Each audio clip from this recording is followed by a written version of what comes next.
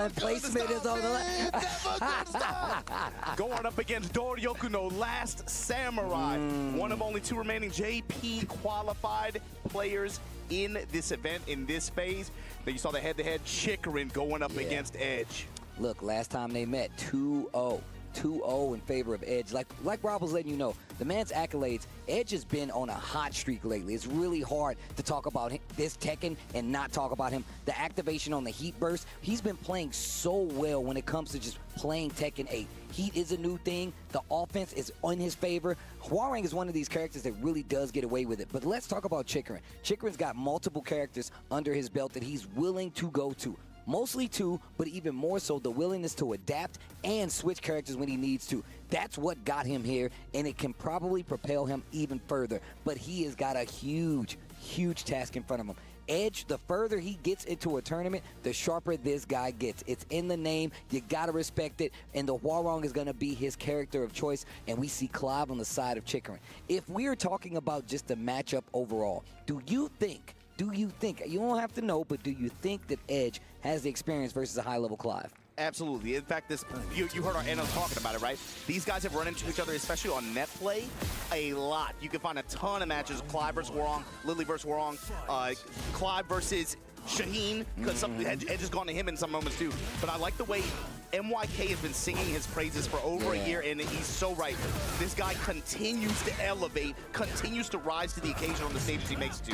Chikurin, of course, just got top 8 at EVO, momentum heavily in his side, but the thing is, Edge with the momentum, especially after the matches on day 1, bruh, this is he's a little bit more than a bracket X Factor right now. You got to put some respect on him. And it's going to be very dangerous if these guys make it to tomorrow where they got long sets now.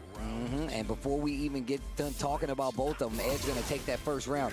And look, Chikurin is no stranger to this position. Like you said before, just got 3rd at EVO, but also just the character variety that he has under his belt. I said 2, my man's got 3. He's ready for the matchup in all capacities, and I feel like he really does run this Clive because he knows it's a lot harder to get the experience. Gets the 4-3, big punish here as well. And look at the life lead. Activates the heat, back 2. Real close to getting that wall. In fact, we're taking a trip. Heat bash, not going to be enough. Heat burst to start the momentum. Edge, still in the momentum from their first game, still in the first round as well. Trying to run that mix 2 out of the Flamingo stance. Ignition barrage with the dash behind it. Morning. Trade after in his favor in a big I hate way. being up this early, but no conversion. I could not miss the Tekken action. Oh my God, he committed already. And just like that, Chikurin able to steal that round. I'll be, that was 2 I'll be really back and forth sequences in heavy favor of each player, back to back like that. I mean, look, if we're talking about what's happening here, the fact that they're swinging like this in round number 2 should tell you exactly where these guys are trying to go. That long-standing jab coming from Clive, you can already see the defense on display. That Phoenix shift stance is another thing that Chikurin has really been taking advantage of, and he tries to go for the parry right there, but it's not going to work out, and that Edge offense starting to get better and better. Oh, wow, he didn't believe. I thought they was down 4-2-2. Sidestep 2, gets the heat engager. Sidestep and launch. Down 4-2-2 once again, and he can definitely close this out if he gets the right combo. At the wall with the rage. Oh my God, caddy corner combos. The only fantasy here is yours. Ifrit. Man, my man be going up. He looks so cool while he's in heat, and it actually changes how he looks in the rage yard too. I just like Ifrit, man. I just try to set some stuff on fire. Hey, man, bro. look, I'm going to tell you right now, I haven't even played this game, but Clive is cool, man. I'm sorry, bro. Just the catch line, he's like old superhero. Like, he's like a 1990 superhero. He's like, I'm the person here to win. You got to beat me. Down 4-2. Here's the launch. Edge trying to take it to the wall, and he's got heat. You gotta beat me, Edge absolutely trying to. Yeah, I don't know. I think launch, look at the reward. as a viewer, just I outside feel of like rage, the Chikurin back to the wall here, swinging with that blade. Able to crush the armor, gets a fat launch out of it. Can extend with the up kick and the heat extension here, trying to find this wall. Can he get it? Absolutely. Rain badge. Maybe wow, wants to try to sidestep on the wall, and Chikurin is making him pay for it. We talked about his adjustments, and look at how quick. Still, the it's low fun to parry play this time on the Phoenix shift low. But yeah, but I think as a to the player, wall. You know, Wall it's though. gotten better off. You gotta hold this pressure though, Chikurin. He's showing. You see Chikurin showing a lot of areas as well. It's not like Wow, got the back two shift in the Phoenix shift stance. That was really good. Back to one of the longest reaching normals that my man has, and it really is a really good tool. It extends combos, it's great reach. The only difference is, you know, using on the defense to try to punish is a lot harder because of the direction. But still, a great tool to use in that neutral. Another thing we've been seeing a lot of is that 4-4-2 coming from Clive goes straight in the stands, and it puts him in a block. Lots of blocks done. He's going to have to hold that and guess afterwards. I'm like standing up right now. Obviously, it's a little bit more telegraphed. It's easier to step. You got to be very, very careful, especially against what Edge has shown.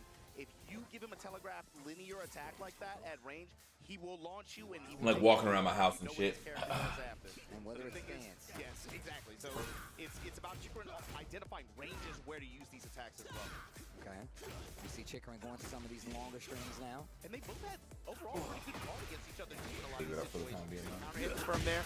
Hit block, counter hit, punish. Side step down 4-2, back 3 to stabilize.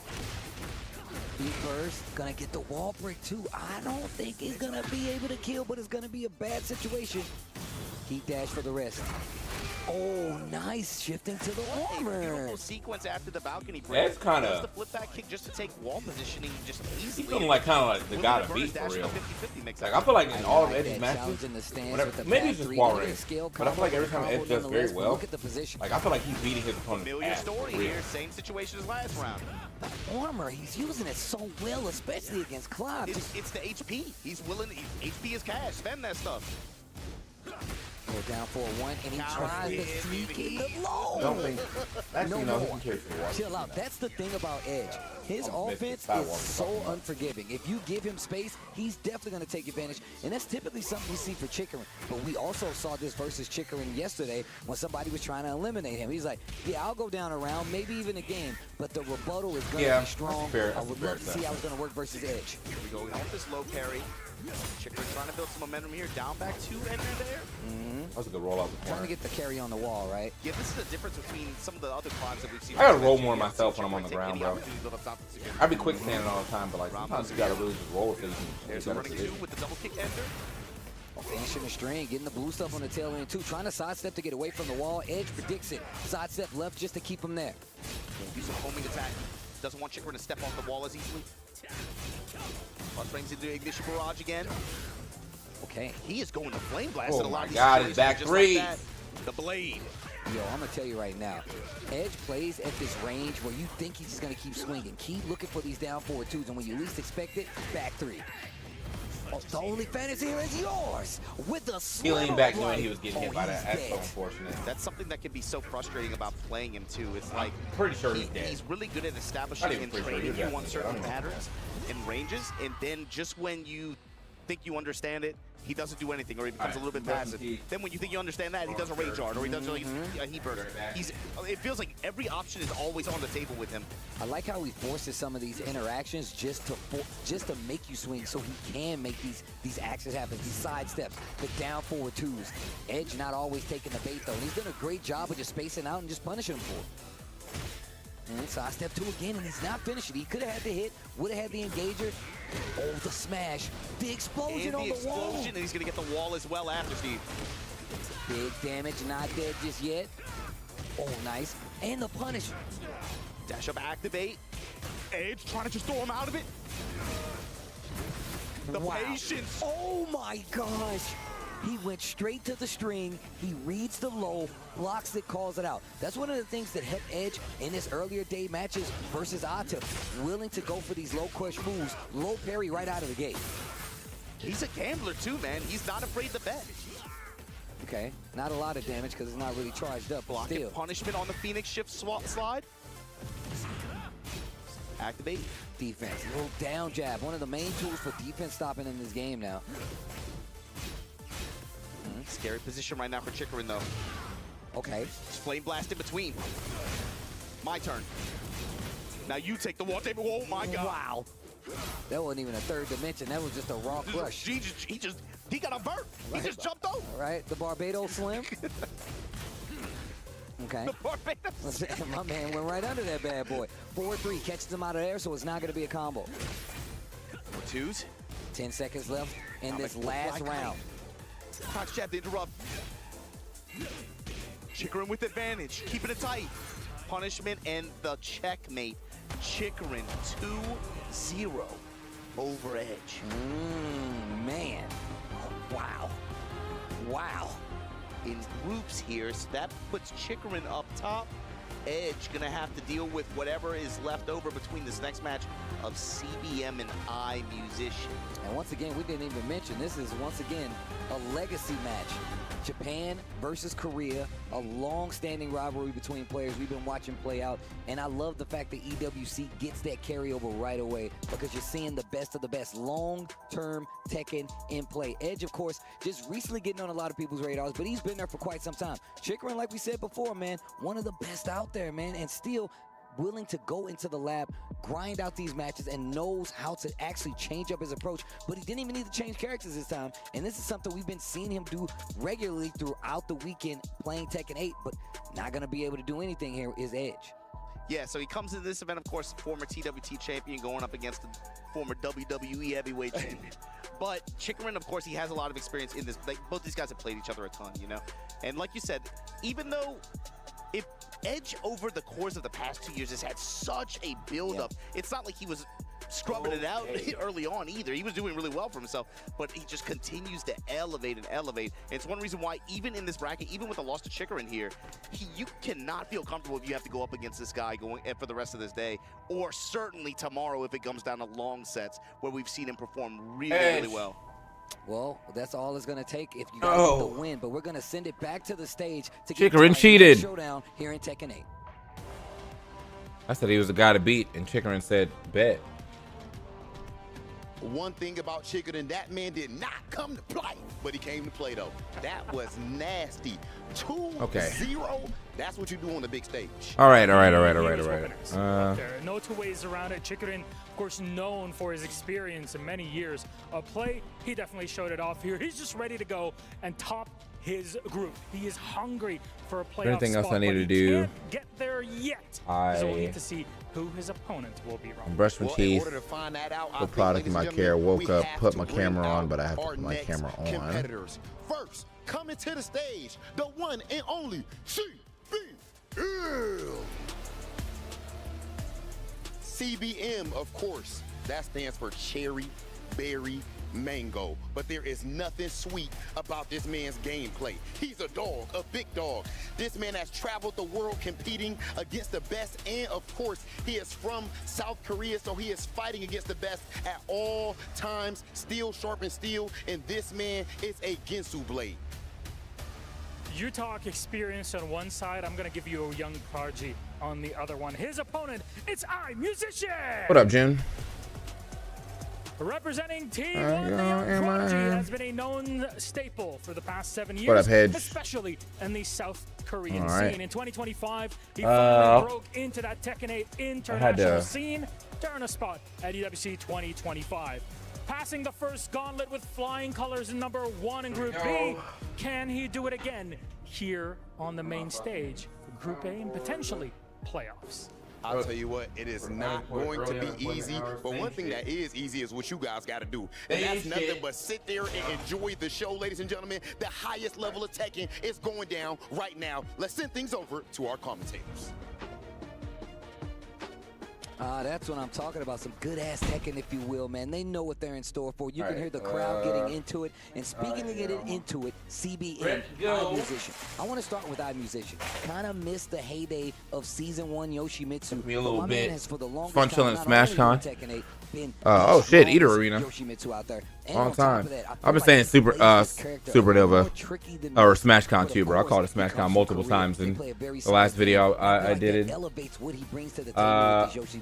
If that shit ever goes out. CBM has, I feel like he's been in a bit of a character crisis, but I feel like that's kind of rounded out as he will go to either the Clive or the Jin, depending on the matchup. Jin has always been a strong suit. He's definitely got the play style to really go into it, but I feel like when he overextends with Jin, that's when he gets in trouble. The Clive is kind of the control piece of that, and the Clive is the other end of that puzzle. Which character will he go to? I'm not sure, but it might be the Jin.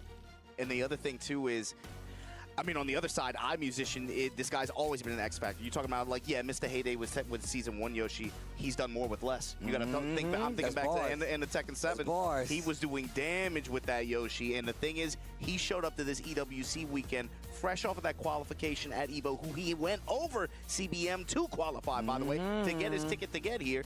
And he has not stopped. I don't think a lot of people had him pegged to make it out of that group on top side the way he did.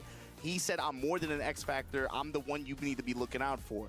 And so coming into this match, it feels like he's got the momentum, like you said, especially CBM. It feels like there's a few players who are kind of feeling like, not even results-wise, but like mentally. They're in like something like a sophomore slump. But the thing is, you cannot be deceived by all that talk. That's what I'm saying. You can't. Bro, people be saying anything and everything on Twitter. They be on the internet. They be on the interviews like, I don't know if I can win. but then you saw the way he sat down and played yesterday. They put him in the zoo. He had to put his hat on, grab the mop, grab the banana, said, hey, get these apes in the cages, man. And he was cool to do it in the most dramatic way possible, by the way. The keeper, my man is the keeper. But of course, man, and I'm glad that Rob pointed out, man, CBM is playing with some of the best players in the world. And on top of that, he's got a lot of experience, whether it be just playing in their own respective leagues in Korea, but just traveling, getting that XP. He's so active. So you're going to see him no matter what. When it comes to high-level Tekken, CBM is one of the players you're going to see everywhere. I am so happy to see Eyemusician out here. And not just for the sense, you know, I missed the company, but my man's playing Yoshimitsu. The character stretch across the board, how many people would say they were going to see a Yoshimitsu here at the top EWC spot, leaning into that playoff, leaning into the top 8? Not many. It's funny, too, especially because we had a lot of Yoshis last year, too. If you remember, Sajawal as well was here. But, man, as the sole representative of this character in this event, right now going up against CBM on the Jin in the arena. The Coliseum is where they're going. And look, you can see CBM is already ready. Quick duck right there on the door knocker. And look at him just constantly counterclockwise rotation, already kind of just looking for Eyemusician to give him any kind of openings and hanging out in that mid-range where he can kind of just quickly poke back for a launch. My man woke up and did the clean sweep, dropped the combo though, and CBM has converted both of these to something pretty good, likely still in his favor, and he's still prepared to duck the second high on that door knocker. Yeah, unfortunately the conversion didn't work out at the very end, but even just the presence of mind to be able to get the float, and then here finds this hit, back to 1. And then the Kuzuryu slash, just a little bit too late there. CBM gets hit. Engagement from Eyemusician, and he's making it work here. Slide, but the big pickup from CBM. He has challenged all these floats when he's been trying to go in the stands, when he's trying to get to the trickiness, when he's trying to go into the bag of tricks. My man is not letting him do it. And the conversions have really been a big part of that, whether it be just floating them out or anything. In short sets so far, it felt like this whole weekend, CBM, if it wasn't coming off of a Jin swap, he's coming with very specific and concrete plans, and you can watch it from the jump with these sets. Camera at? I had to put CBM with prep time. He definitely studied his opponents, and he's coming with each matchup with an idea of very specific counters of what he wants to do. And he's always kind of been that way, where like he starts to understand matchups, and it's almost impossible to beat him after. Yo, the down 2 under the smoke, the spin to avoid the other strike too. By the way, go back to 1 here. Okay. Smash down for 8 years, supernova for 2. Yeah. Take the low. Yeah, I don't. It's strikes from CBM, able to just take control in this mid range. It's definitely hard out here to not call it Smash Con, but also supernova just don't roll off the tongue like Smash Con did, bro. And now it is what it is. Start to get wind of it. Yoshi's no stranger to the lows too. We saw what Eyemusician was willing to do when it comes to those first games. After a knockdown, going for these big combo starting sweeps and not afraid to try to push his game. And the electric to start it off. There's going to be big damage on the table, especially. I don't know, man. I feel like people was talking about Eyemusician like he's about to be on that wave, but that shit is not happening right now. Bro is CBM is stepping the fuck out of here. Some heat? Absolutely. Summertime, baby. What's up, Devin? Summer, yes, sir. Summertime, and it's gonna be first game. Eyemusician going down 3 rounds straight. CBM looking prepared. Yeah. Like I said, it felt like each matchup so far that we watched from him this week, he has come in with very specific counters and matchups. I got them roto eye drops with the dual eye relief for looking at screens all day. Eyemusician changes up here, because that was kind of a wash. Yeah, he's been Z-accessing the hell out of everybody, man. The third dimension. Welcome. These shits are the real deal. All right, here we go.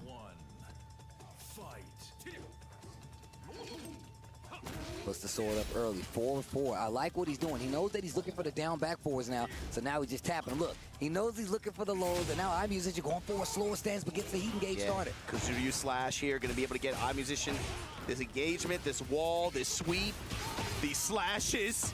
Oh no, and he still got plenty of heat. Not gonna be able to get the kill, but the next guess could be the wrong guess. Heat smash to close it out. Eyemusician stops the round lead. Punch that bell, start the round. Boom. Down back four, max range down back four. Like you said, Steve, just the fundamental mix of mid and low and mid range like that. CBM's had good control, but Eyemusician fighting back, trade in his favor here. Big sidestep launch, we're going to the wall. What's the mix? For the Ganto slash. Here we go, activate on the outside of CBM. Step, no. First from Eyemusician, spin out, take wall control through the smash. Spinning slash on a Dragonfly stance, but CBM looking for an out here, enraged. Takes the punish, working that forward neutral. Wow. This dude CBM lost a bit of life on that last exchange, but still fighting out. And he can still recover some. He does have rage, and the next hit will do it down 4-1. That's 2 rounds now in this second game for Eyemusician. And we're already getting to these dicey scenarios. Put the sword away. What? Puff that stuff. Slide out of plea. Trying to cut the pizza up, and just like that, Ganto slash. It's been Eyemusician's had the same round 3 rounds in a row, it feels like. Here we go, lift punch from CBM. Trying to make something happen here on the good block punishment on that low. It's the Wild Rising 2, back 3, to the wall, Savage Sword. 106, and take the low. According to Kai, this matchup sucks. Spirited away. Miyazaki will be proud. Oh, tried to do something. I'm not sure what it was. Nice sidestep, 2-4, goes in the stand, spins the heat dash. Oh no. He's been getting a read on those down back fours, 3 rounds straight, 1 game apiece. We're tied up. They had really good success for like 5 rounds, but then it started to come back on them at the end. Like I think Yoshi's just a hard character to fight with anyway. As Eyemusician has slowly adjusted to his timing like that. Let's see how CBM changes it up. Maybe going to some other low options, working some more delays. Might see him go to 4-4 a little bit more, but a factor that has not been a factor in this matchup that I'm looking forward to seeing. Flash has not been a presence at all. Right, unless it was a combo. We was not seeing it, but also you got to be really careful. Down back 4 slow enough, 4-4 slow enough. You got to be really up on the gristle if you really wanted to get that hit. 2 4s there, down 4-1. Jin's got a lot of slow poking tools that you got to respect. And look at that range the CBM is playing. He is really making sure if you're going to hit me with a flash, it's going to be a counter hit flash because I'm trying to hit you. Strings haven't really been a factor. He's just been kind of getting CBM is playing Matt far away, which is kind of interesting to me because I feel like see, like right here, he'll back off. Well, I guess he is worried about the flash for sure more than anything, but I feel like Jin, whenever I'm playing Jins online, bro, they stay in my face. It felt like CBM was going to the right anyway, but Kuzuryu is still able to connect. Gonna just take some of your HP there, cut you up. Sit on the angle, but the counter hit confirmed here. Oh, the electric. Let me get it. Fist. Sidewall here. Able to connect. Savage sword for the closeout. Not dead just yet. 50% down forward 4 to close out. And now we're in the first round of this 3rd game. Eyemusician trying to collect himself, but he's going to get hit by... That's definitely got to be matchup shit for sure, bro. And, like, good for him because, like, you know, if you're able to, like... Oh, what a duck. Flash ducked him. Oh, CBM got that belly right now, bro. Hold on. Off me. Break on the grab. Oh, right into the Listerine miss. Spin around. I'm just trying to reposition. No, cut him up. Just keep cutting. Why did I think he was about to get a combo off that? Heat smash. Down jab. Damn, he sent the whole thing? The door knocker this time. Down 4-1. Punish. 4. Oh, that didn't go through the floor. Dive kick. That quick flash from Eyemusician walk. CBM back on his dog walk. Nice. Back on that walk. And CBM in the driver's seat to take this set. Bro, my man went full 360. You wanted to see the character model. Engage. Back 2-2. That's what I was talking about, that 2-1. Really going to make you second guess some of your options, especially even though you have flash. It's also just so good for CBM just to see what you're thinking, you know? Are you thinking dog? Were you going to backdash after this? Are you trying to swing? It's a good tell. Okay, well, down 4-1. CBM slowly but surely pushing into this. Bro, it's What are you gonna do with it? Bro's playing so patient right now, but he's got rounds to work with, so. Stands hits coming out good. Heat engager active with the 1+2. Median line destruction runs up. Then he gets hit with the flash and the 3+4. We have not seen that flash too often. That was a very good flash. I'm just trying to rush it a little bit early here. Median line destruction again. Punishment from Eyemusician. He parried the sword swipe just to get the combo flow. Oh, he didn't send it. Punishment from CBM. Sends it. Oh, I thought he was gonna hit the wall off that. Zap. Oh no. The Mutombo, not today. Oh my God, he just commits to it. The wall is right there. CBM is on set point, so Eyemusician cannot lose this round. What a weight! What a spin! Eyemusician. Jesus Christ. To a final round. We were doing so well, bro. CBM, you got to get in there, bro. That was crazy. Bro, the Pac-Man thing goes crazy. That move, like that stance to flee into the headbutt up or the headbutt down, that the beginning animation looks the same. That shit is a true 50-50. On the table right now. The trade 4-4-3. First time he shows it's gonna be a full combo pickup. And remember where they are. Oh, them goes to blue, looking real blue right now, Steve. Wow. Okay. And the sweeps heat activation now. Fighting back. There's the smash. What are you going to do, CBM? You still got to heat up your own. But I like Eyemusician just putting the pressure on so he can't use it. Gets the pickup, not in rage. If he gets this wall, no. Back two. Up 4-2. I don't think. I hate that dodge kick. CBM, interaction away. Oh, that was good. Knowing he's about to go for the miss again, gets in there fast enough. I don't think Steve knows how this stage works well enough. So close to it being him instead of CBM, but it will not end the pop-off. Don't dance. Because he was like, remember where they are? I think he was thinking there was the. So you have the wall explosions or like the corner explosions and stuff. After you break like the first floor, the yellow floor is breakable. And then when you get down to the second floor, the middle floor is explosion, and the wall and the corners of the second floor are also explosions. But sometimes we'd be on the first floor. Steve be like, "Oh, watch out for the explosion," and I'd be like, "Oh, nah, we're not downstairs yet, Steve." That's my goat though, so he ain't never on to me. He's just in the future. Right? He was going for a lot of spins in the first game, trying to go for a lot of tricks, using mantis, using fleas. Like, yo, I need to see how you're gonna react. And a lot of times CBM would check it, so he slowed down a little bit. That's why you start to see the spins come out a lot more. We finally start to see the flash come out a little bit, going for a few blatant. He did admit to never playing this game. He'd be streaming sometimes. Bringing new things to the addition, right? But hey, man, self-inflicted. I don't play this game. I'm with it. And just really taking advantage of Eyemusician not being able to get his game started off. A couple of standing fours into those heat engager median line destructions, and you see Eyemusician making the adjustments to try to take it back. And that right there, that was ridiculous. That was a crazy sequence. Literally just like 2 steps ahead.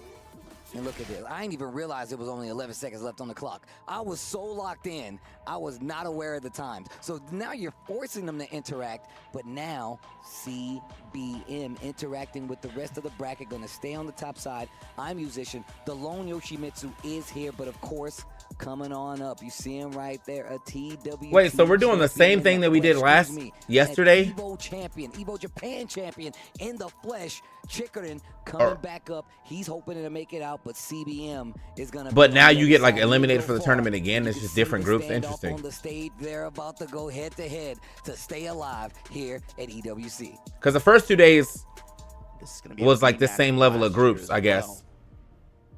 In this phase, but then you go into groups. But I think next, after we get these people out, they go into a bracket. Was able to lock his spot for that phase 3 of the TCU, and of course, where it turns into long sets, right?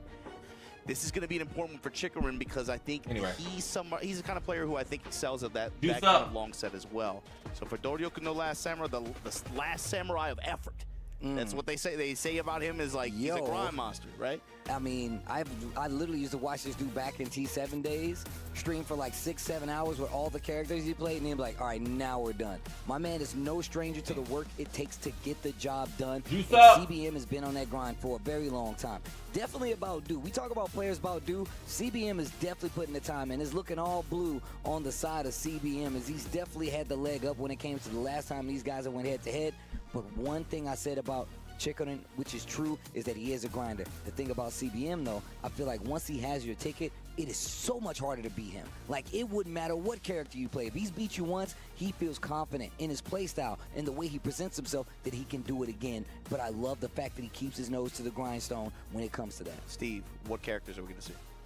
Clive. You think they're going to run Clive on each other? The two Clive players? I think Chikurin's going to go Clive. We play his Final Fantasy. You say his Final Fantasy 17? Yo, I mean, look, I think Chikurin goes to the Clive simply for the fact that he doesn't want to give him a familiar, the Lily. I feel like that might be. There we go. I think he does. I think he doesn't want to go to the Lily just because Jin is pretty good for. He's got the standing 4. I mean, it's still strong, but down 4, the 2-1s. You can fight that up close game and make the scrambles a lot more in your favor. I think with Clive, he has the range. He's got the tools to make you fight back at a further range, and that is the thing we're going to be looking for. But you can see it right there on the screen. Jin versus Clive. Both these guys, Jin Them players. Ozbot cameras got to go crazy. That's the hard part. OBS bots. Both of them Clive players. That's why I was like, maybe Lily's a factor here, but The thing is, though, is that CBM. I think Lily's not a bad pick though. His Lily's been going crazy too. Like actually, it's crazy to see him be able to play both his characters so well. I feel like I always be like, I'll get a launch with one character and I start doing my other characters combos, like motion or sword slashes and muscle memory. far range. Anyway, Chikurin not afraid to swing back. And this is exactly what I'm talking about. That's when back 2 is really good. You really get to use it a lot more because Jin's going to be wanting to close that range a lot more. Flame Bash is going to be there as well. You're going to see him using strings a lot more. Especially like Jin peak forward 4 range around there. Yep, there you go. Kind of swing back. Down back 4, that's another one you got to look forward to. And you're going to see maybe a lot less electrics in this instance because of the range that Clive has at his disposal.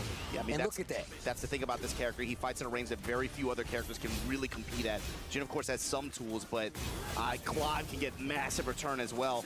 I feel like that's an Olympic skill in most games. But if you're doing more than 2 in Tekken, insane. If you're doing 2 in Tekken, insane. If you're doing like 3, bruh. Especially if they're all like different archetypes. Look at time. And this was a like if you play like I play Yoshi and he ain't hitting nothing.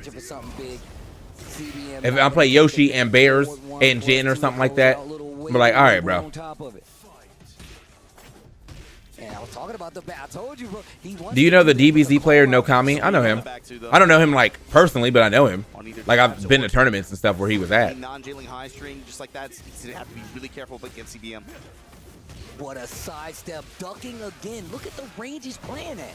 And like I said before, once CBM has your number, it don't matter what character you play. He has a read on you. He's been doing a clinic the entire weekend and just having a low sidewalk people that flips you over is like such a good tool. Like a low that flips you over but allows you to do something after that. I used to always do, like, if I got to the wall, instead of, like, big-ass wall combo with Arslan, I would just do down back 3. Because it's a low that flips you over and puts me back turn stance, and I got mixed off that, too. Shit was lit. He's going to get a full combo off of this. Yeah. And he still got heat. And look at that limit bar up there. It's getting that. That's the thing. He built up to level 2, so it's good in the long run, right? But he's got to be able to get through this round. 4-4, dash out later, down 4-1. Good mix of mids and lows here. With the special mids, too. Oh, and the hit did finish the stream. I did believe down 1. What a launch. And that's just Jin privilege. He can break the floor if he wants to. The combo drops. Sidestep on the heat blast. Oh, okay. Torgo's in the building. Get him out of here. We got a little tracking on it. Torgo coming through. Yeah, Chikurin, good presence of mind to bet on that, especially with as much as CBM's been walking in some of those situations. He likes to do this quite a bit, especially when he's close to the wall. Yeah. He'll literally be like, I'm going to use while standing 3 instead because you try to move a lot, gets the tracking. Look at the extension here. Especially since it's such a common habit to try to reposition after that anyway. Wow, used the 4-4-2, but did not take the transition on the stance. CBM with the bravest ducks in the world. Full crouch mixing good guard. Sidestep and lift kicks no good. Double kick after the Phoenix stance. Homing attack. The thing is, CBM could have got something. Yo, Chikurin, his defense is up, though. I'm about to say this, he's about to get launched. Uses the shift. I love that transition. The sidestep, I thought it was going to get him out of danger, but it did not. Not deep enough, Steve. 3-1, heat dash down 4-1, flame bash. Bash right back. Oh. 10 seconds. 10 seconds. What a block. Rage on the side of CBM. 2-1 punish from Chikurin to stay in this. On the bottom. Low key, bro. Defense kind of still winning this game. They was like, yeah, defense is dead, but okay, we'll talk about the skies, but they playing clock for real. Long range, delayable. Yeah, just to find him in this range, and that opens up for the lows. Then the block punishment for CBM online. Activate. 3-1, didn't use the heat dash. I like what he's doing. Flame bash, and now I got heat too. Block on the low. Back 2-1. Force the 50-50 here. Flame bash right back at you. Yo, we don't need heat in this match. Back 2-1. Back 2-1 in the finish. CBM able to I love the timing changes here too. That we keep seeing. So instead of just going for it again, they always hit the like a little bit of a feint. It's always like a sidestep to keep people like kind of aligned and before going into the next attack. It's really nice. CBM running the Jin or the Clive definitely could make a huge splash there, especially if he actually gets there. But it starts here. He's one game away from making that so. Chikurin sticking to the clock. Yeah, you know, Steve, talking about the characters in this game, there's been so much discussion, especially online. Is it possible we could end up with like several Clives in the end of this bracket like that? And that's a character people aren't really talking about like that, right? I mean, look, personally, I think the character's really cool. He plays the game a little differently than most because of that reach, right? It's a big thing that you really have to think about. So, of course, the fact that we see Chikurin playing this character, we saw it in 7 with the Geese, the Akuma, the Leroy. He will give you a taste of all these characters that kind of have their own little spice to their play. Whether it's the parry, whether it's, you know, the stance here, the reach here, the Geese with the projectile, the Akuma with the projectile, he's gonna make it work. Nice double kicks here into the heat smash at the wall. Right now, Chikurin. Down back 4 counter. Counter hit. 4-2 slashes. And delay on the down forward 1-4 CBM. He knows he's getting anxious. He knows Chikurin wants to hit these buttons. He pressed into it, yeah. Changing up his timing just like the late. Down for 1, back off. Back 2, gonna go in the shift. Electric right out of the gate. Was not gonna hold back this time. And I like that. Back 3-2 to get the wall. CBM overall, he's bended. He'll bend in some situations so far in this matchup, but he hasn't broken. Overall, had really good defense and really good attempt at just being able to interrupt Chikurin, call him out for the parry attempt. Okay, what fine. the heck? Spot standing 2. You got this damage. You got this activation. What you gonna do with it? Wall. Explosion. Ooh, off the wall. All right, that was nasty. That was kind of nasty. Bro hit a down 4-4, and because it forced crouch, he just hit 2 anyway. Ducking, and we've seen the over-willingness of CBM to commit.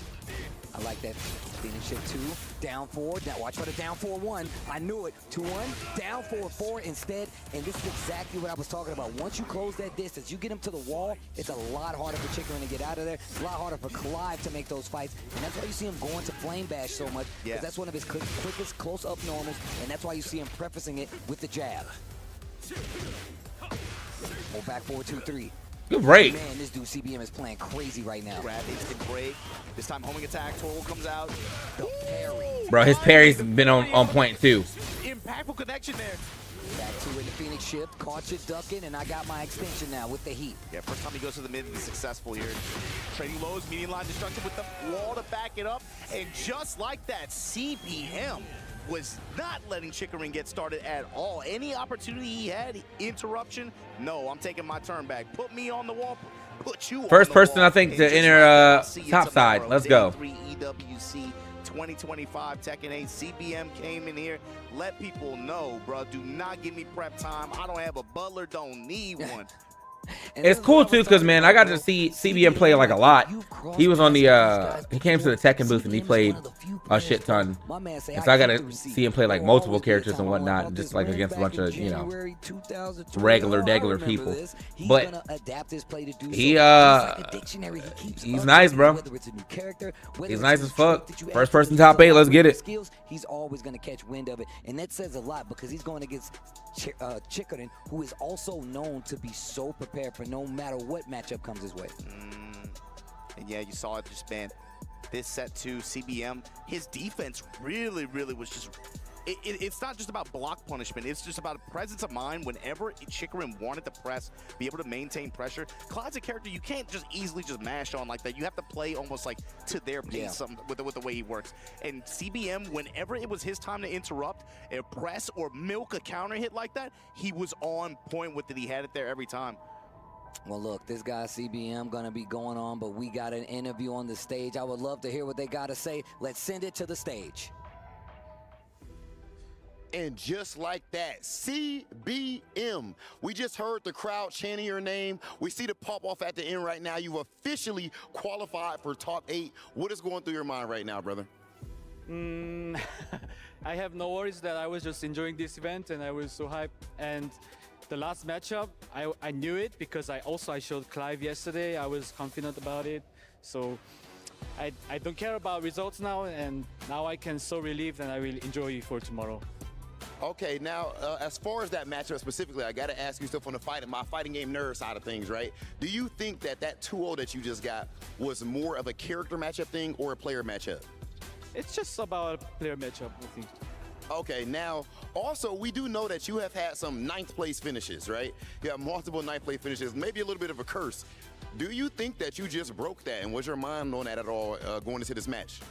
Every time when I went to major events, I had really bad luck, but I had a really big good luck because I had a 1% away of like disqualifying, but I won.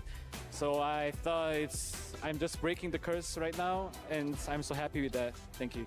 Ladies and gentlemen, the curse is officially broken, at least for this man right here, but his opponents are still... Did y'all see? Someone told me, I didn't got a chance to look yet, but apparently Yeezys are on Kanye's website for like $20 now, bro.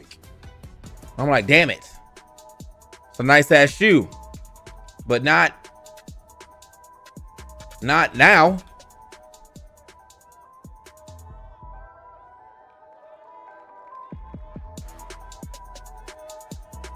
Can't be caught dead in no Yeezys.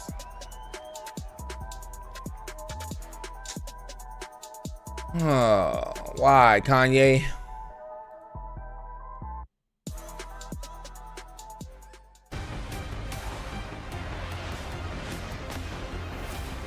I just went to his website though, just to see.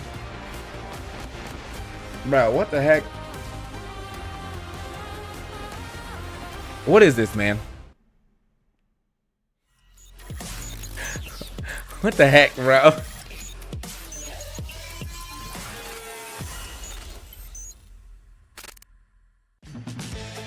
Bro got you really out here wearing trash bags.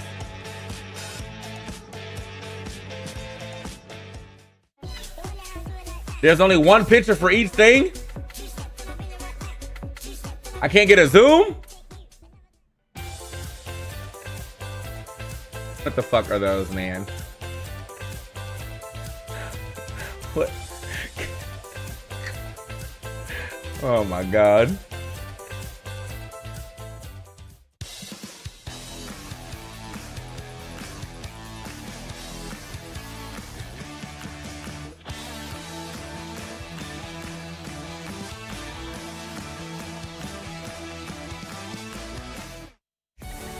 The Yeezy slides, $20.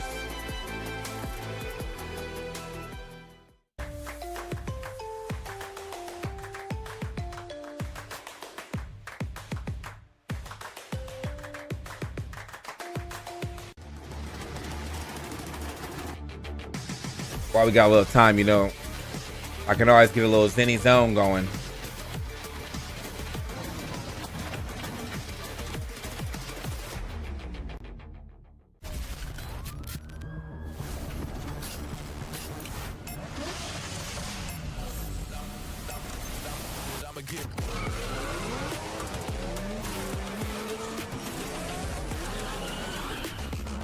Kanye got me fucked up. I thought he was talking about like the Yeezys. Cause like straight up the Yeezy shoe, like the shoe go hard. But I just, you know, in this day and age, you can't catch me in a pair of Yeezys, bro. I'm gonna get fucking chastised and sent to the Shadow Realm or something.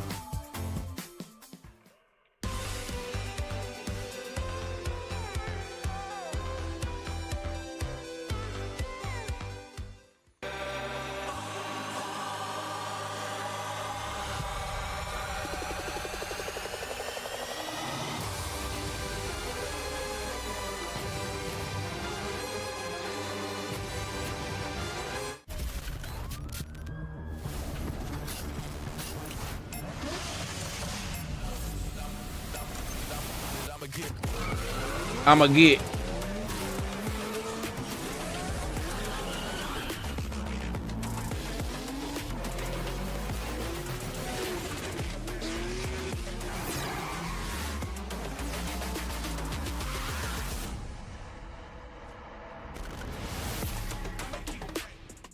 So CBM is our first player into phase 3, securing at least $37,500 and $37,500 for qualifying for top 8. Jesus Christ. Group A. MOK, I'll start with you. Did you expect CBM to make it out there? Yeah, I mean, he definitely has the potential. I mean, he's always just fallen short of that top 8 spot. He really cleaned it up, though, man. Like, the fundies were there. Everything was just clean. There wasn't, like, mix-up play where he's going for LLRK or 4-4-3 type of stuff. He just out-fundied everybody. Sidestep, whiff punish, block punish. All that stuff was there. And I know that you were saying that Chikurin was your pick to make it through, but CBM, you know, you actually said before the group that these guys played in the finals and the winners finals of phase 2 last year, and CBM won. It happened again. Yeah, you know, history repeating itself. And even in that match before, CBM just showed what I want to call like total control. He revealed his cards yesterday. He pulled that trump card out because none of us expected to see the Clive. And I wonder if that put doubt in Chikurin's mind. Like, who do I go for? Last year, I lost for the Lily. Do I bring out the Clive now? Who knows? He did. It didn't work. Yeah, it was really sick as well, and you emphasized on that MOK, just really solid Tekken, using back 2-1, down 4, sidestep into electric. It seemed to be really working out for him, and he looks so confident with Jin. Very well deserved, and another pop-up from him. You can see how happy he is. And the stress is gone now, you know, but the stress is not gone for these guys. Ladies and lads, the arrivals for Group B. We have Jeding, Pinya, Ni, and Rangchu. Lads, talk to me about this one. Group B is going to be a banger. You know, the match I'm really looking forward to seeing is Jeding and Pinya. I think these two are probably like the pinnacle of 50-50 mix-up plays. True. It's just going to be... Raven Eddie matchup, nothing but 50-50. You know, to this day, I feel like one of my favorite matches that I commentated ever was top 16 at EVO 2022. Jeding versus Pinya. It went right down to the wire. I feel like every time these guys come up against each other, it's always super close. Yeah, and even I think it was earlier on this year, Evo Japan, Jeding man there, Anna, it was Anna, Pinya with the Raven, and again 2-1. I think it was final round again. Rukang, are people sleeping on Pinya? Because I feel like he's been so consistent this year, but he's never in the conversation when it comes to people that could go and win these big majors. Yeah, it's very similar to how we were saying yesterday. Chikurin, no one was talking about Chikurin, and Pinya is another one we don't really speak about, but the way that he enforces 50-50s, Bubsy, you were saying this yesterday as well, that he is really good at just putting you in those situations where you're just guessing and guessing and guessing and guessing. It's like, how do you even deal with that kind of stuff? But speaking of guessing, Jeding ain't no slouch in that department either. He will run the mix with Eddie, so definitely got to look out for that. Man, you know, Jeding had a great day, number 1, you know, beating Arslan Ash once again. You can see him right there. And club championship points, we got to talk about it. I think Jeding getting an Arslan Ash W is like faded. I feel like he did that again last season or last EWC2. I just don't know if I have him as the W as the winner for this thing. But currently, I'm looking. I'm looking at Ni. I need Ni to get into top 8 on winner side. Check that out because it's going to be very, very loud. And then, okay, you know, Jeding's the type of player. He feeds. I juiced once. I'm waiting for Kakoma to show up, and then I'm a juice. And he knows how to please the I'm a juice again. I got the green joint, so that shit crazy. Look at that. No, seriously, green juicers feeds into his hype level, his energy. Just wait until Kakoma show up. I will juice with Kakoma. It's going to be an interesting match. You know, Raven got some buffs as well. Eddie got some buffs. One of the things, it just doesn't really line up. Eddie got the new 14 frame punish, but, you know, the clones got put down to 13. So it's going to be a very interesting match. It's not one that we've actually really seen. I've never seen it. True. It's not a very common matchup at all. And so, yeah, especially if you look at Tekken 7 to Tekken 8, Eddie is completely different to how he was before, right? So even that matchup is changed how it was before. I feel like Eddie did well before, right? But now I feel like it's a little bit more, you know, maybe 50-50, you know? I talk about 50-50s. Yeah, it's a 50-50. We're going to see a lot of 50-50s in this one. But our next match is going to be Knee versus Rangchu. Oh my goodness, here it is, the head-to-head. Let's go. Defending champion versus their Evo. I need to see a Knee W. Talk to me about this one. GRX win. This could easily be a grand finals of any tournament, and we're seeing this so early as well. One of these guys are going to be falling into the lower bracket, but Knee performing so well yesterday. I wonder how he's going to deal with Rangchu here. I mean, we've got the Evo Japan champion versus the TWT champion. Like, what a way to start the round off. But, you know, these two did play earlier in the season, and one thing that I really did notice is that Rangchu took Knee's, like, patient play really into account, because he kept on going for the hunting stance and the untechable throw. So it's on Knee now to, you know, maybe push some buttons, you know. Maybe is he going to duck? Is he going to orbital? We'll see.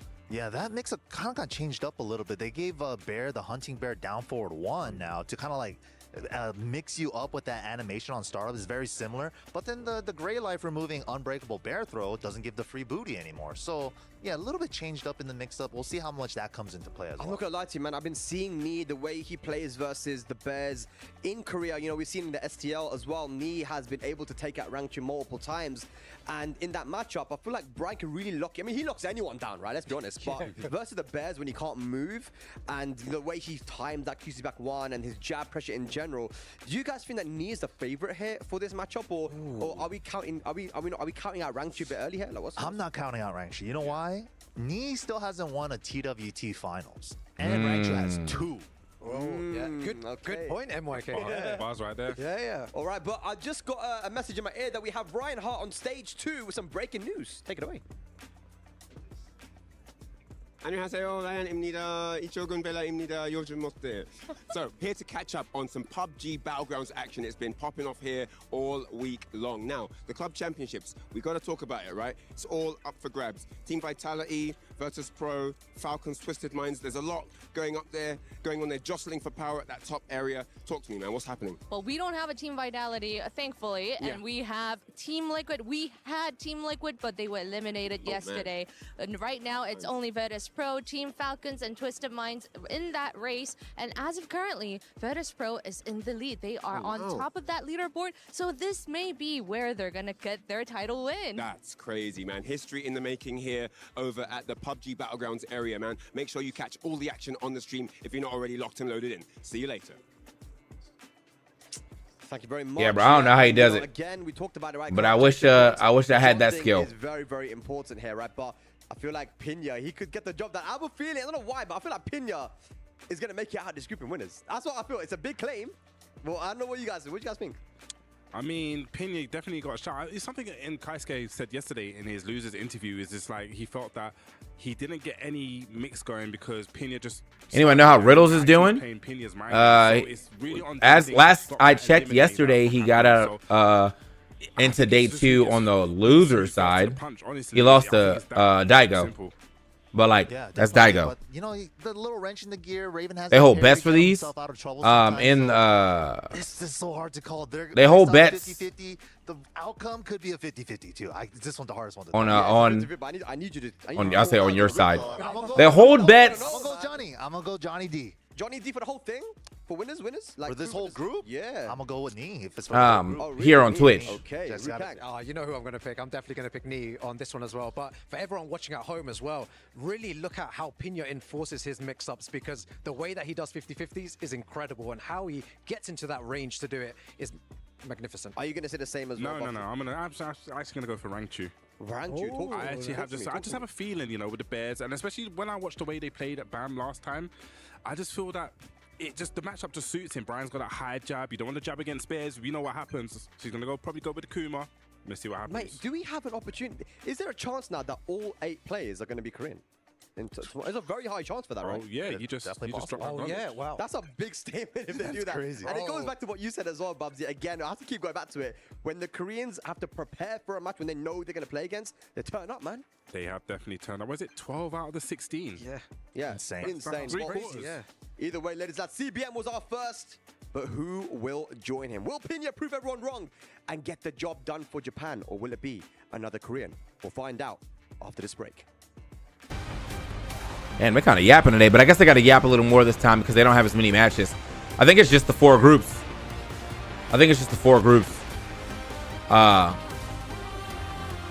Instead of like, I think there was 5 groups yesterday. So it's 4 groups now.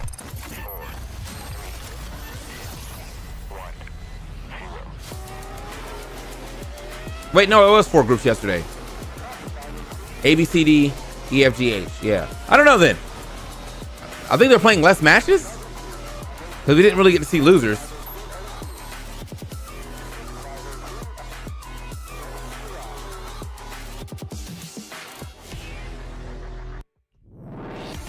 $6 a.m. is tough. 8 a.m. is tough, bro. I feel bad for anybody on the West Coast because you would not catch me doing this if I was in the West.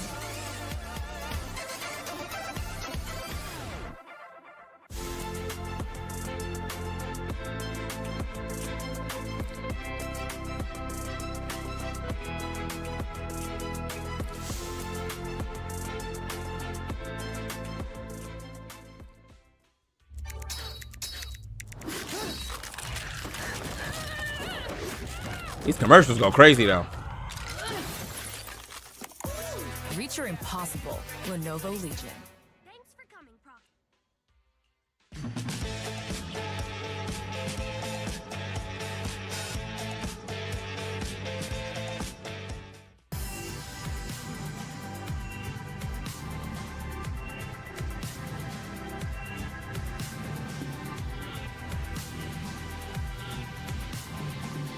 She got, yeah, I don't know what the fuck, like, what are we on right now?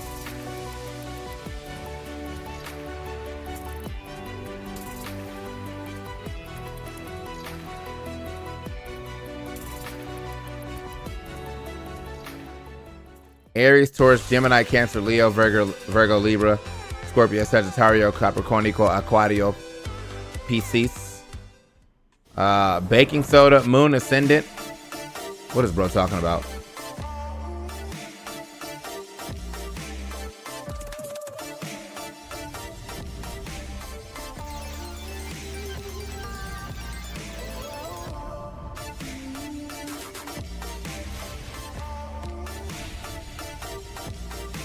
Astrological.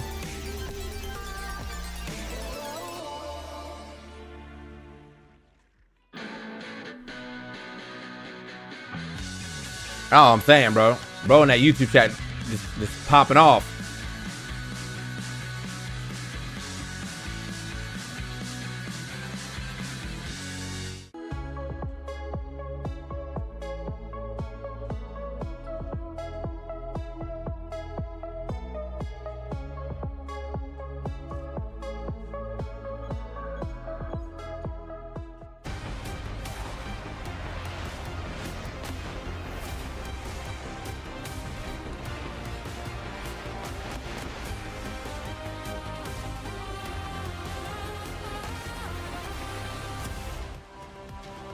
Welcome back, ladies and gentlemen, to the Amazon Esports Arena. And just like that, Group A is done-ish. I thought you did that shit on purpose. See who can move on through the gauntlet into the top 8, but for now, Niggas say I need a W from Kudans.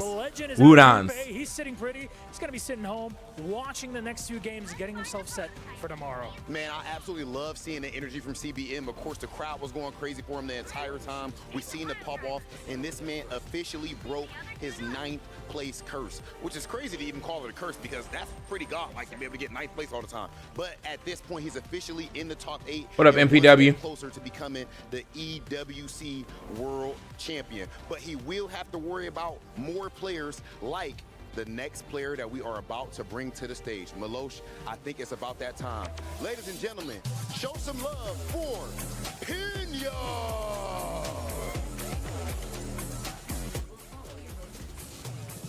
Pinya, of course, representing Japan, one of the only 2 Japanese players we had make it to this stage of groups. Pinya is here to Pinya straight to the mat. Top 5 finishes at the mix-up, Combo Breaker, and Evo Japan. You do not see a whole lot of Raven representation, but when you do, it's You really don't. getting a win again. My man is looking serious right now, Milo. Despite the great wordplay that you put up there, Rob, I think he's going to have a tough game because his opponent. God damn, bro. Can we wipe his little trophy off? My boy got fingerprints on that shit. Put his mitts on that for real. One of South Korea's strongest in the gym, in the lobby. This man is pure power, and he's not afraid to show it. His highlight main character, Eddie, certainly fits his personality test, but don't be fooled. A kind heart rests under the competitive facade and the muscles that this man is bringing to the table and to the stage today at the Esports World Cup. So far, both of these guys have been looking absolutely unstoppable. We saw John Ding even get the victory over Arslan Ash himself earlier on, which, of course, is actually not the first time we've seen something like that. Ladies and gentlemen, this is a true clash of the Titans, and it is time to get down to business. Oh, my goodness. Let's send things over to our commentators. Ice, ice, baby, no vanilla, but look at Pinya on the stage. Go Ninja, go Ninja, go. Going up against the monster. He's cracked, he's jacked. John Ding, you saw that day 1 performance. Tasty Steve here with Majin Obama, and I've been waiting for this group the whole damn time, man. Let's go. Eddie versus Raven matchup, but with the 2, like, I'd say standout players of these characters in terms of international competitive stages. It's hard to really compete otherwise. And the other thing, too, is you heard the analyst talking about it. This is a big match. This group, eyes on John Ding. Production, I'm going to need y'all to be showing that crowd, bro. We got the Team Vitality fans. They're going to be going crazy because John Ding is playing not just for himself, but for his team. He has a huge opportunity to be able to punch his ticket to that main event tomorrow where we're going to be able to see some long set play and guarantee his team some points on the club championship. Yeah, that club championship is definitely something you need to be looking at, of course, because King Ray is out of there too. So this is their last line of defense here in Tekken 8. And looking at the stats of Pinya, definitely a momentum player, bro. If he starts going, it really is hard to get him out of it. And he's a super emotional player. But you can say the same thing about John Ding. He's been running a Tekken 8 gambit all the time. And on top of that, he forces you to play and maneuver around this character. Spag touched on this earlier. He used to play Eddie, and he can tell you the character's completely different. But in this game, forcing his 50-50s are really, really strong. Along with heat and how you react to relax, his handstands, he's got a lot of options. And John Ding's been locked onto this character for a long time, where you really got to be careful about how you approach it. Both of these characters and both of these players too. This is gonna be like me at the ice machine. Mix, mix, mix, bro. I don't want one flavor. We need. I want them all. Bro, what? I'll be doing 30. 1 out of 3. Don't tell on yourself. Don't tell on yourself. 50-50s for today. The cherry. Bro. Obama just be talking about whatever, bro. Both of these characters, we talk about how much they mix, how much both of these players are so good. I should be no way. These long cons with you in terms of mix as well, be able to train you in certain responses. Neutral is what's going to set up for that, though, and that's what's going to be important. Last time these 2 guys faced off at STL just a few weeks ago, John Ding gave Pinya the business. I didn't know I was going to have to jump into this fight like right here. I was not trying to jump into this fight this quickly, but. Okay, the lance kick, got the tornado, but the down 4-1, back turn counter. And right now, Pinya in rage. Had the step first, cancel. John Ding right now pushing to the wall. Heat smash use, tries to use that vampire knee, double down 4-1 from John Ding. And look at that, just ran away with it, just all momentum.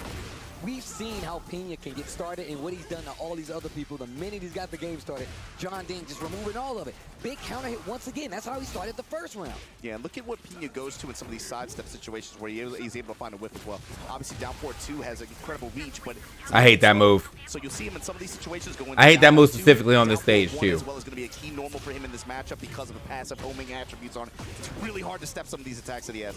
Trying to get to the wall. Running 3, power crush, hellhound pressure. Good crouch jab to interrupt. Take your turn back, John Ding with the burst. Handstand.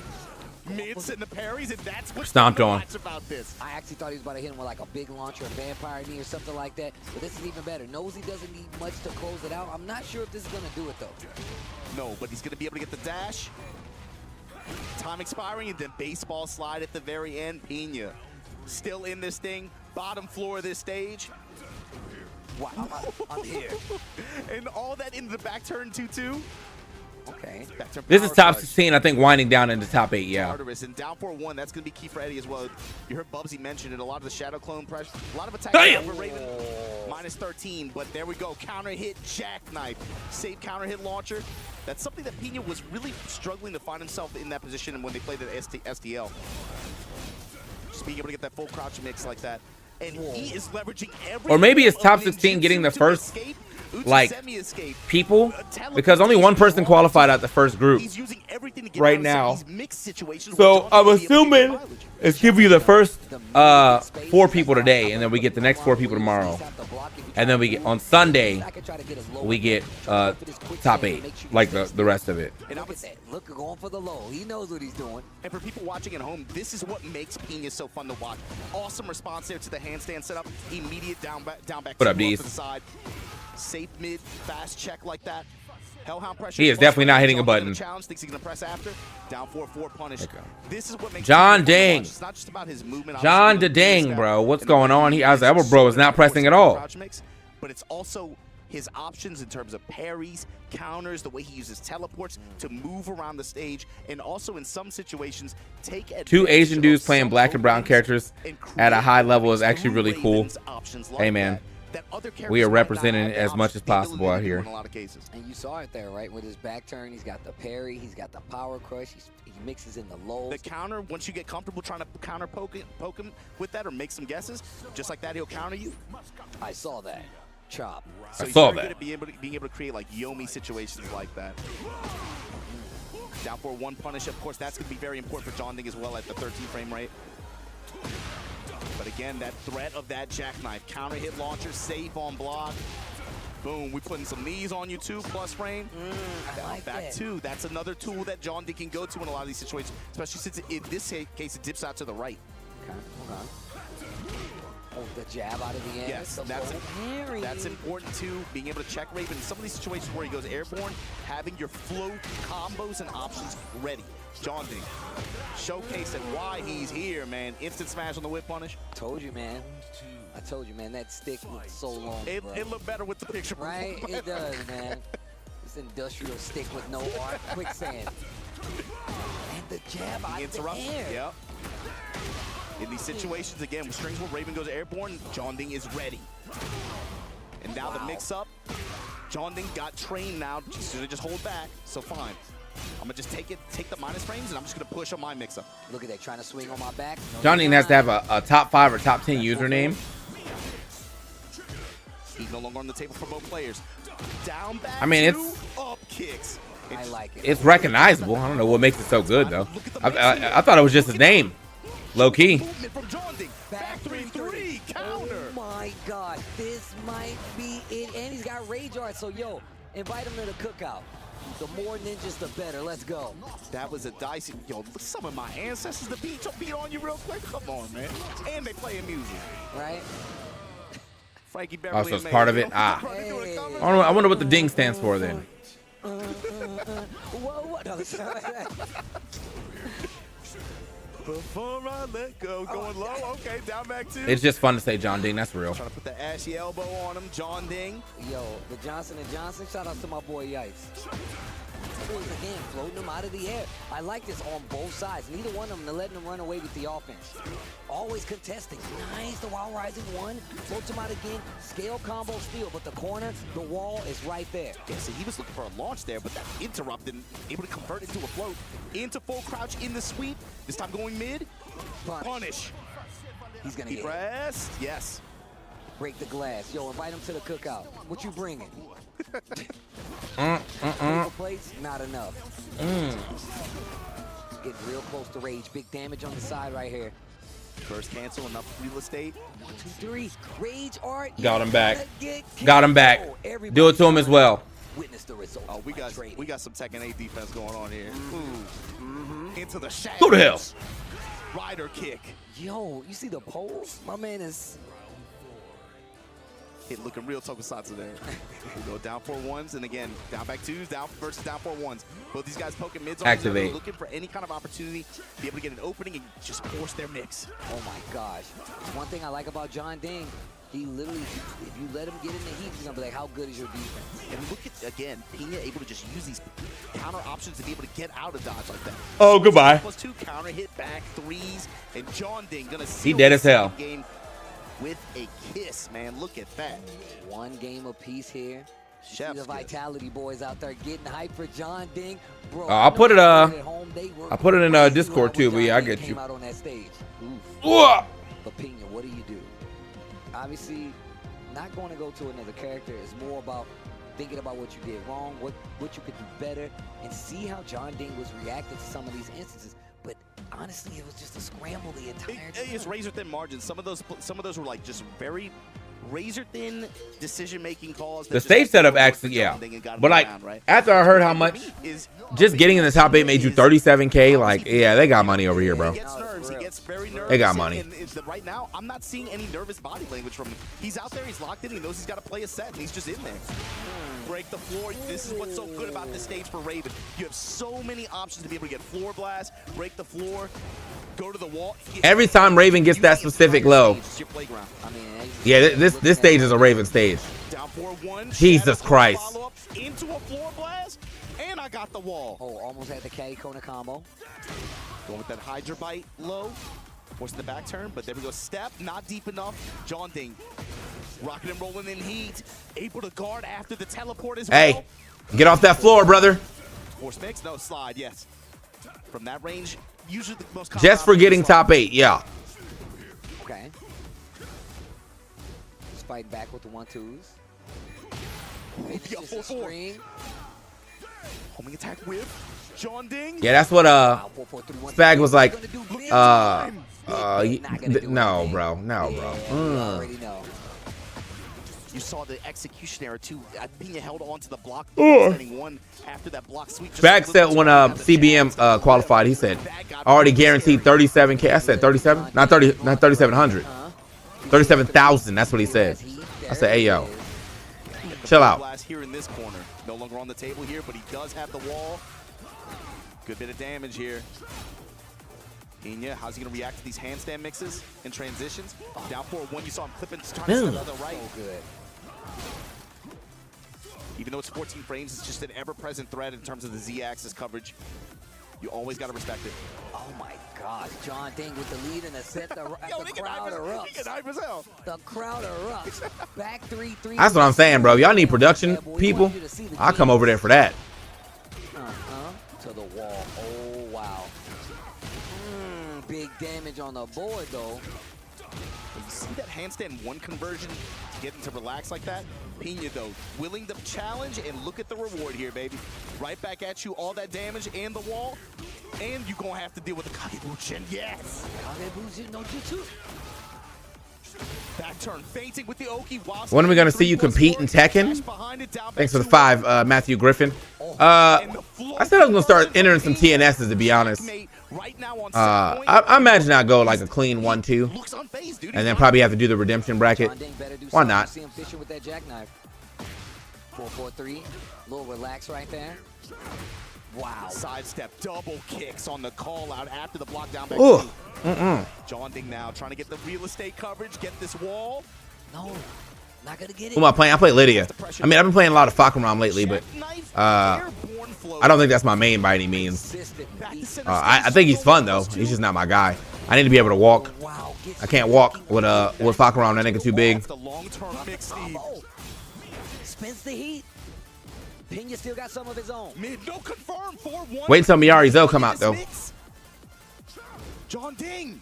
He's fishing the armor. He still got a chance. The Pinya dash, and he tries to swing on the tail end. Pinya takes out John Ding.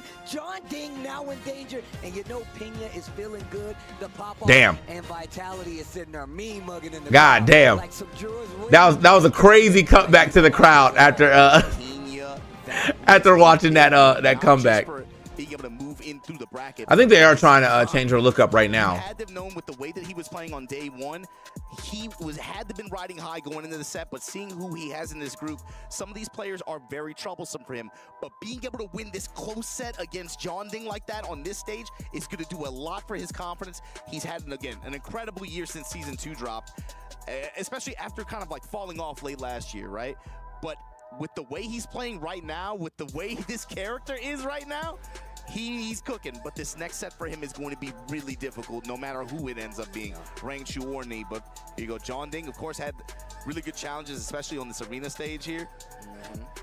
Man, this dude Pinya, bro, I can't believe he ran it back like that. And he was willing to keep using the clones to just build space. So Jeding did not get comfortable. Jeding deserved to die before that anyway, bro. Going, he went for the sweep.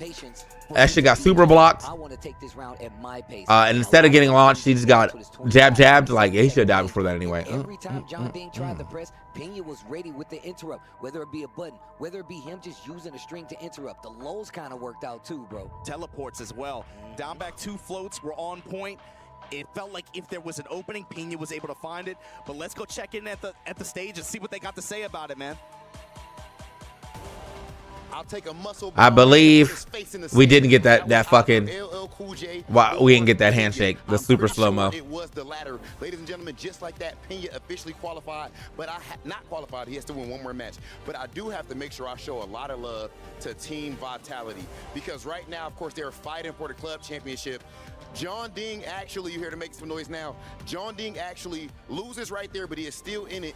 And then they actually chanted his name even after the loss. That is a fire team that any player would love to be a part of. That's the love and respect for the player. And of course, what he has to offer was a super close game against Pinya. And though Pinya had won the match and now is only 1 game away from making it to the quarterfinals tomorrow, Jeding's run is not over. Just like anybody who's playing today, your keys will not be crushed until the lower bracket game of qualifications tomorrow. However, we have to see who Pinya will have to be playing. We'll have to play against. There you go. We got words. They took the words straight out of my mouth with that game. Who will we play against? Well, this next player is definitely a strong candidate. Ladies and gentlemen, please make some noise for this player who is widely considered as the GOAT. Team DRX, Knee! Let's go, Knee. Again, Knee, widely considered to be the greatest Tekken player of all time. This man is fresh off of winning Evo Japan 2025, my apologies. 21 years of greatness. You cannot make it up. This man has 4 Evo titles and so many more accolades that would just take forever to even list. He has actually adjusted his calculated play style to adjust to the aggression of Tekken 8, and he is trying to add an EWC title to his illustrious trophy case. That's an insane amount of pedigree, and of course, that explains the amount of DRX fans that are no, I think him on, but it won't I think this is like phase 1. It's a giant, right? More ways than one. And then there's like a phase 2, because only one person is making out, and I don't think this is going to be going like for super long. So I think there's a phase 1 currently to get the first 4 people into the top 8, and then a phase 2 they reshuffle the groups or whatever, and then those groups play again, and then we get the next people into the top 8. At least that's how I think it's supposed to go. Unless it's about to be a long ass day today. He's going to need every little drop of it today for a big victory, potentially against the one and only Knee. This clash is unbelievable, ladies and gentlemen. We have TWT champion versus the reigning Evo Japan 2025 champion. You can. I try to look at the, yeah, bro. I just can't tell, man. I just know that only one person's getting out of each pool today. There can only be one, and we're about to find out exactly who that is, Milos. Absolutely. Knee Rangchu coming at you live right here, right now, to our commentators. I like that they giving my man the proper due on both ends. Knee, one of the best to ever do it. It don't matter what fighting game you're talking about. A lot of respect across the board, especially considering my man has very much shaped the fabric of the Tekken fighting game, no matter which one you started in. But of course, we got Rangchu. Tasty Rangchu, if you know what's up. My man has definitely put a lot of names on the board, and by that, I mean a TWT Tekken champion for not only Tekken 7, Let me go grab my water real Tekken quick 8 as well. And our first Tekken 8 TWT champion to boot. I love that this guy is a character specialist for the most part. He's definitely kind of flushed it out in other games, but the Panda, the Kumo have been the characters of choice.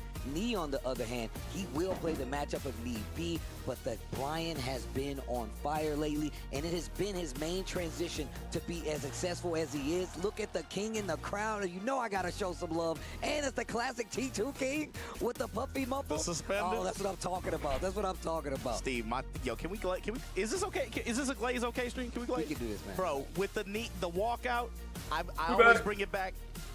Is this Terminator 1 or Terminator 2? Is this Judgment Day? With the way he was walking out, hits the entire time, man. It feels like the past 2 weeks. Normally, Nick comes to these events, he smiles, he'll at least pretend, like, hey guys, like, bro, I feel like no smiles, nothing. I miss King IRL. The whole time. We filming skits. He ain't cracking a smile. He ain't cracking a smile. CBM is dancing like. This is not a video, bro. I will not be going back. Locked in, dude. Did you see the way he played in the first day of groups? It feels like. I mean, he hasn't tweeted in I must not miss the action. A month or so, bro. We haven't talked to this guy in a while. But you know what that means? He's locked in. He ain't come here to play. He don't need to talk on the internet. You know. I definitely am not on the YouTube feed. On my name, and let's play the game. And look, he's gonna need every little bit of that focus because going up against him is the big Papa Bear. This is Rangchu. I'm glad Robin Milos put some respect on his name. People forget it was only 8 months. Dude, this is the TWT champion, man. And it's quick to forget because we go through so many. Bro, they love those two guys. Once the counter gets picked up, it's just like they're stuck. Wait, was that Chanel? This is Rangchu. And even though it feels like when you talk to him, it feels like his confidence has dropped a little bit in terms of like his consistency. He feels that way. He says that. Okay, but that makes a lot more sense. Threaten these brackets, and these two they played a number of times over the past year, right? You got to talk about what they faced off against each other just a little while ago in STL. He was on Nina at that time, of course, feeling some discourse there. But they also played earlier this year at BAM, and that went in Rangchu's favor, and that was a Bear Brian matchup. Of course, in this version, what are we going to be looking at? You think Panda? Or, I think Panda for sure. I mean, you got to. I think it's going to be Panda, and we heard what Bubsy was talking about, man, the natural Bear defense. It's a lot harder for Brian to keep the Bears in check. True. But my man the Bears is to the challenge. We see were his way onto the stage is going to at the beginning of most Tekken games, they're like joke characters, but like I think in a regular Tekken game, the Bears are still pretty bad because no chip, right? But like Bears do the most amount of chip in the game by like a large margin. And chip really does matter. So if I chip a nigga down 50% and then I finally get a launcher, it's GG's. Opening him up real quick early on. Back one crush. What's crazy is it actually beat the power crush because that was definitely an armor move. So it caught the startup of something. Keeper. What a backdash. The shoulder. And most of the chip leaves him at plus too. So, or like a good range where you can't punish. You can't chip when in 8 now. That's Rangchu, man. The defense is crazy, bro. Into the Hornet Buster. Big pickups here. You still got to land a solid hit. I'm just saying. To be careful on that wall. Hatchet. Repeat offender with you do be getting chipped out. Chipping in most games is actually mostly gone anyway. I mean, like in Street Fighter, you can only get chip win if they're burnt out. You know what I mean? But like back in the day, yeah, you could just chip nigga out like for free. Chip wins used to be the wave. Finally gets the hit. Puts him back on the wall. The booty for the follow-up. Pump the pedal. Oh, Demon's Breath. Dang. Okay. Rangchu looking real calm right now. 1 round apiece in his game 1. That's the thing. He's got to stay off this wall. You do not want to be eating those big bear lifts. Yeah, and on top of that, we know how Taunt Jet Upper works. You better be careful when you get knocked down on the other wall. end. Yeah, on the other end, too. And that's what's interesting, too.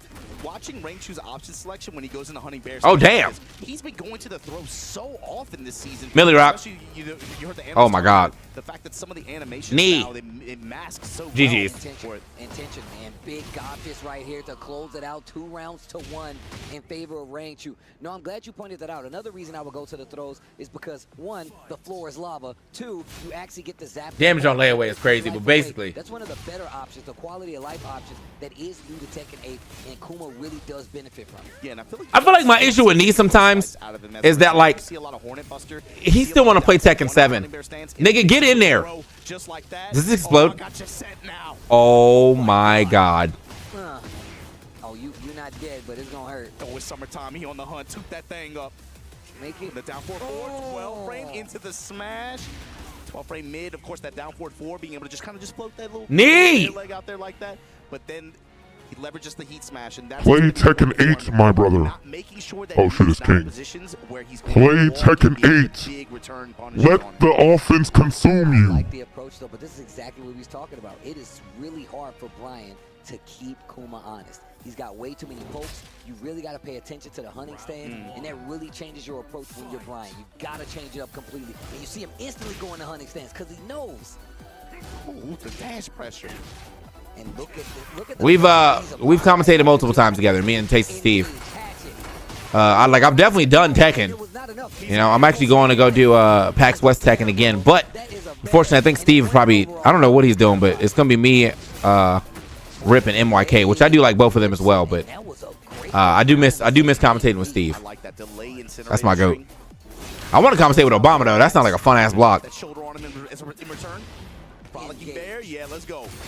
Bang your head. Oh no. G-Clef, nothing active. Down 4. I love how we see some of these games while goes for the mid follow-up. We see some of these games and watching the switch from offense. I also would want to commentate with that Obama too, though. With players like could you imagine? Are known for how good their guard, but more importantly, their patience are. He's willing to just sit in some of these situations. Nee needs to get on offense. The people would like to see Nee throw a jab or two. But nice. Goes for the hunting stance attack right out the gate. I like it. I like it. Right now, Papa Bear. Feeling this match. Bear breath. Check it. Lead jab now. Showing a lot from Nee. Bear X cannonball straight. Dashing. Willing to just take the free real estate. You want to block? Fine. I'm gonna take the lane. Angry hook. Activation to counter the attack. What a sidestep right by Nee. And I love his patience in his game. I love that he's the person that's still playing to a degree, just kind of calmer way. Oh, Bear believe. I don't love the patience. Running on him. Oh my God. Counter hit, gonna get the wall. Weird ass wall part. Post activation. How's this look? Beware the bear. Bear wake up. Nice backstroke to get him out of dodge there. In the smash. Cannonball straight. Rangchu looking to trade with anything. Incinerator string goes for the low. Okay. Set point Rangchu. Federally regulated is crazy. Dangerous. Nee in trouble. Not a game on the board, which means he can't lose another round, and he's only got one. Hunting Bear, Hornet Buster. Trying to tone down Nee's step. Well, I feel like the issue with his defense is that he's not actually blocking anything. So now it's just his when you're playing defensive and you're not actually blocking anything, you're just playing inactive. The Hornet Buster in the pickup. Look at this, Steve. This guy, Nee, is in trouble. Rangchu is on a tear. Oh, if you couldn't deal with me and winner, you're going to have a problem this summer. Rangchu, 2-0 over Nee. And you saw the head nod, the confidence coming from Rangchu in that game. He was in control the full time. Bubsy definitely pointed this out. He was like, it's going to be hard. And it's very noticeable when you see the matchup. Oh, God. The American people cannot abide of just knowing how to 10-frame heat smash. And work Brian into these. Can we get a punish? Yes, TK. Yes, we can. Like Kuma, who really does make it a lot harder for Brian to start his game, even after the knockdown options. He couldn't get taunt on the corner. Bear has options on wake up. You really have to respect it. Especially with I only hate seeing Nee lose because I feel like Nee is not losing this matchup too. Like to his opponent. He's losing to himself. Like you said, hit a goddamn button, Nee. Bear wake up came into play in a situation where normally Nee would have really strong advantage like that. Bear able to interrupt, and there you go. Roly-poly, he was tuning that thing up, pulling the mids. Ren's right into a heat smash, able to seal the game. This was a big one too, Steve, because we've been saying, man, like, Nee, I feel like he really excels at longer sets, right? So being able to punch his ticket for tomorrow is a big deal for him in this competition. Imagine if he falters here at this stage with how focused he's playing and how locked in he's been. He's got to be able to finish this fight, but ultimately, Rangchu going to be moving on in this set after an awesome defensive showing. Oh, but even then, like, talking about the defense, his pressure was really good. Yeah. I mean, like you said, he showed from game 2, that first round, like, oh, that's how it's gonna go. Hunting Bear stance, like, not even really doing anything, and the lows were barely even a factor. I like what you did there. Now, and you're definitely telling the facts. But we move on.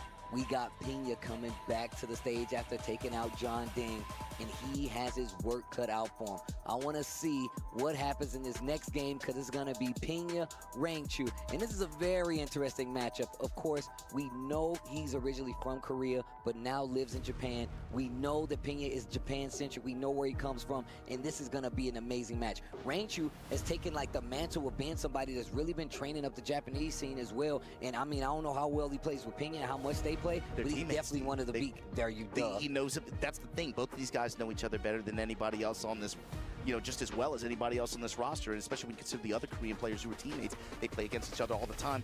Pinya, domestic competition in Japan and Korea. Had to send him a message. Overall, it feels like he has way more It's Maddie's birthday today. Than he does against. He hits this point where he's able to get into the top. All right. Now that Knee is gone, I'm down for a Rangchu W. I'm down for a Rangchu W. From being able to get those wins, right? And Rangchu is absolutely one of those players. This is going to be a tough matchup. Also, Varel is going crazy. Or Varel, maybe? This is actual teammate battle, and this is going to be a tough one because you got to think the loser is going to have to deal DRX with win. He's in losers. Man, this is a rough. I guess. I guess he's in day 2 grouping. Well, because I know they're like, oh, come on. I know they're like, what is going on right now? But look, Pinya in a good spot, man. We talked about how his momentum. That water is delicious. Jesus Christ. Him getting his victory over John Ding means he's probably feeling pretty good right now. And what can you Got me a say nice about little Rangchu? purifier, man. Said outside of the fact that my man is a beacon of controlling. You give him games back to back, he'll try to adjust his best. You make him wait a while, that means he's still going to be even more prepared and ready to come back into and do battle no matter who is on the other side of that table. So this is the thing too, Steve. And also Rangchu, awesome as just like a functional bridge for Tekken across communities, languages, and cultures. Like you got to think, like, man, he speaks 3 languages. He plays these characters at the highest level. Insane reactions, insane just patience. But this is the thing. For Pinya, it's going to be really important to get in on his terms and be able to force that mix. Unfortunately, Rangchu's reactions, his ability to just block it, just be patient, it's going to be really hard for Pinya. He's going to have to take some big risks. I mean, and then you saw right at the opening sweep. You still going to have to do the same thing that Brian's going to have to do, which is close the distance and fight up close, or else you're going to be in trouble. And Rangchu controls the pace. Against a character with good reach, and he's going to go in a honey bear stance. He's going to take it by, and now he's got your send. Now you got a problem. Oh, wow. Early heat burst usage. Into the panda smash there. It's not over yet. Activating. In a lot of these situations, you really imagine Pinya's looking to down back to the honey bear stance. 4-4-2 pick up here. Going to be able to get the side wall. Good tornado there and readjustment. Back 4-4. Going to go low stance, but again, getting a little bit greedy with that slide there. He has to represent it. Has to be able to put that in Rangchu's head. But Rangchu, we've seen him guard way. I wonder what causes him to pick each other or each bear, because like his Kuma I think has been doing most of the work, but like we know Rangchu for the panda, and I know that like in my opinion I think Kuma has better heat, but Panda's heat definitely got buffed at the beginning of this game, so she's got pretty good heat now too. And this is something too you want to look for Pinya is saw that sidestep activate there. Sidestep on the burst not deep enough. Rangchu looking for the safe quick mid. Needs to slide in the smash plus frames. Frolicking Bear down back 2 in return. Sidestep attack, and now Rangchu with momentum. Oh my god. I feel as though he like mixed the way that looked, because that little jump or dash forward looked like it was the startup frames or the startup action of the grab, and because of that, Pinya ducked into getting slapped. That was good. That was very good. It is definitely lava right now. We've seen it. We've seen what Rangchu's been able to do, whether it be with the throw, whether it be with just getting that big combo. Spike down. Getting the ground spike. But this time it's going to go to Pinya. You got to turn this around if you want to keep fighting. And I like the way this started too. Is it started with I want to see him actually do something with the heat though. Like he's just heat smashing real quick. But shooting star is now like a 50-50 mix off of block. So good round from Pinya. And you never want to make Rangchu feel comfortable. If he gets comfortable, he'll play the slow game and like whittle away at your life bar while you're sitting there trying to find a spot to get in, you know? But this dude will literally keep fighting. Look at him on this wall where he's literally just trying to keep the position. Pinya has to swing in this situation so he can fight back, get the space back, tries to go for the armor, but it's not going to work out. Heat smash actually works out. What are you gonna do with the rest of it, though? Yeah, Pinya was trying to keep it tight to prevent that, but of course Rangchu just goes to it. He was very close. Your opportunity, Pinya. You can make something happen with the heat. Got him. Jordan, take another bite out of him. Zapping the bar. Just taking that mid.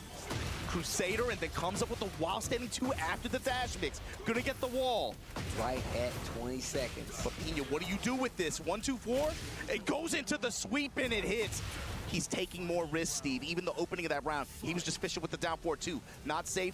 Immediately, Rangchu went with the 1+ with the bear breath. Down back 2, got the float sequence. Up kicks. And look at how much further he's going in to close that gap. Going in, dash. Oh my God. Hellhound. Willing to just commit. Yo, back 2. Yeah, I feel like, oh, wow, counter hit? Yeah, it looks like he beat some kind of armor there. Counter hit. Big opportunity for Rangchu to run this back. And that's what else. Nice rollout. Oh my God, slap. Wall. Oh. That could have been way worse. Well, that doesn't hit. The second hit should have hit. I don't care, bro. I don't care. The second hit should have hit. The big launcher. This is a staple of Rangchu. We always seem some way to find these. Activate down back 2-1 punish. This time goes mid. No, go slide. Back 2. Tries to go for the throw. Nothing big. Goes for the mid. Oh my gosh. Time expiring, Steve. Salmon hunting. Sweep in return. Oh my God. Oh my God, dude. Up 1-0 on Rangchu. He tried to Millie rock him, bro. Ran that back. But if he Millie rocked and charged it, it would have been, what the heck? I had it in my head the whole time. You forget, too, about some of the range options that Barrett has. Of course, like, not nearly Clive level, right? But if he had charged the Millie rock, that you have to navigate past if you but I think if he charged the Millie rock also, it gets rage arted. So, He's aware of the back 2, the Hellhound, the Utsusemi escape. He's willing to leverage some of these options, some of these unconventional situations. Rangchu knows that he has those options, and he knows bro, you were getting swept. His legs. It's over. Smash, Pinya momentum on his side. It's so over, bro. You already see it. Look at how much Pinya is bear breath. To close that distance. And I guarantee you that was the reason Rangchu actually started off with that bear breath. Slam. Here we go. Let me get the gray. Bear X. And look at him just waiting for a reaction. Delay slide. The delay. Knows that Rangchu wants to take his time. He first on the wall.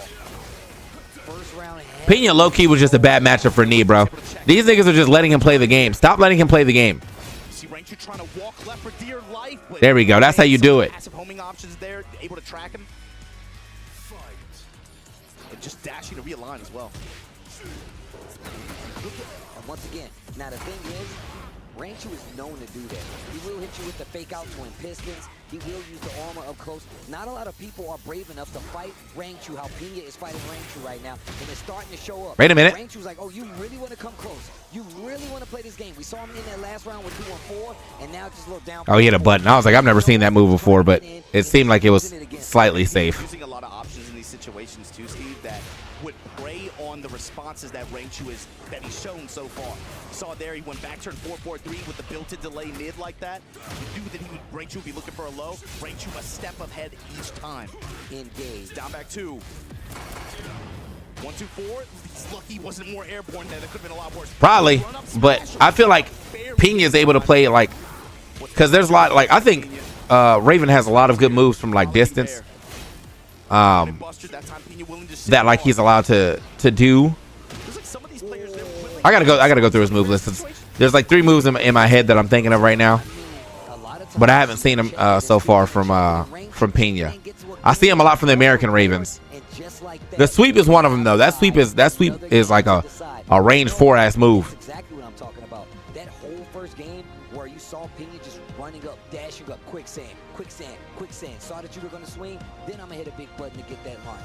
Rangchu was not expecting him to try to play this close versus Bear when he knows he has so many options. That's why you see him using a power crush. That's why you see him using that hunting stance. But a lot of times, and like classically, you want to challenge hunting stance, but because of that throw, you have to second guess it. It opens up the Panda Kuma game even more, and Rangchu excels there. But now he's getting more back to this dicey game where he's kind of buffering the down 4-2, the Bear Pistons, and there's the armor again. He knows he's trying to overextend.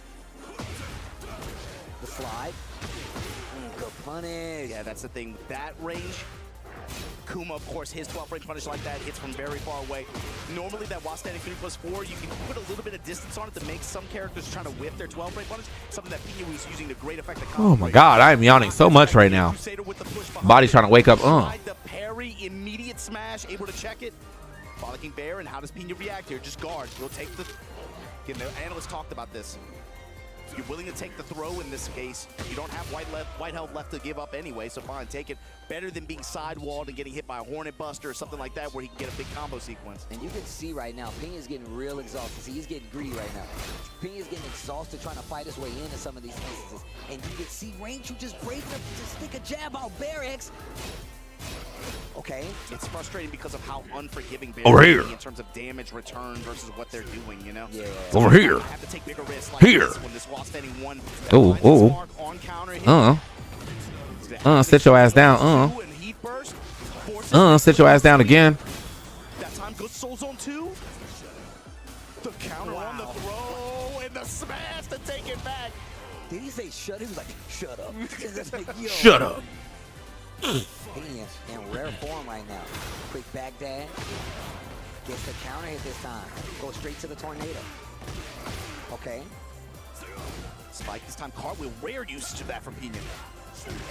Down back 2, counter hit. This time Fisher with a low. The damage, oh man, the punishment is so on point right now for Rangchu. So Shumi, now touch him. 25 damage like that. That really should hit, bro. I'm sorry. My man is doing it consistently, and now he's got another chance in life. How you phasing through beach balls like that? Man. Ninja special. Using the get-up options here. Trying to fight away from the wall, and what an answer for Pinya. Pinya not going to be able to get the close out, but the situation not looking too good for Rangchu. Oh, the 2-1, he had the duck. Riddles over Oil King. Let's go, Riddles. Let's go, Riddles. He's not out of this set point. Rangchu trying to scrap with Pinya, and it's not working out. Going deeper into the well, though. The up 4-1 back turn, got the 4. Power crush. Pinya with the 4-4 after. Core circle 4-2. Slide this time a little too. He's trying to keep it fast. He's trying to play again that layer. But Rangchu, you cannot test him like that. Had to build in probably another delay or something like that. Here we go, Honey Bear stance. Hornet Busters. While standing, won the challenge. This defense is actually crazy for Pinya. Go Ninja, go Ninja, go! Activate! On the 4-4-3. This time goes mid, mixing. Got it! It's Tech. Got it! As Tech, my man brought this to the table and made it sure that it worked. I can't believe how many times he applied it. We need to see how many times he used that Shadow Clone to get past not only Heat Smash, but a throw, multiple attacks, just to make it safe and stay alive. That was ridiculous play. I love the tech that we just saw there for Pinya, and he's cashing his check. The long set is where you're gonna go. Plenty of games to play, and you can see the emotion on his face. Pinya played amazing, and the back and forth is something we definitely got to talk about. The defense that you need to actually survive in this matchup. We know how good Rangchu's defense is, especially versus a character like Raven, who is now crazy with keeping you on your toes, and Rangchu just couldn't do enough to stop Pinya from swinging in some of these situations, even to the point where he really did start to go more to the hunting stance, using some of the armor, but the defensive options coming out of Pinya, whether it be the clone, whether it be the spacing, it just worked out. Steve, with like memes aside, I've been like laughing every time people have been saying this over the past year. That was actual active defense. You saw it and like actually applied in high level, not only character matchup, but player matchup and reads some of these stories. We knew that these guys are teammates, they play each other all the time, but the level of, again, high-level understanding of this character matchup and player matchup that Pinya showcased here was awesome. He utilized so many tools to great effect. But again, it wasn't just about his pressure that he laid on, not just about some of the gambits that he bet in some of these scramble situations, but look at the tool. Pinya's kind of that guy for sure, bro.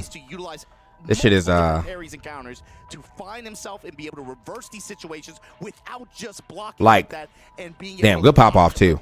You talked about it. Solid pop off. On the stage. Here we are with the man of the hour, Pinya, victorious, moving on to the top 8. An incredible matchup that we just saw between him and Rangchu, close throughout the whole bit of it, really. And I have to ask you first, you had to bring down your own teammate of Varel to move on to the top 8. Does that pain you in any way? じチームメイト、バレルの同じチームメイトを倒さなければいけなかったわけなんですけれども、それはピンヤ選手にとってどのような意味があるのでしょうか。そうですね。まずバレル同士対決ができたことはまあ良かったです。Well, first of all, it was great that like I was able to compete against somebody from my team, Barrel. でも勝率はすごいランチュに悪くて僕 Can you imagine? いつも負けてたんですけど Says it in perfect English. 今日はもう No, nigga. 試合とやっぱ心でもう絶対負けないってずっと思ってたので気持ちで勝てたかなって思います。It's my money. This. You're what? Rangchu used to beat me up so many times, but however today I was so determined that I will not be defeated. 6 months from Smooth Skin. Thank you for the Smooth Skin. Resub. Appreciate it. Clearly was that because in the third set, you guys are going back and forth and back and forth. How do you deal with this Panda? Because multiple times that ball was just flying right over your head, and you dove right it back into it. そうですね。まさにそのような意気込みというのはもう特に後半戦でもうよく垣間見られました。そして最後の方でどのようにして対策を取られたのでしょうか。後半ですけれども。はい、パンダのヒートスマッシュをとにかく読んで、ヒートスマッシュ。インソムニアっていう当て身を取って必ずパンダのヒートスマッシュに対しての対策を必ず実行したいなと思ってて、それがうまくいったのが勝因だと思います。I'm not being racist. He did say Hito Smash. I'm just saying. To make a very good counter attack towards Panda's smash attack. I was really planning to do so. So the win is a result of my strategy and good planning. There's a lot of planning here, and congratulations. You move on to the top 8. What does that feel now? You're at the tippity top. You're almost there. Final stretch. そうですね。おめでとうございます。そのような戦略やご準備が成果をこのように生んだわけですけれども、トップ8にこのように進出されるという今のお気持ちはいかがでしょうか。最高に気持ちいいです。やっぱり1年間もうずっとレイブンを信じてきて、いや本当に良かった。もう今ちょっと泣きそうなぐらい嬉しいです。I'm extremely happy. So I believed in Raven for the past year, really. So I feel like crying. I'm so ecstatically happy now. It's a very emotional matchup and, of course, a big moment. One more time, Riyadh, for our Victor Pinya, moving on to the top 8. A big moment for one of the rare Japanese that are still remaining in the tournament. I'll let you go. Rest up. We still have more games to go. That's Group B signing off. On to C, but that's all after the break. So, all right. So I wonder if the next group play again today, or is it tomorrow? Because there's 4 groups today. We've already group A and B. It's 10:54. This ends at 1 normally. So yeah, maybe it's like we get through all the first 4 people today, and then we get the next 4 people tomorrow.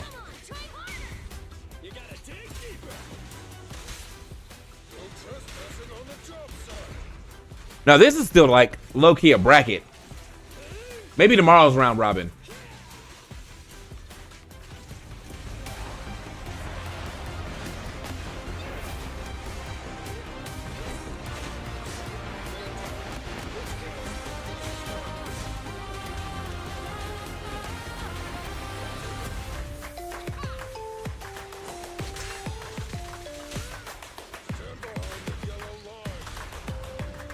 So Need does play again.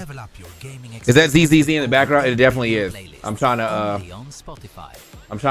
slide through this mission real quick. Hold on.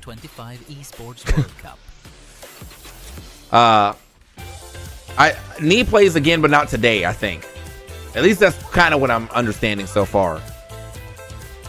Cause yesterday 2 people made it out, so like it was 4 people, and you made it on a winner side or whatever, or you made it on a loser side, depending, right?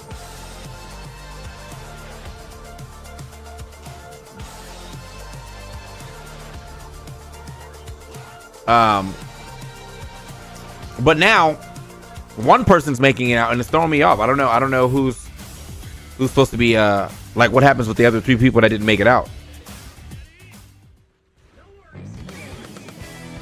Yeah, I don't have a solid team yet, but I haven't put no money in the game. I'm not sure if I'm going to put any money in the game. If I do, it's just that 30-day thing or like my battle pass. I do like a cheeky battle pass, but that's only if I normally now in this day and age, I will get the battle pass if I finish the battle pass free version, and then I'll just buy all the rest of the stuff from the that's how I think that's the best way to do a battle pass ever. You do the free version, you finish the free version, then you get the paid version, and then you get like a shit ton of rewards off rip. This land is calling. I always do my battle passes like that.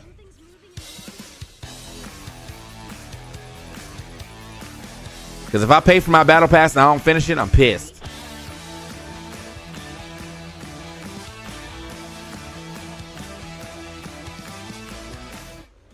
What the heck? A freak ass angle.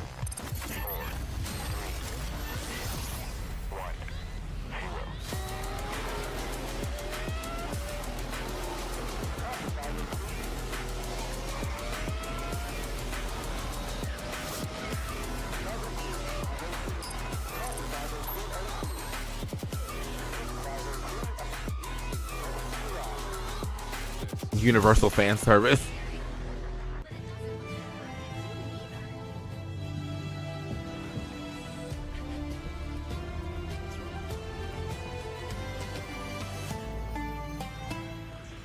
Not me connecting with the freak zone.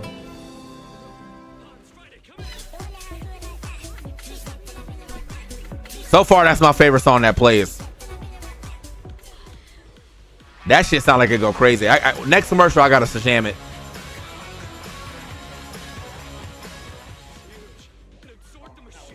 Here at Teamfight Tactics, where Weibo Gaming have toppled Virtus Pro in the grand finals. Amazing scenes over here at the arena. It was a crazy final. It's the only game that I feel like, oh my god. As Weibo finishes on top of What the heck? We knew this game was over, probably with 10 minutes left in it. Indeed, indeed. Weibo Gaming secure their first club championship victory here. This is huge for them at the East. There's no way I didn't walk out of that. Absolutely massive moment. Virtus Pro went all the way to a grand final. It's a bummer to see them crash out here, but congrats to Weibo Gaming. They played their hearts out. I don't like that he said crash out. That was not correct. They do walk away with 750 points for the club championship, so they don't go away empty-handed. But man, what a moment for Weibo Gaming. Among 3 champions from Korea, Pinya walks out of the room straight into phase 3. Japan in the house. Me, Jeding, and Rangchu have some work to do tomorrow to try and join him in that final day. Rukang, Bubsy, MYK. This was certainly not expected. I just want to point something out. You just said those things, right? Did you know the underdogs actually are the only ones that's made it through thus far? Really? Yeah, it was actually just underdogs. CBM and Pinya, they were our underdogs. We love an underdog story, man, but look, you guys said, you felt like Rangchu, Lee was going to get the job done. I'll start with you, Rutan, because he spoke to Lee, he was very confident. Yeah. Didn't work out for him right here, man. Yeah, I guess, that's the difference between the, phase 1 and phase 2. The pressure's on all the players who qualified from the first day into the third day as well, and it was really difficult for him to win there. And, but props to Rangchu, who won that match there. MRK, Jeding versus Pinya, our first game, that went Pinya's way, man. We said that it can be very back and forth between those guys. Jeding was quite confident going into it. Why are the Koreans so good at gaming? Pinya was on top of his game. I think normally for Tekken specifically, Korea usually gets it like earlier than us. This time they didn't with Tekken 8, which I think is why Tekken 8 has so many problems, because back in the day they would get it early and then they would get out, do all the testing and shit. But now everybody's a tester, and you let the Americans test. I hope they learn from this. Tekken 9 cannot be released worldwide. Bring that shit back to Korea, let them do the testing, and then release it. Americans cannot be trusted. It was all around the hunting stance, and we saw, you pointed it out when we was watching it back, he actually clipped him out the orbital, and I think after that, Nee just kind of just played defense. And, Americans cannot be trusted. Just hold him back. You need to be more active. And then I think at one point it was like floor bar. What the heck? Yeah, it was a game. And then Pinya got the job done. I will just say, I did say it, Pinya. That was you. That was you. Yeah, that was you. I just feel like his consistency's been amazing this year. He's definitely leveled it up since last year. So Pinya, congratulations. And that means that we're not going to have a top 8 of just Koreans, So good, we got some diversity there. But ladies and lads, Group C is next. So we have Mark Minor Rip to give us an intro for what we're going to expect to see going into Group C.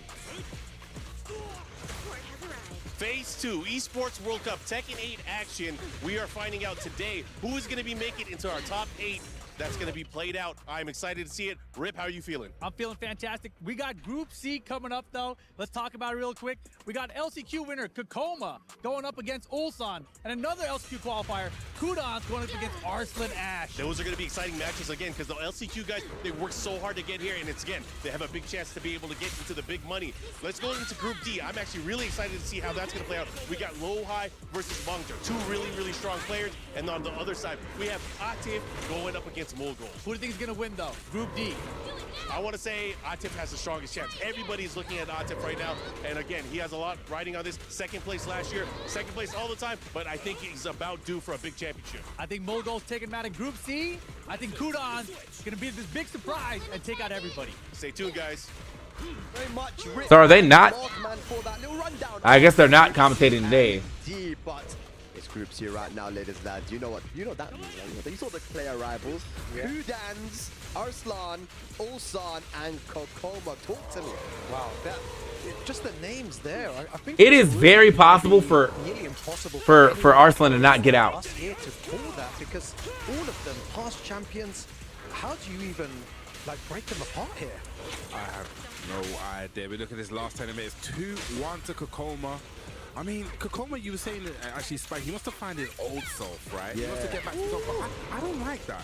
He said he wants that old thing back, bro. Advance forward, different game. Don't go backwards. You need to go forwards there. So, but also, you know, He said he want that old thing back. I believe he's playing possum. This guy is Covaliso. He comes down two rounds and he just comes straight back. So this is, I cannot call this one. But you know, this is what Kokoma thinks. He said to me this morning when I said, "How you feeling?" He goes, "If I can find the old me, I have no need to worry." That's the confidence, you know. He was confident before, you know.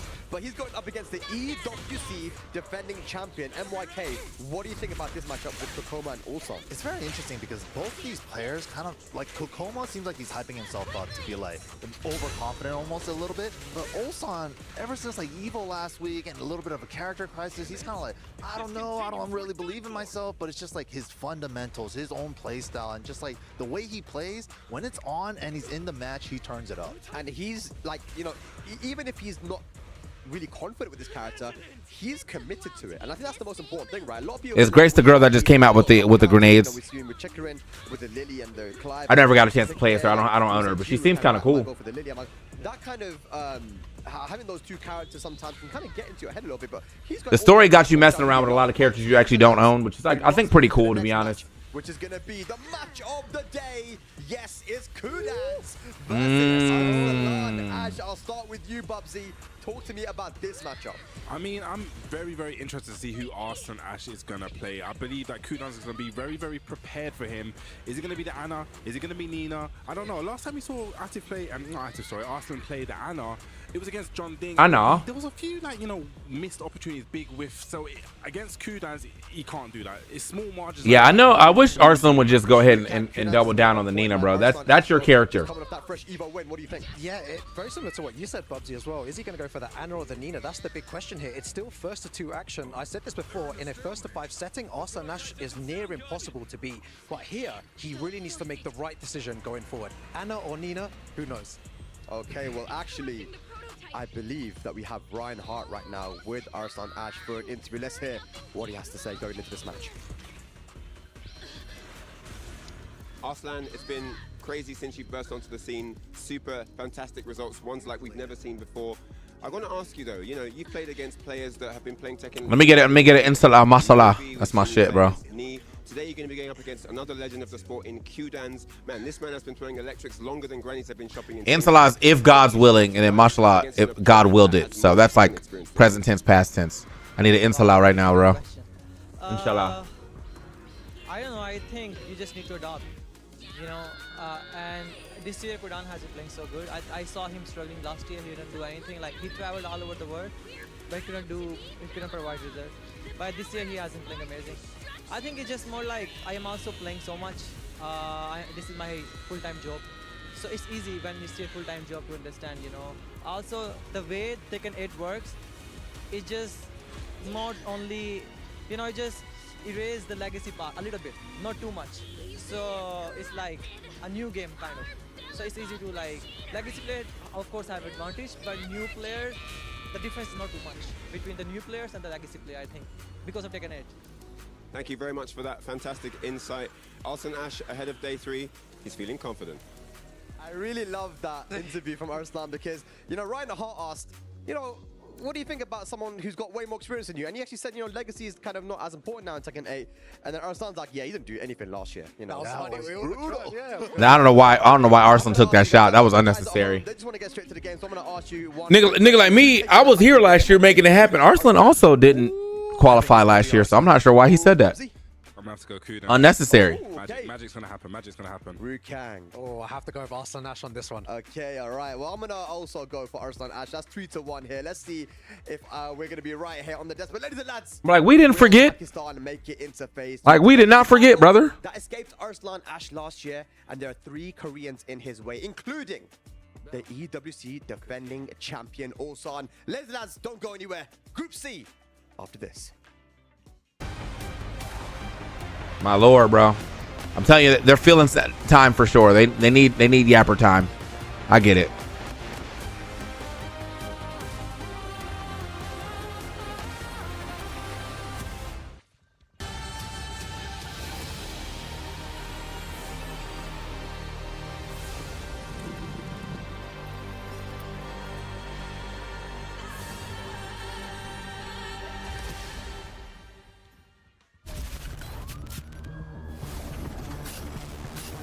She just like me for real, bro.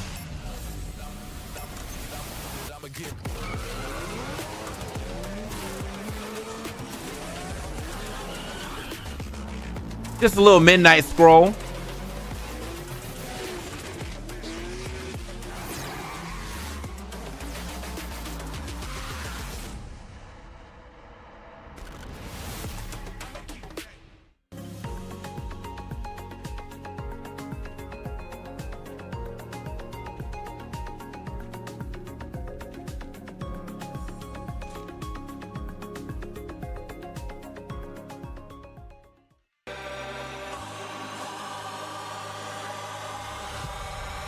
Now we're in the chapter 2 interlude. How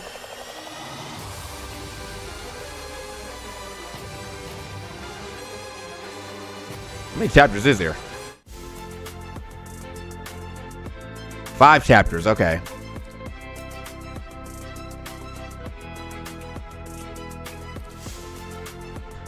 Do you just hear production say in your ear, we need like 10 minutes, or are you normally aware of when you got a yap? You normally have a rough schedule of like, yeah, bro, like this is the amount, this is what we're trying to do, this is what it's supposed to look like, and it has time points and whatnot and shit on it. But like, if something fucks up on the stage, then production will be like, hey, Phil, you know, normally in your ear.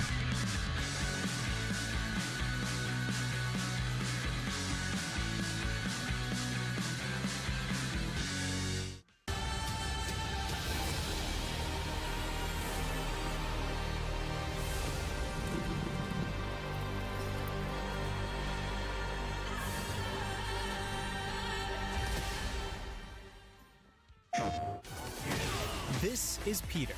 He plays Tekken 8 on PlayStation tournaments. Peter wins hundreds of avatars easily. But how?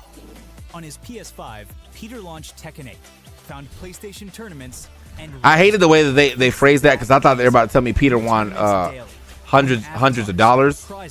No. Peter not winning no fucking money. Peter broke ass bitch. Peter ain't doing shit, boy. PlayStation tournaments. PlayStation.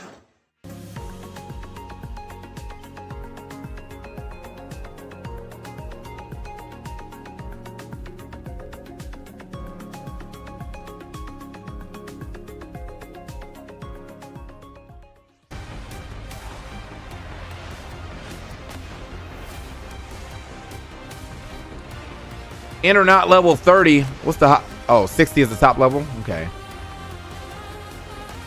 All right, we got mad shit to do now before I go into chapter 3.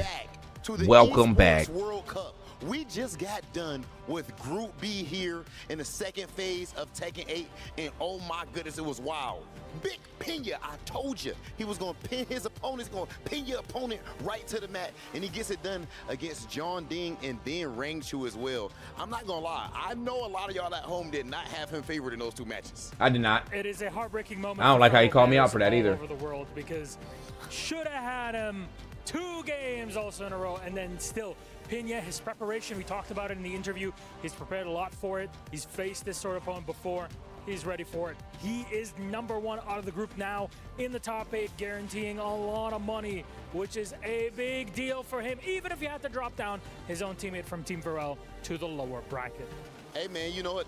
We can't necessarily say what the anime is, but there's some animes y'all know back home where you got to make sure you destroy your brother to get to the next level, and that's exactly what Pinya just did. My man might have a shotting gun right now.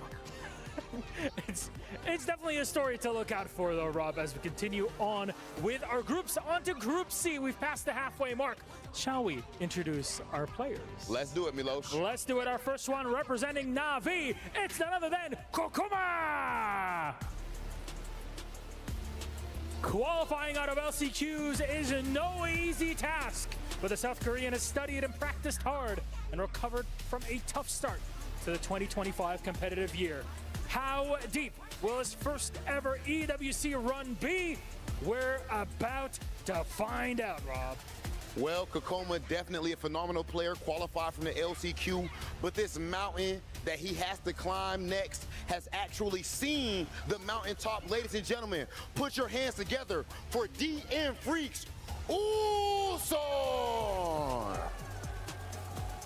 You hear that energy and you feel that energy that he brings to this arena.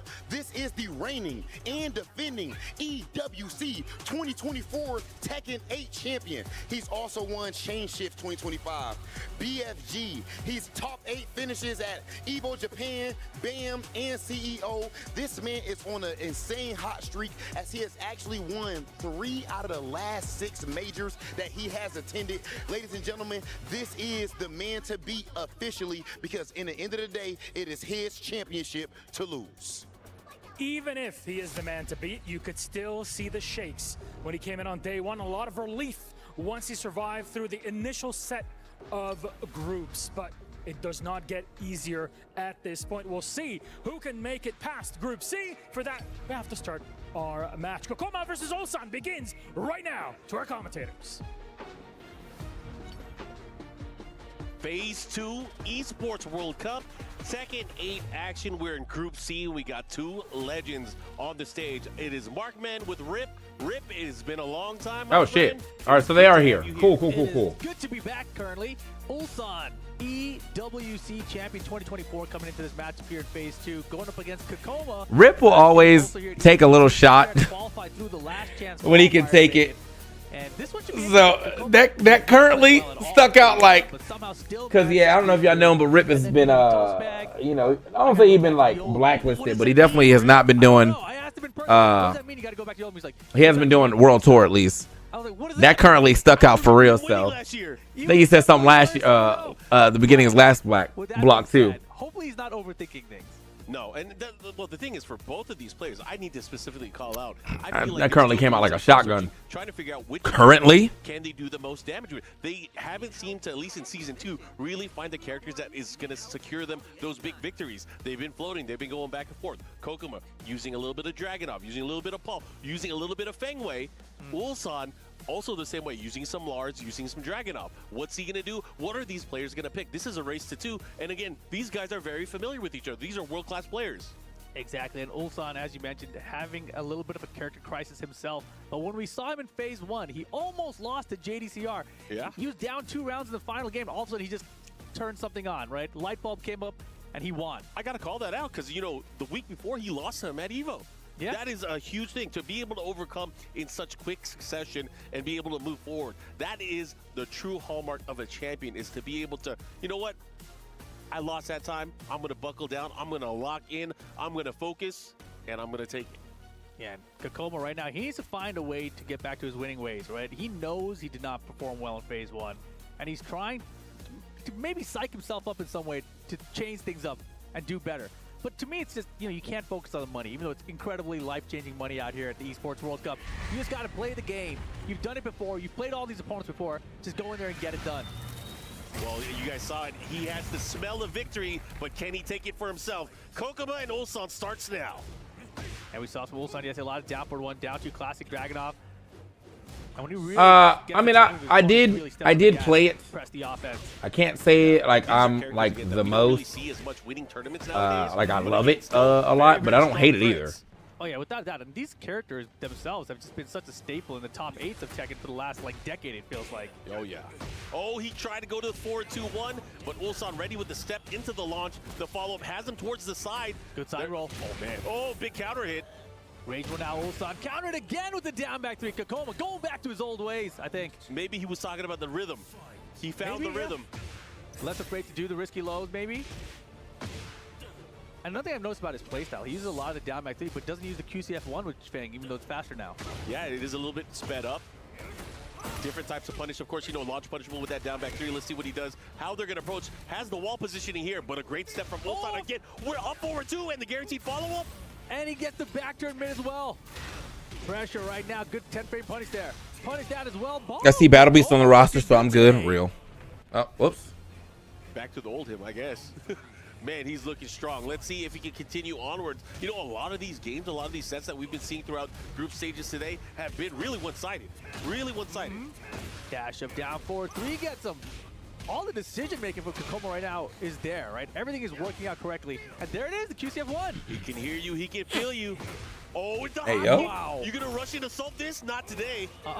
Can we get to this wall, though? That's the question mark right now. It seems like we could be able to, and we do. And the heat's perfectly placed as well. Into the spike and the pop-up. Oh, my gosh. Oh, now what's the mix? Boom! The heat smash Kokoma 3-0s Ulsan for game number 1. I don't know if that was the placements of his lows, the ways that he... I'm on it. I'm on it now. But being able to get the I go back at the very end, able to beat out any of the options that Ulsan was trying to push back with, that was a very dominant performance. But that was 3 rounds straight, yeah? 3 rounds straight Kokoma. Sometimes it happens so fast we don't even get to think about it. Ulsan yesterday mentioned that he was a little nervous going to the Kokoma matchup because Kokoma knows his playstyle. Yeah. I mean, when you're a world-class player like Ulsan, I feel like more and more people... I'm with it. Obviously, Kokoma, because they played each other. I'm with it. Has an extra feel on it. He knows timing. Timing is what's important. You saw so many times as Ulsan made an approach, tried to take his turn back, goes for the running 2. Maximum juicing. He got hit with the counter hit jab. He got hit with Let me make sure I got them all. Hold on. In He got a quick juice in right before. Oh, he got both. Oh, I'm fucking lagging. Oh shit, I'm lagging. He got 2. Let's see if it's the right choice. He's made plenty of come from behind victories, so losing the first game, not the end of the world for Ulsan, but this is only a race to 2.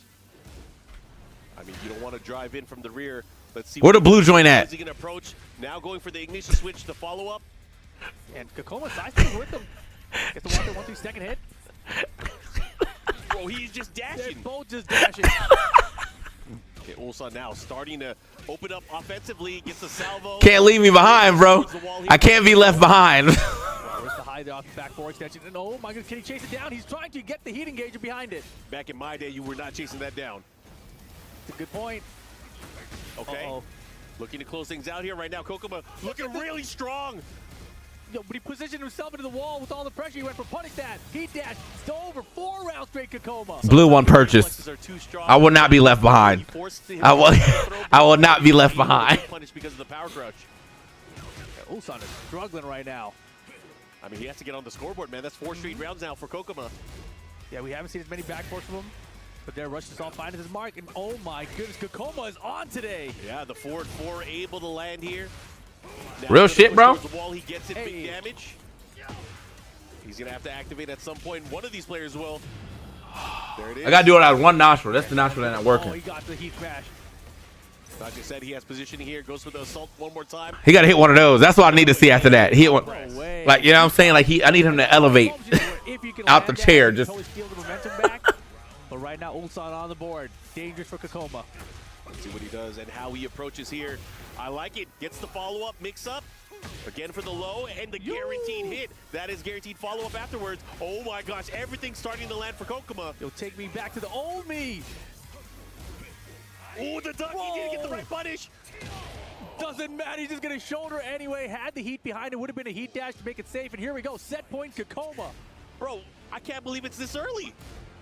Can Kokoma send the reigning champion to the loser's bracket this early? I mean, can't count Ulsan out there. We saw the comebacks he made against JDCR.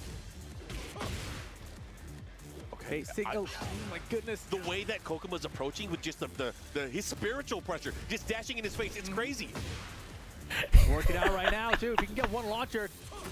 Oh, one launcher. Spiritual pressure is killing me. Because, like, a younger man would just set his aura.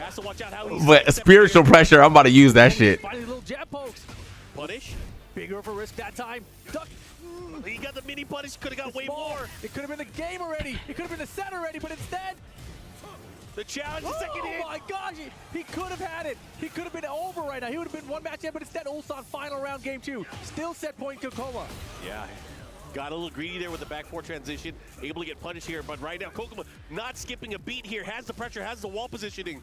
Got to do it this way. Back up, a nice chase down from Ulsan. No duck on the down forward 1 string. The follow up here, heat engage, forward 2. Oh, he's fighting. He's going to have to activate and try fighting back here. Can he do it? Big lead. The side step. Yeah, Ulsan had the step, didn't go for a down forward 2 though. Now Kokoma's still the chance to close it out. The heat smash trades. But he loses all his heat. Not able to get the full damage Oki afterwards. Uh-oh. Regular throw. Oh, one poke will do it.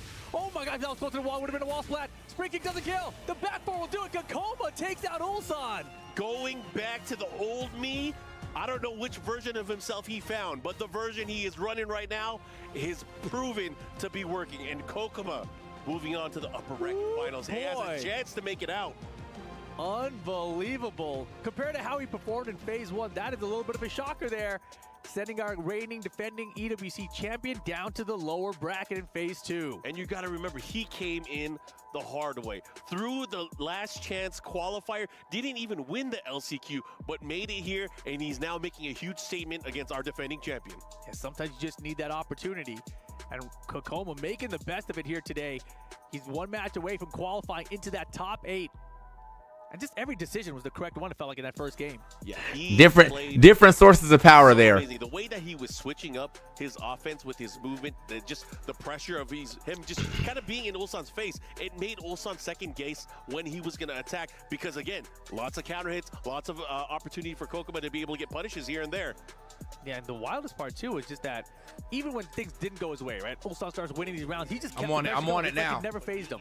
I go back. Yeah, that was good stuff. And then, of course, you see the approach here towards the very end, and they had to shake on it, but that was good stuff. Fantastic stuff. Kokoma getting it done against Ulsan. That was a very dominant performance. That was 3 rounds straight, yeah. 3 rounds straight. All right, we have the head-to-head. Arslan Ash and Kudans. That is going to be coming up next. Excited to see this. A lot of us have been talking about this matchup. This is a big one. There's a lot of history between these two players. Arslan Ash seems to have Kudans' number. He also met him at that shit, bro. So I'm on it now. Ash could definitely be the person that takes one. But Kudans, he's been prepping so hard, I feel like, you know, it might be his time.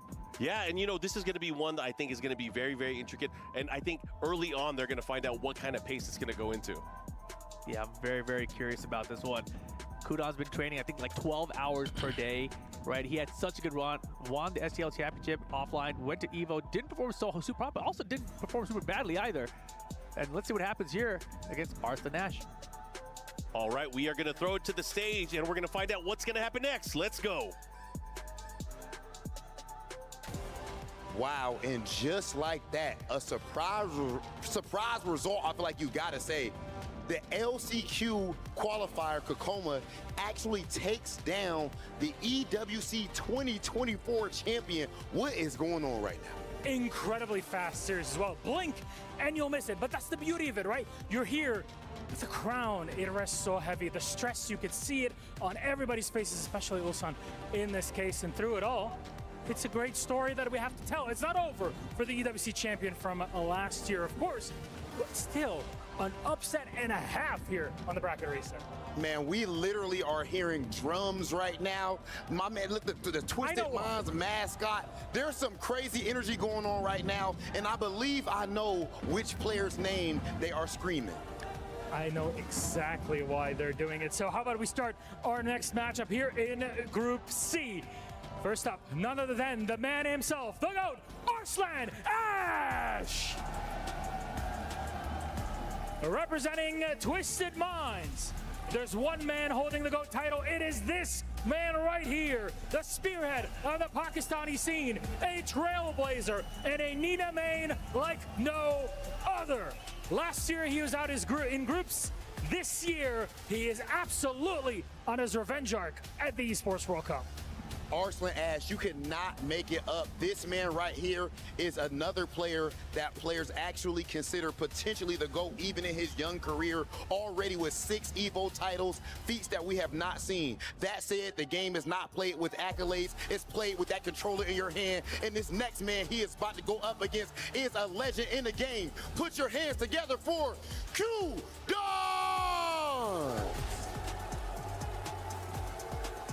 Kudans representing Team Zero tenacity, but do not get it twisted. He has a whole lot of tenacity, ladies and gentlemen. This is an EVO champion. He won Tekken Tag back in 2005. That's how long he's been doing it. And a little jab at my brother, one of our talents here. He actually played against Ryan Hart back in that grand final. Shout out to both of those legends. TWT champion, winning Tekken 7 in 2017.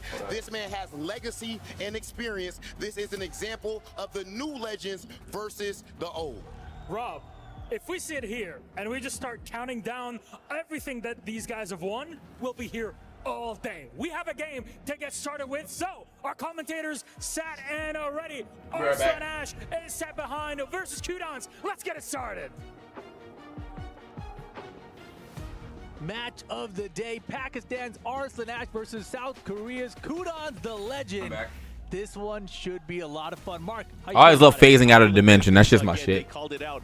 Nina I'll be right back, and I just phase out. And you know why I say that and why they say that? Why? Because I think he's going to use Anna in this particular matchup. However, Rookie of the Year, Kudans. And why is he a rookie? Because this is the first time he switched away from his main character for a very long time of Devil Jin. He is now rocking Heihachi Mishima and seeing success, making it through the LCQ, and now challenging the world's best players here at EWC for a chance to move further and hopefully get into that top 8. 2 legendary players, they're going to clash. Only one person's going to come out on top. And you heard the crowd in that arena. Super rowdy right now. Probably the loudest I've heard the crowd out here at Esports World Cup in these phases so far.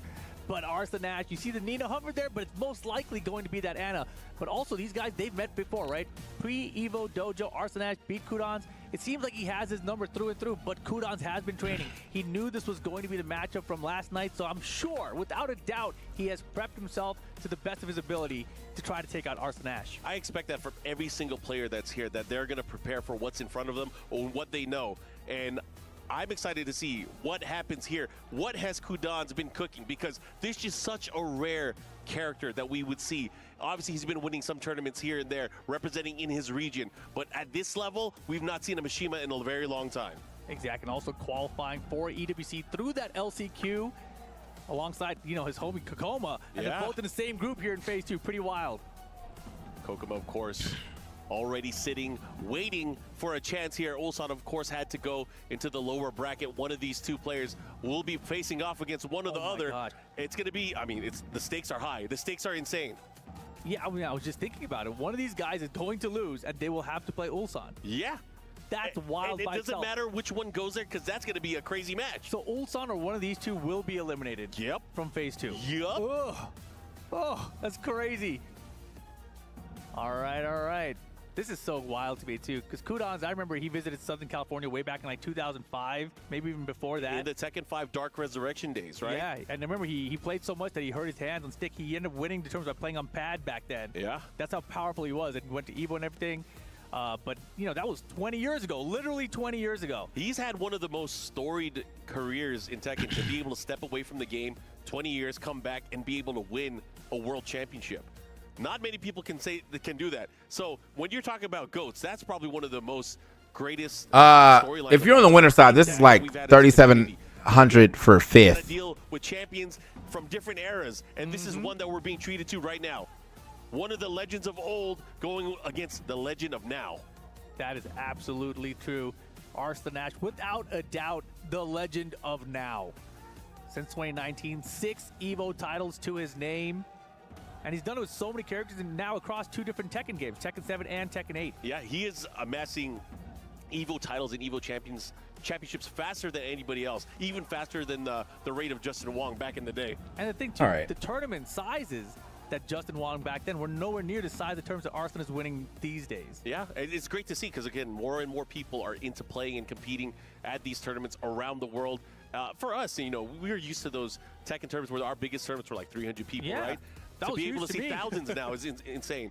And again, for EWC, touching 11 events around the world, and then, of course, our 32 or 31 qualifiers, counting our champion from last year. It's a great global representation. Even though not every region was able to qualify, you still got to give them love because everybody that made it out here, they deserve the respect. Oh, yeah, they fought hard to get these EWC spots. But, man, this is going to be fun. Here we go into the match. It's going to be a Nina main like no other, using the Ana. Arslan Ash going up against the Heihachi from Kudans. Game 1, Phase 2, upper bracket. Let's get it. Here we go. Everyone wants to know. Come on, Kudans. Are you ready for this, Ana? The approach, a down forward 1 to check. Nintendo would never let it happen. People definitely weren't willing to put up money for Smash, and they just get told no. Kudans definitely has a game plan. He is prepped and ready with that down forward 1. Has it locked and loaded. Already started using the Hell Sweep early on. Punish here. Arslan Ash, how are you going to be able to take control of the matchup here? Momentum is everything. Smash, now the mix. And one of the very important things here for Heihachi in general, he has to make sure he uses heat every single round to be able to activate Warrior instinct. Bro is keeping it so simple. This down 4-1 is crazy. Oh, back 4 would have been crazy. Sit your ass down. Old man strength. Got him. Strings though, man. Arslan Ash and Matchup throwing those out. I like the approach too with Kudans. The way that he's using the down forward 1, kind of dashing and finding his way in, it's going to open him up to be able to do things like dashing electric, dash back 4. He's trying to challenge Arslan to maybe sidestep it, and he hasn't been doing it. But a great duck there from Arslan. What a block. What a fucking block. Wall? No wall. Unfortunate. Outside of it, but he has range still. The follow-up here with the elbow. Oh my god, the spring kick, that was clutch. That one. The throw into fix. Yo, Kudans. Wait. Wait, brother. Down 1-2 at the very end. Surprise Arslan. He was not expecting that here. How can you slap? And right now, Arslan trying to bail out the down jab. Kudans not fall for it. Hell axles in. And that was the thing. The way Arslan was able to get offense started was to start opening him up with the lows. And the moment he went for that, the Hell Axel hit. All the way to the wall here. Boom! And Kudans, he is playing prep. Whatever lab work he did, it is working right now. Big lead right now for Kudans, but here, look out. Low key? This nigga making Heihachi look kind of fun for real. Are you dead? You're dead. Wall. This nigga's making Heihachi look mad fun right now. What the heck? When we were talking about it as a group, obviously I have been, and I'll let people know, I have been cheering for Kudans since forever now. Yes. I thought this was going to be impossible for him.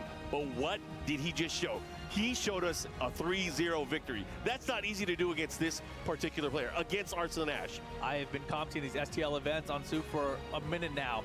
And let me tell you, this is the first time that I saw Kudans play with the Heihachi, and he went off with it right before even I said, he is on to something right now. I haven't seen this level of Kudans since he won the Tekken 7 TWT Finals. Yeah, so shades of 2017 showing up here. And, you know, traditionally, Kudans is a player that plays very defensively sound. He has been going full tilt on offense. I'm telling you. Oh, my God. He has adjusted to the Tekken 8 style of play. And he still has that right there, right? The defensive sidestep, look for the electric whip punish. And he has those. He's been having this execution for 20 years now.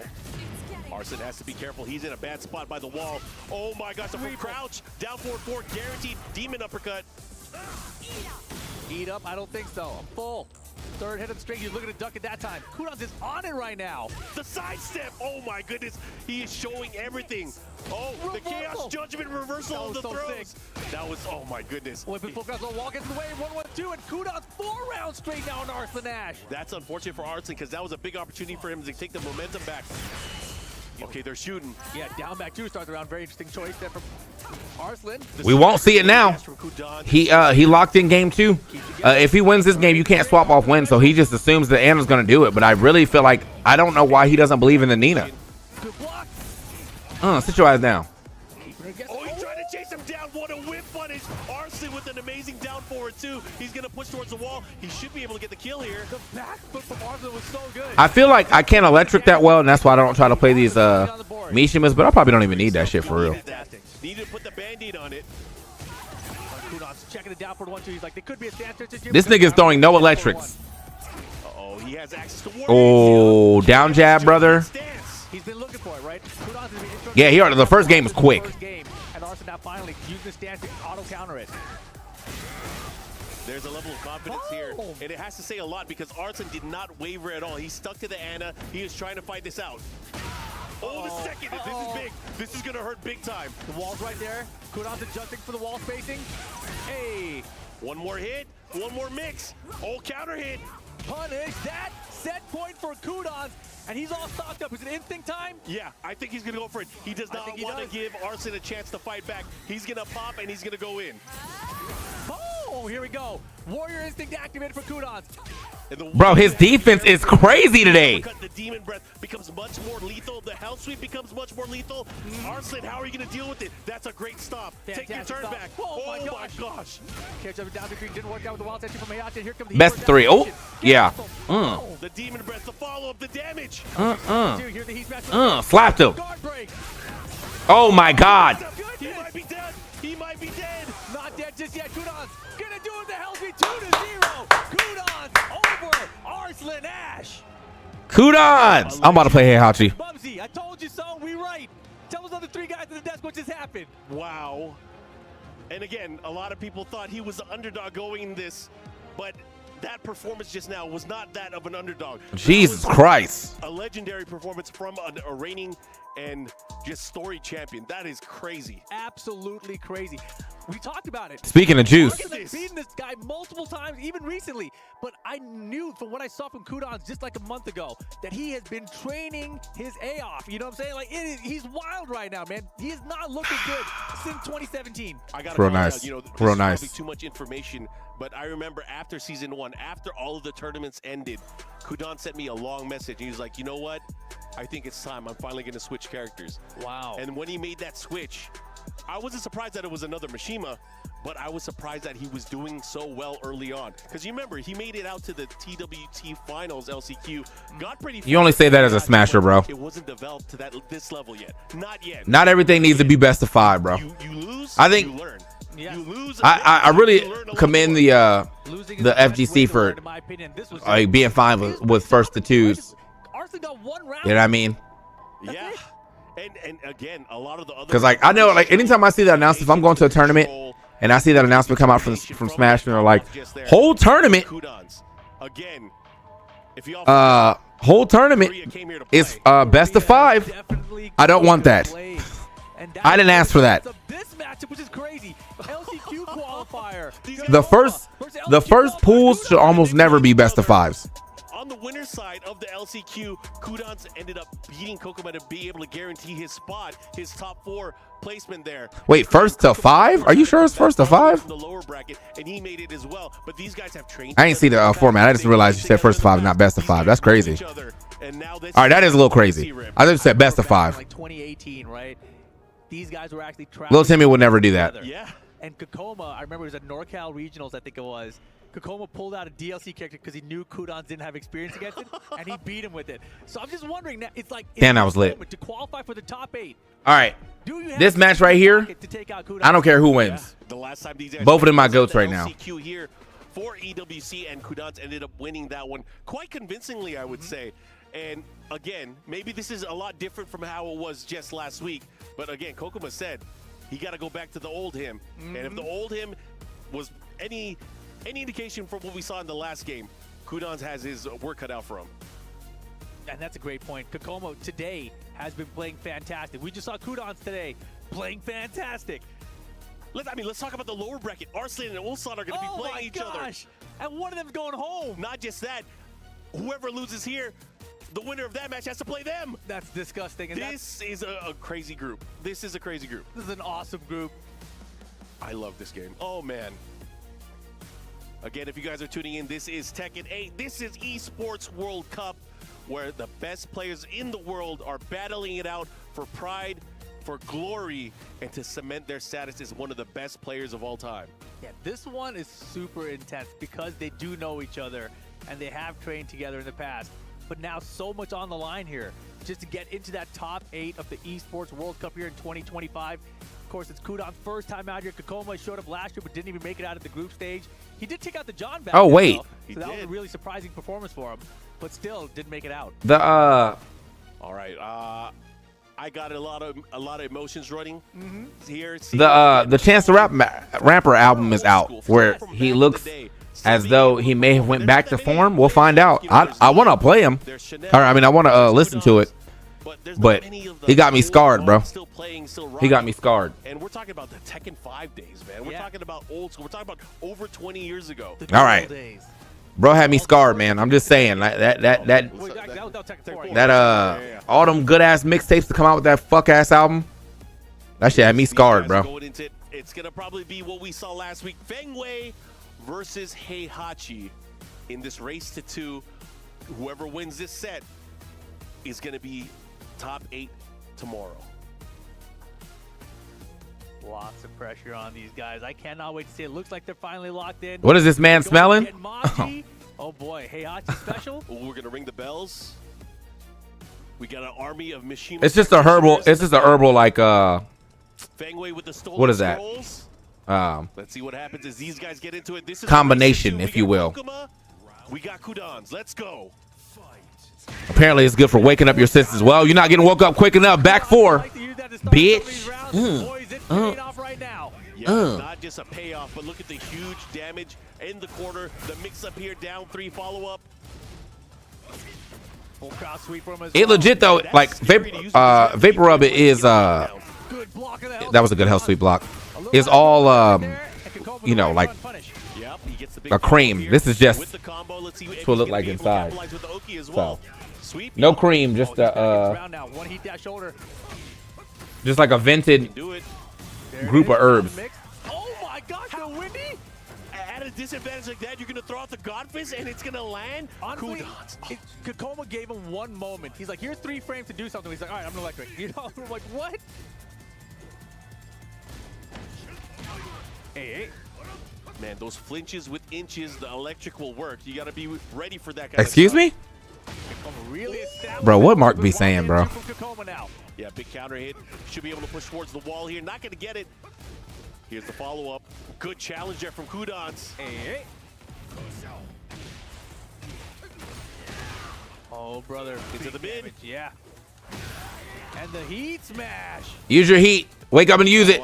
There we go. Be careful. He at least get the heat activation off, right? That's important for Heihachi. Off to the side. Oh, this could be huge. Back 1-4. Follow-up. And he's got enough health now to survive another poke from Fang. He might be back in this. He guessed wrong. Got to guess right here.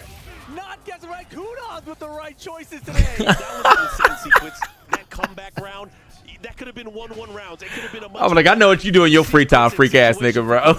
But now he's dealing with a big deficit. Has to go 3 rounds straight here in game number 1. Oh my goodness, here we go. He's still in though, right? This is what we saw in the Ulsan match. Even when he lost rounds, it didn't phase him. He just kept on playing. I mean, in Tekken 8, you're never out. You're never out until it says win on the other side. Can he put it together? But again, this is where Kudans is dangerous. He is activating. He's trying to fight out. Oh my goodness! The whip punish, heat smash. And that's gonna give him a wall splat off to the side a little bit here. Tornado, wall combo. He has the lead now. It's insane. Oh, Ray it's Health over. is so wild. It's over. Is it 3 rounds straight for Kudans here? A sidewall splat saves Kudans? Nope. It's Kudans. First game. It's all good, bro. We didn't juice hard enough. Let's do it again. Let's get in there. Let's get in there. Some water. Okay, I'll get it on that. With confidence, with power, when that kind of player comes Let's out juice to it up, bro. play, You got 2 up see there. legendary Which one we using? moments. And that's what we're witnessing right now. A legend back on the main stage Uh-oh. here. Oh, here he is. One That's not game him. He's not. away from Oh, qualifying shit. for the top 8 of the Esports World Cup. I mean, you called it out earlier on. You said shades of 2017. I didn't want to believe, but now I'm starting to drink Wait. that Kool-Aid. I mean, when you see He him went in play, no juice. It's hard not to look at it that way. Yeah. Kakoma trying to lock in here. He had a couple Oh, of shit. opportunities to turn things around, but just didn't quite work out. Oh, there. shit. Very nice comeback on the side of Kudans. When Kakoma made Maximum juiced up, bro. He don't believe in it no more. 3 rounds straight, but it was very close rounds. Here we go, game number 2. Group C upper bracket, phase 2. Ball standing for interruption here. Found the forward 2, didn't believe. The approach from Kudans, his use of the down forward 1, it really makes his hell sweep that much more fearful. And he's so good at just throwing at the hell sweep, like with no wind up, no wave move behind it. Oh, he tried to challenge his side. When you go for the jab interrupt to interrupt that last kick, that's what happens. Oh my goodness, yo, he's on point right now. Heat match, yes sir, now you gotta guess. Nice. That was actually mad good. Clouds follow up here and come out of the corner. He needed this. This is huge because he can take this round. He can take the follow up. Let's see what he does with it. Oh, he gets the wall. Wow, that was an amazing combo. Too low on the wall to get his shoulder afterwards. Punish that. Oh, that's a great punish too. Down forward 2-2, has the wall, the back 3 able to land, and finally a round on the board. The rounds have all been close, but finally Kokoma able to close one out. Back turn mix is working out for him, especially in the matchup against Ulsan earlier. Look at him, flipping him. Yeah, he's got a right read on it. Again, the way that he's been playing timing-wise throughout the day has been really, really good. Kudans starting to fight back now. Let's see what he does. Tekken movement be killing me, bro. Decent life lead, but getting pushed back. Them boys is dancing. Move pressure from Kudans.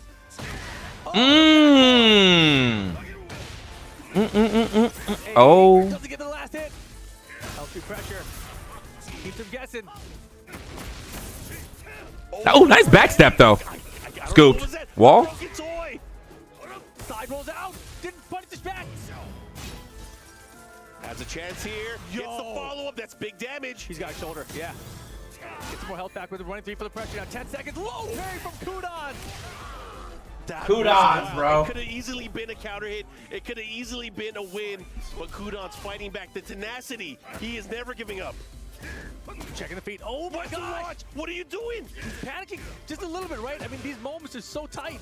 I didn't know the old him was missing punishes. Oh, back dash it too. Oh, it's okay, it's okay. They're both missing him now. The nerves.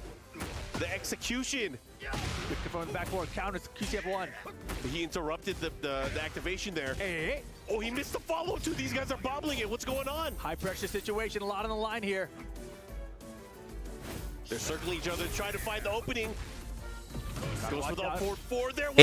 I don't think he's gonna. Yeah, he's not gonna activate because he's too low. But he's gonna activate beginning of next round immediately. 2 rounds to 1 here. Trying to get a game. He needs this. He needs to be able to get some of that breathing space. The sidestep hop kick is huge. Beautiful stuff. Tornado coming up here. Get to that wall with his combo. Kudans, though, he has that 3 stocks ready to go. Will we get the instinct? We do. Yeah, and I love it. He is so fearless. What are you gonna do? You can't punish it. What are you gonna do? It's cheap now. Wow. Oh, that was so sick. Oh, he's losing some of his. He's losing some of his cool. Somehow here, health sweep mix incoming. Bro, Heihachi is scary when he has instinct pop. And he has heat. GG's. Oh my goodness. Running 3 pressure, Kokoma trying to close it out. The headbutt will do it. That's the old rounder from Kokoma. Here we go. Kokoma fighting back in the mix now. It is all tied up, guys. 1 apiece. Man, I'm a fan of both of these guys. Yeah. I don't want to see either of them lose, but one of them is about to win. Coming up here in the next game, Kokoma is locked in. We saw a little bit of bobbles on both sides there. Yeah. Players both got to pull it together for this final game. Those scrambles, though, are what makes crazy moments. Being able to look back at that and kind of just remember, oh man, I'm excited. Here we go. The final game between these two. And again, if you guys are tuning in, if you guys have been watching, it's been an amazing year so far for Tekken 8. Obviously, a lot of players going back and forth. You see a lot of your favorites dropping like flies. But again, not everybody can win.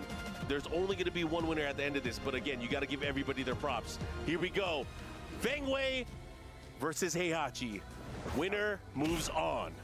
And we're going to do it in the Sanctum here. Plenty of space to work with. Let's get it. Final game. We got breakable walls in play that can help extend damage as well, but also increase the playing field. Then, of course, with the potential final round, we could go downstairs as well. Okay, nice. I like the crush there. Yeah, good armor usage.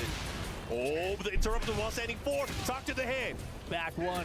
Rarely seen these days. Yeah, we're moving fortresses and mountains here just to make things work.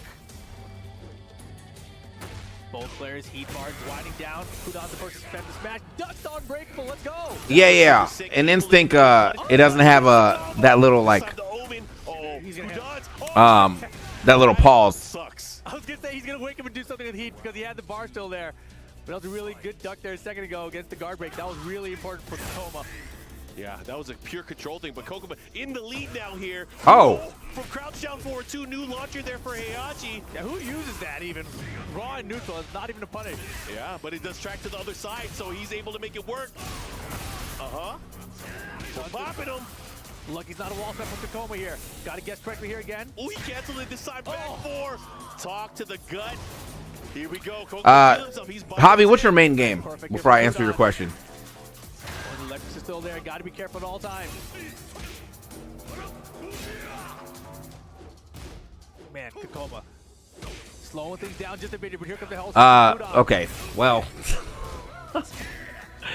I don't know what looks like Street Fighter to you in this, but yeah, there's totally different game being played right now for sure.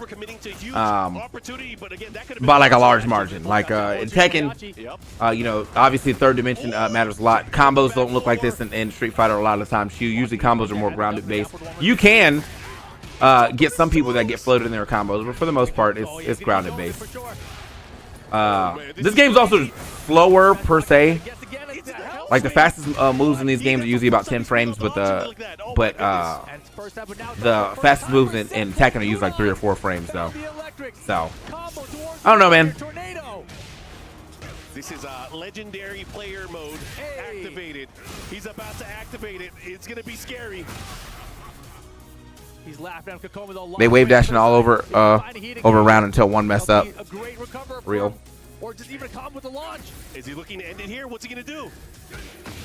Kokoma still poking his way back through this. Not giving up just yet. Last picture. And the axe kick will do it. Kudans gonna qualify for the top 8 of Esports World Cup. Bro, I gotta call it. I thought Kokoma was turning things around. I thought winning those rounds, getting those counter hits, and getting those pokes, he was starting. I think also just in general, like the way that this game works. Like I have a hard time playing Street Fighter myself because I feel like there's a little more freeformness to Tekken, and also confirms are a little slower. So like when you get a counter hit in Street Fighter, like you got to know, you know, even if it shows up on the screen, like you have to already be kind of like buffering. Usually in a counter hit in Tekken, it's like the opponent does a different animation, so you're like, oh, it's time to go ahead and pick that shit up. You know what I mean? Is real. It's not some made-up character. He doesn't need the Devil Jin. The Heihachi's all he actually needs right now, and he's done a good job of harnessing the instinct and just in general, right? Just his wave moves, his spacing, his down forward 1 control is like I think the most standout thing for me about the Heihachi. As a takeaway, Rip, talk to me about Group C. What are the implications? What are we looking at now? I don't think Street Fighter needs to change that though. Like I think that's just the speed of that game. Are we gonna see Devil Jin in the top 8? No, I think he swapped fully over to Heihachi. That's a shocker. They play each other. It goes down to final game situation. Could have went either It's a very pretty game for sure. Yeah. Stages also matter in this game. They didn't break anything this time, but you can break the stage. You can go downstairs. You can do all that shit. Yes. So 2 out of those 3 are going home tomorrow. It'll be either Ulsan, Arslan, and Kokoma. 2 out of those 3 will not make the top 8. And then the key takeaway. I think Tekken is easier for Smash players to pick up than Street Fighter, even though there are some good Street Fighter players. I think it also maybe depends on how you see the game, but I see Tekken pretty freeform, and I see Smash pretty freeform. But maybe if you're like a higher level player and you see like Smash not as freeform, then Street Fighter might be your wave. It's entirely random, but like you definitely get some people get benefits from based on what stage they're at. So phenomenal. A turtler is gonna like the big ass training stage everybody use. A combo person, a person that likes walls, gonna like any of the smaller stages, shit like that. What I wonder is, did you ever doubt yourself? Did you ever doubt if you still had it? And what does it mean 20 years later to be in top 8 of the Esports World Cup? 일단 쿠단스 선수 승리 축하드리고요. 일단 첫 번째 질문은 어떻게 보면 정말 20년 전 2005년에 에보 우승을 하시고 나서 이렇게 20년 뒤에 이렇게 이 큰 무대에서 8강에 서실 거라고 생각을 하셨는지, 그리고 이 순간에 오시기까지 단 한 번이라도 이렇게까지 자신을 의심한 적이 있으신지 궁금합니다. 사실 제가 처음 국제대회 데뷔한 게 2005년입니다. 근데 2005년에 이제 에보에서 이제 철권 태권을 우승하고 그 이후에 제가 20년이 지난 지금 이 자리에 설 줄은 사실 상상도 못했고 사실 일반인으로 살아갈 줄 알았었습니다. 근데 정말 생각도 못했습니다. 그리고 질문이 제가 지금 긴장해가지고 지금까지 이렇게 오실 거를 저 의심을 하셨는지. 사실 작년 한 해 동안 I'm gonna be real with you. After I started using this, y'all notice I have not yawned in a while. 저에 대한 의심을 가졌어요. He might have lost, but 캐릭터를 바꾸고 제 자신을 한 번 더 다그치고 나아가자는 생각에 지금까지 열심히 연습한 게 gotta get deep in the chest right there, bro. I'm just saying. I'm just saying. Yeah, I mean, 2005 when I won Evo. That's that herbal stimulant. Think of That's myself, that I would Kakuma tech, bro. Be on this stage 20 years later. I mean, I just could. Maybe I think I retire and live a normal life. But that being said, I'm really nervous right now, so I couldn't like. Bro said live a normal life. That's crazy. But yeah, I mean, that being said, competing in this stage, I had doubted myself over and over again because I underperformed. So check this out, this bro. year, so Hong Tai traditional aromatherapy therapy nasal inhaler from Secret Family Recipe of the mixture of incense and herbs, resulting in product with unique scent. Mood enhancer, boost meditation, relax your mind and body. Naturally extracted from 100% what? I don't know. Hang it up and go and live a regular life because instead You know what I mean? you were destined to be the legend that you are. But I had to get the other version too. I had to get that blue joint. Promotes wellness and relaxation, offers a refreshing and revitalizing sensation, alleviates unwelcome sensations like car sickness and lightheadedness.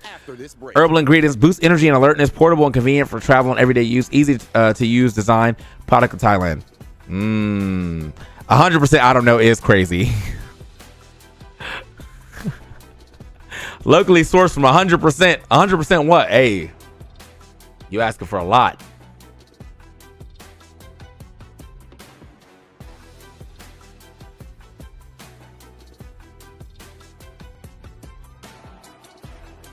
Hmm.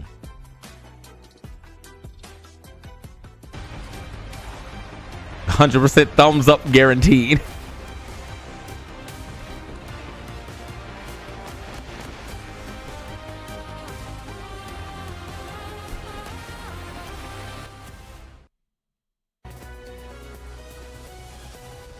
Hey everyone, what's going on? I'm Ryan Hart reporting from EWC 2025 Tekken 8 TV. Now, there's been some rumors floating about Arslan Ash not taking training properly, shirking responsibility on lavish holidays and extravagant shopping sprees on the Champs-Elysees and Madison Avenue. I'm going to talk to some of the players and find out exactly what's going on. He was supposed to be like practice with me, but he's just missing. What happened? I don't know, he's always missing. Where's him? Bro, you know this guy does this all the time. He'll just like disappear and That's no funny. one knows where he is. Like I messaged him yesterday and zero reply. I don't know where this guy is, man. アッシュはそうね練習は基本来ないね。まあ次の日に対戦会とか We were talking about Raven earlier. Talking about Range Zero Raven. 行ってもいないみたいな。まあ結構ある。 Hey, have you guys seen Arslan Ash? No. Where is he? After 5 hours of searching, I finally found Arslan. Hey Arslan, you've got to clear this up for me. I've heard that you haven't been practicing properly, you've been going on travel trips and exotic cruises. What's happening? Hey man, how can you ask this question? Look at all this mess. I have been practicing so hard. This is EWC. So that's it. You've heard it. Interesting. He's in losers though. Where's he at? Rumors, war combos have not turned into Wall Street. The rumors are all fake, and the mystery is solved. Yeah, I guess you really only ever use this one. There was one move I was trying to show y'all real quick.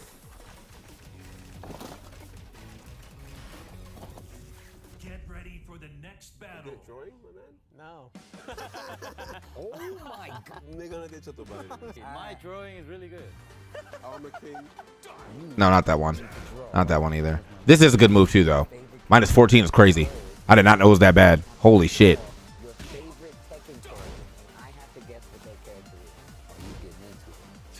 This. Minus 14 don't matter. That distance, ain't nobody punishing that. And look where you started at, bro. That shit this is a counter hit tool for sure. So even if I whiff, I'm so far away, you're not getting on that.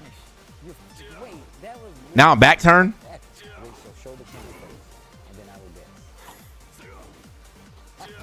That's actually pretty good. This is right. This is Panda and the B suit. I'm gonna look at it. You gotta show it. Okay, like. That is Bob. Bob from Tekken is his favorite character. You missed this character, right? Sure. Yo, good work. Did I? Nah, never played this character. Wasn't my type. Said, guys, it's EWC Tekken 8 week starts now. He's gonna be defending his championship. My name is Tasty Steve. This is Ulsan. We'll see you guys next time. Hooah! Time again. The legend Kudans wave dashes his way into phase 3. He was counted out after last year, but he's proven himself once again. Arslan Ash will have to fight for one spot in that phase 3 tomorrow. What a bracket that will be. Wait, what is that? NYK. I think we just saw history in the making. Wow. That's just back. Okay. That was incredible there. First of all, big shout out to Tasty Steve at the back who predicted all of that and said it to us before. Not me.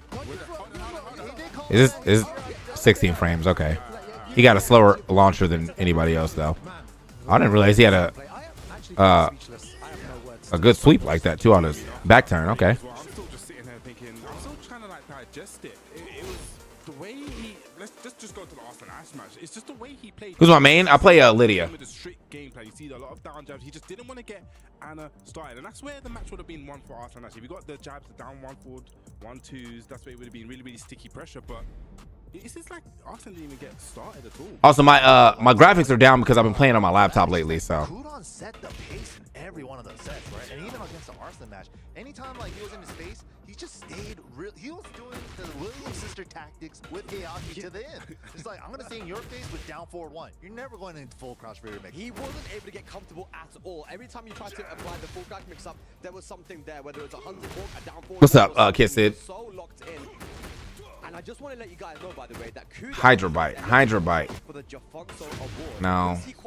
Soul Zone. What am I looking for? He now wins Esports World Cup. He will win an extra $50,000. Not that one. Not that one either. But that second hit, damn. Proof is in the pudding, man. I feel like a lot of the times, a lot of the LCQ winners do really well, but this time, you know, 2 of them fell out. Kudans, Kakoma, still in there. Kudans, though, man.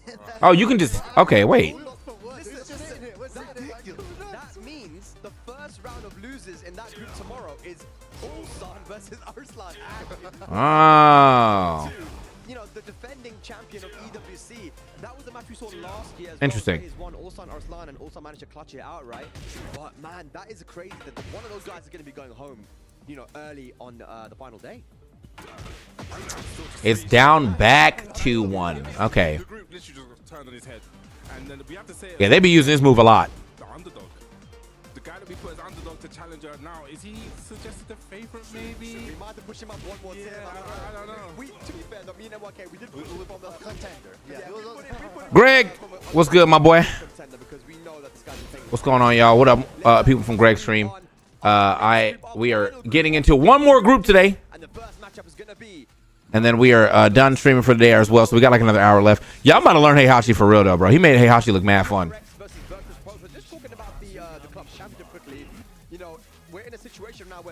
I can't electric for shit, but I don't recall him using electrics.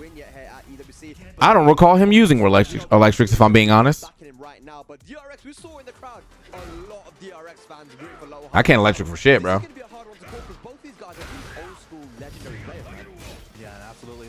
I think it's.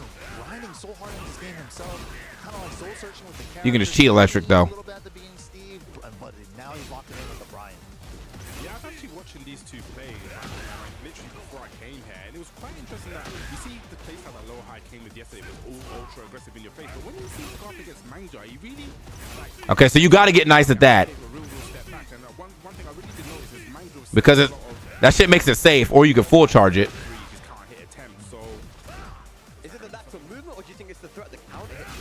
And you're +1 from distance.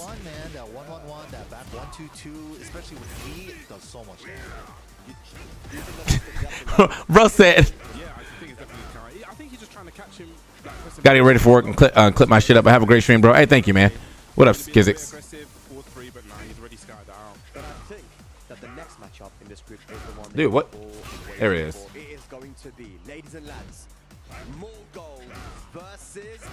I don't know, man. This is going to be a barn burner. There it is. I feel like I know, I can feel the difference in my hand, but I never do it right anyway. Only -10 if you fuck it up, though. Super important as well for the club championships. Yeah, I mean, look, at the end of the day, Arthur, he's been extremely. What the heck is that? I feel like if you look at his page of Is that a launcher? First, second, it's really good, right? But Mulgold, he's been playing super clutch. Look at the way he was able to beat Lamar Jonesy, right? Right at the end, that down back 1+2. He is definitely going to have a little bit of fire under him, right, with that. But It's not a real launcher, okay. right now with Mulgold, talk about his upcoming match in this group. That's still nice, though. You get, what, 4-4 after that?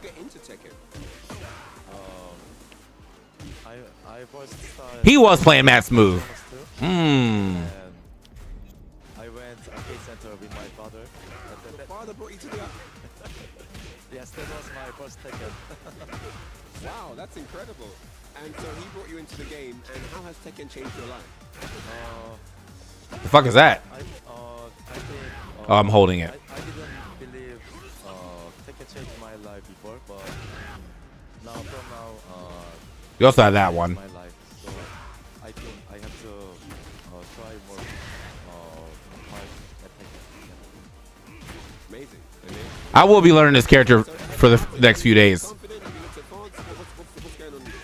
I ain't know he made that character look mad fun. He ain't got no fucking lows, unfortunately, and that's just kind of, I'm used to already doing that because what's her name don't got no lows either. I got that Hashit. Alright, the game plan is set. What's going to happen when Atif locks horns with Mulgold? We're going to find out. Thank you very much, Ryan. Well, I just want to remind people that the last time Mulgold was in the Middle East, Abu Dhabi, earlier this year, he OCV'd Team Pakistan in a Pakistan vs. Korea 3v3 exhibition. Took the entire team out, including Arthur You're right. as well. So Mulgold, we know Mulgold when he's on a mission to get revenge. He usually gets it, man. MYK, talk to me about that matchup, man. Arthur and Mulgold. It's gonna be a tough one, man. I think at Evil, just the last time they ran into each other, it's just like I've seen some uncharacteristic stuff from a Mulgold that I've never seen him before. Like panic twin pistons for Deepow, like I've never seen that before. But he was just getting so pressured by Atif Zana there. The 2-jab, the control, Atif really had him locked down there. I actually watched that match back before we came here, and he actually, Mulgold started really strong in the beginning. I think he started with Blue Moon Burst straight off the bat. So he played with this ultra aggression. He was using a lot of power crushes, but like he said, Atif's just one of the best at controlling the tempo and taking it back. That 2-jab with Anna is a bit of a problem when you're playing super aggressive.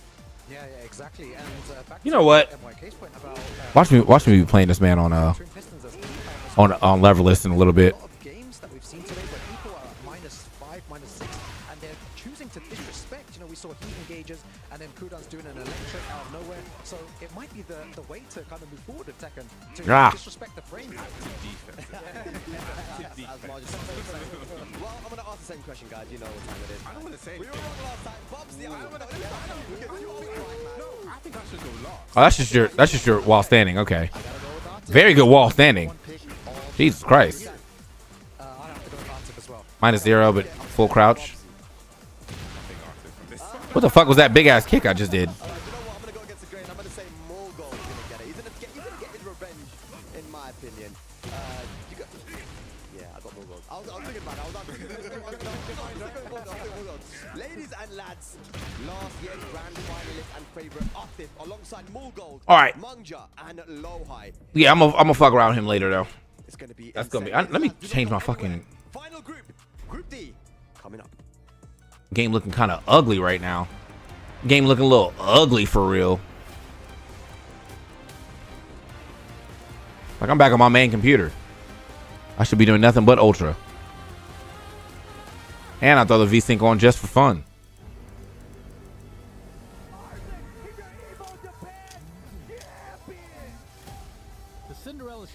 I should have taken one of my friends' offer for a free levelist years ago. It seems pretty easy to pick up. I'm playing it currently for just City of the Wolves, but I'm trying to pick some of the other games up. Like I'm playing Grand Blue again, and I've been playing on levelist.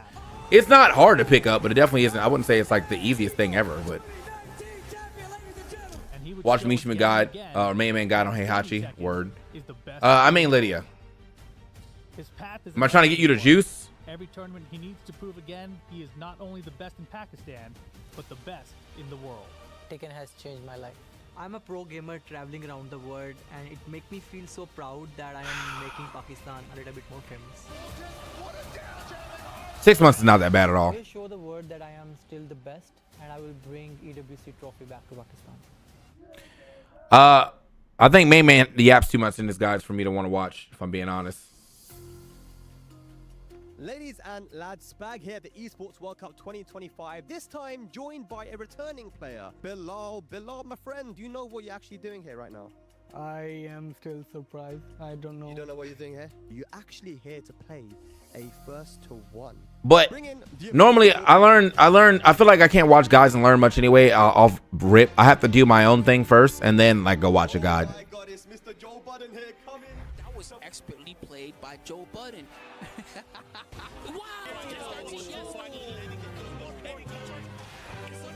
Ultra soft.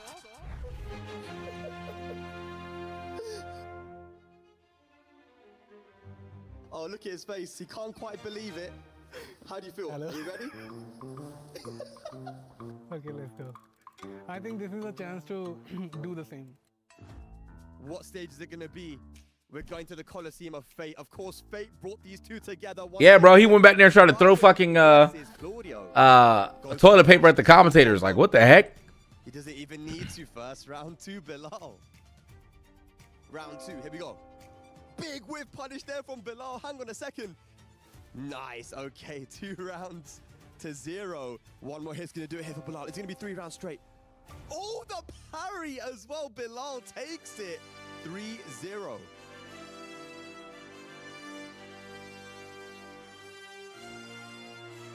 If they was real, they would have actually flown out Joe Budden.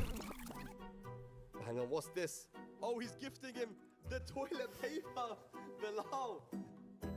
This time I won, bro. Oh! Oh my God.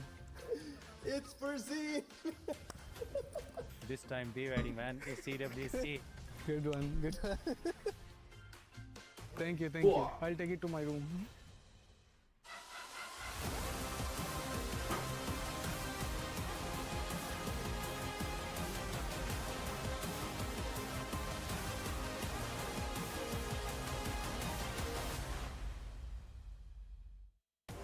Welcome back, ladies and gentlemen, to the Amazon Esports Arena here live in Riyadh as we continue on with our day. But first, Rob, Group C. Oh my God. You want upsets? Kudans taking out big contenders, which means tomorrow All right. Arslan Ash and Ulsan playing in lower bracket. Unbelievable. My man's Kudans, the OG, getting it done. In the end of the day, he let it be known. Yes, I won Evo all the way back in 2005. And then 20 years later, he is right here on this stage, still kicking, still godlike, and officially he is qualified for the top 8. He takes down Kokoma, and then, of course, takes down Arslan Ash even before that. And how about Kokoma versus Ulsan? My man's coming from the last chance qualifier and ends up beating the last year's EWC champion. You don't know what you're gonna get here at EWC, but you do know that it's gonna be godlike. That being said, we are about to deliver on that promise right now. Ladies and gentlemen, put your hands together for Team DRX's Lowhigh. Lowhigh. You all know the name, and you have to respect it. Tekken 7, Evo 2018 champion, qualified for so many TWTs, top 2 finish at Evo Japan 2024 in Tekken 8, and his captain consistency, top 8s at the mix-up, Evo 2025, chain shift, and combo breaker. This man is due for his first big win in the world of Tekken 8. It would be a landmark win should he make it here at the Esports World Cup, but he's got a tough opponent against him. Let's welcome to the stage, Manja! Representing Virtus Pro, the nameless king has stepped into the ring and is ready to bring down the law with the law in this match of a signature character for him. Already going deeper than his EWC 2024 run. He is hungry for international gold. His explosive playstyle makes him a consistent threat. Any day, anytime, you gotta watch out for him. Well, you know what? Right now, Manja is going head-to-head with the man himself. As we see the handshake right there, we do see the smiles. But in the end of the day, this moment is extremely serious. The pressure is high. Don't drop your combos. Don't drop the stick. Ladies and gentlemen, it is about that time. Manja versus Lowhigh. Let's send things over to our commentators. Esports World Cup, Tekken 8, Manja, and Lowhigh. 2 Law players, except one guy doesn't use Law anymore. Lowhigh got Manja the last time they met, 2-1. You see the heat burst, used it there. Manja used it a lot as a get off me tool with Law, exactly. But also a couple of engage there. And stems and punishes on Lowhigh's favor, right? And that's be really important in the Law matchup.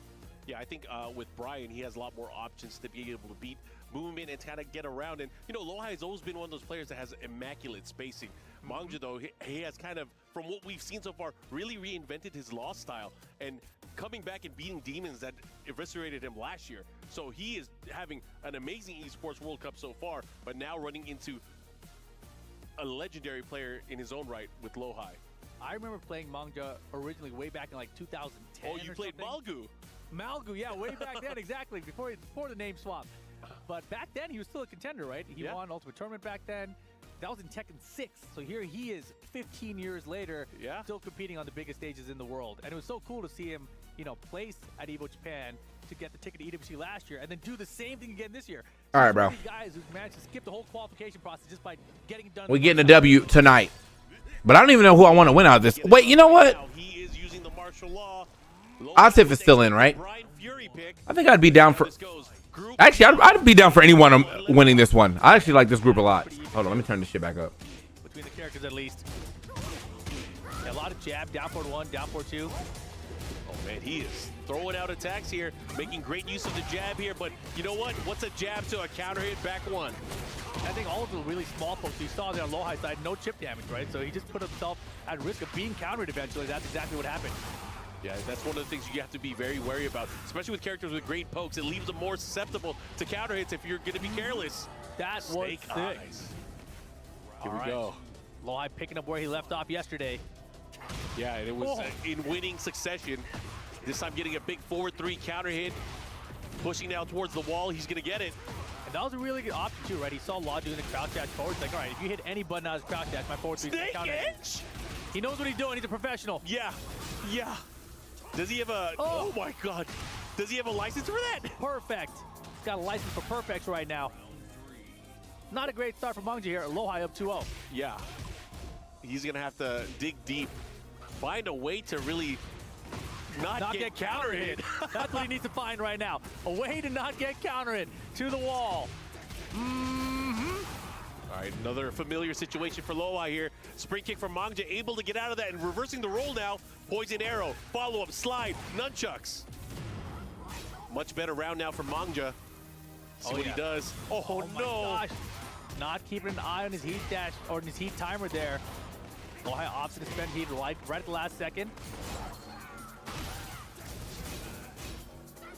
Let's see what Patience has.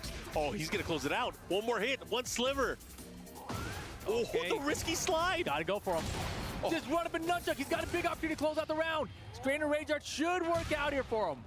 Yeah, even if it doesn't, you know, he's going to heal some life. He's going to have the advantage here. But not only that, he gets to breathe just a little bit here going into the next round. Clutch slide. He's a counter hit nunchuck. Keeps Manja in his game number 1 here. Oh, good. I think Lowhigh is, I feel like needs to watch how Lowhigh be playing, bro. Because, like, if you watch the difference, this nigga Lowhigh is actually, like, hitting buttons. But Knee and there he goes again, bro. Rejecting on him. Yeah, and that was from a counter hit taunt. Able to close things out right now. I gotta hit it too. Really good for Lowhigh. Phase 1, we talked a lot about how Lowhigh's taunt. You know what I'm saying? Anytime I see it, I gotta do it too, bro. Very successful for him. Still has I gotta do it. He definitely hit the reject on him real quick, bro. I'm so hype he hit the ticket. That was tight. I think it might have been an accident. I think Monk needs to bring out the drag tail. I just Fight fire with fire? Yeah, dude. I mean, sure, Brian gets the whole launching. Yeah, I got a reject on him real quick. But I feel as though every time, like, yeah, Nia's just if he gets hit by something, he backing out. This nigga is playing Brian the what? Like, Brian's the counter hit god. Like, that's all you're supposed to be trying to do is get fish for counter hits. Things I gotta call out specifically is Mongja did not land any juggles that last game at all. He was primarily this, right? A lot of looking for pokes, and as he's looking for these pokes, he's getting. It's the right nostril that's really getting the power up, bro. As a player, as Lowhigh, you have to be like, you know what? I'm not scared of this guy. Mm. He's not gonna do nothing to me. He can't do anything to hurt me. Yeah, whenever Mongja is also trying to use the DSS transition, right? DSS transition or the crouch dash mix up, that's where the counters are being found right now. Like, if I'm Mongja, I'm going to try to use more of the crouch dash out of DSS just to throw off his timing. Yeah, that don't count. He got to float. Big damage, though. Let's see what he does here. How is he going to approach? Oh, my God. Approach to the orbit. This nigga Lowhigh, don't hesitate. That is the heal that we're dealing with. Damn, that shit almost hit, too. At least he didn't go farther. He smashed back. Mongja last chance, not going to get a chance to do anything. Yeah, that down 3+4, able to land here, close things out. Right now, Lowhigh continuing this momentum, looking really strong here. Mangja has to do something. Look for back 1-2-2 that time. He is struggling right now. Struggle City is not where you want to be. There it is, finally a full launch combo. Yeah, and the thing is, he was able to step and get around those 4-3s a lot. But again, the timing and the reads that Lowhigh has had has just been precise. Line's good. Nunchuck gets back to heat timer. Okay, Mangja right now with the huge lead here. Damn. Looking to close things out, but again, a huge counter hit. Oh. Are you all right? Oh my goodness, it's training. He didn't get it that time. He didn't get it that time. I thought he was going to get even more damage from it. Oh my goodness, and Mongja getting caught ducking. Set point for Lowhigh. Here we go. Big opportunity for Lowhigh to secure himself a better spot to be able to make it out of this crazy group. And again, the 4-3 counter is coming into play. They're trading the follow-up here. Look at that, just the motion. Oh. It's not armored anymore.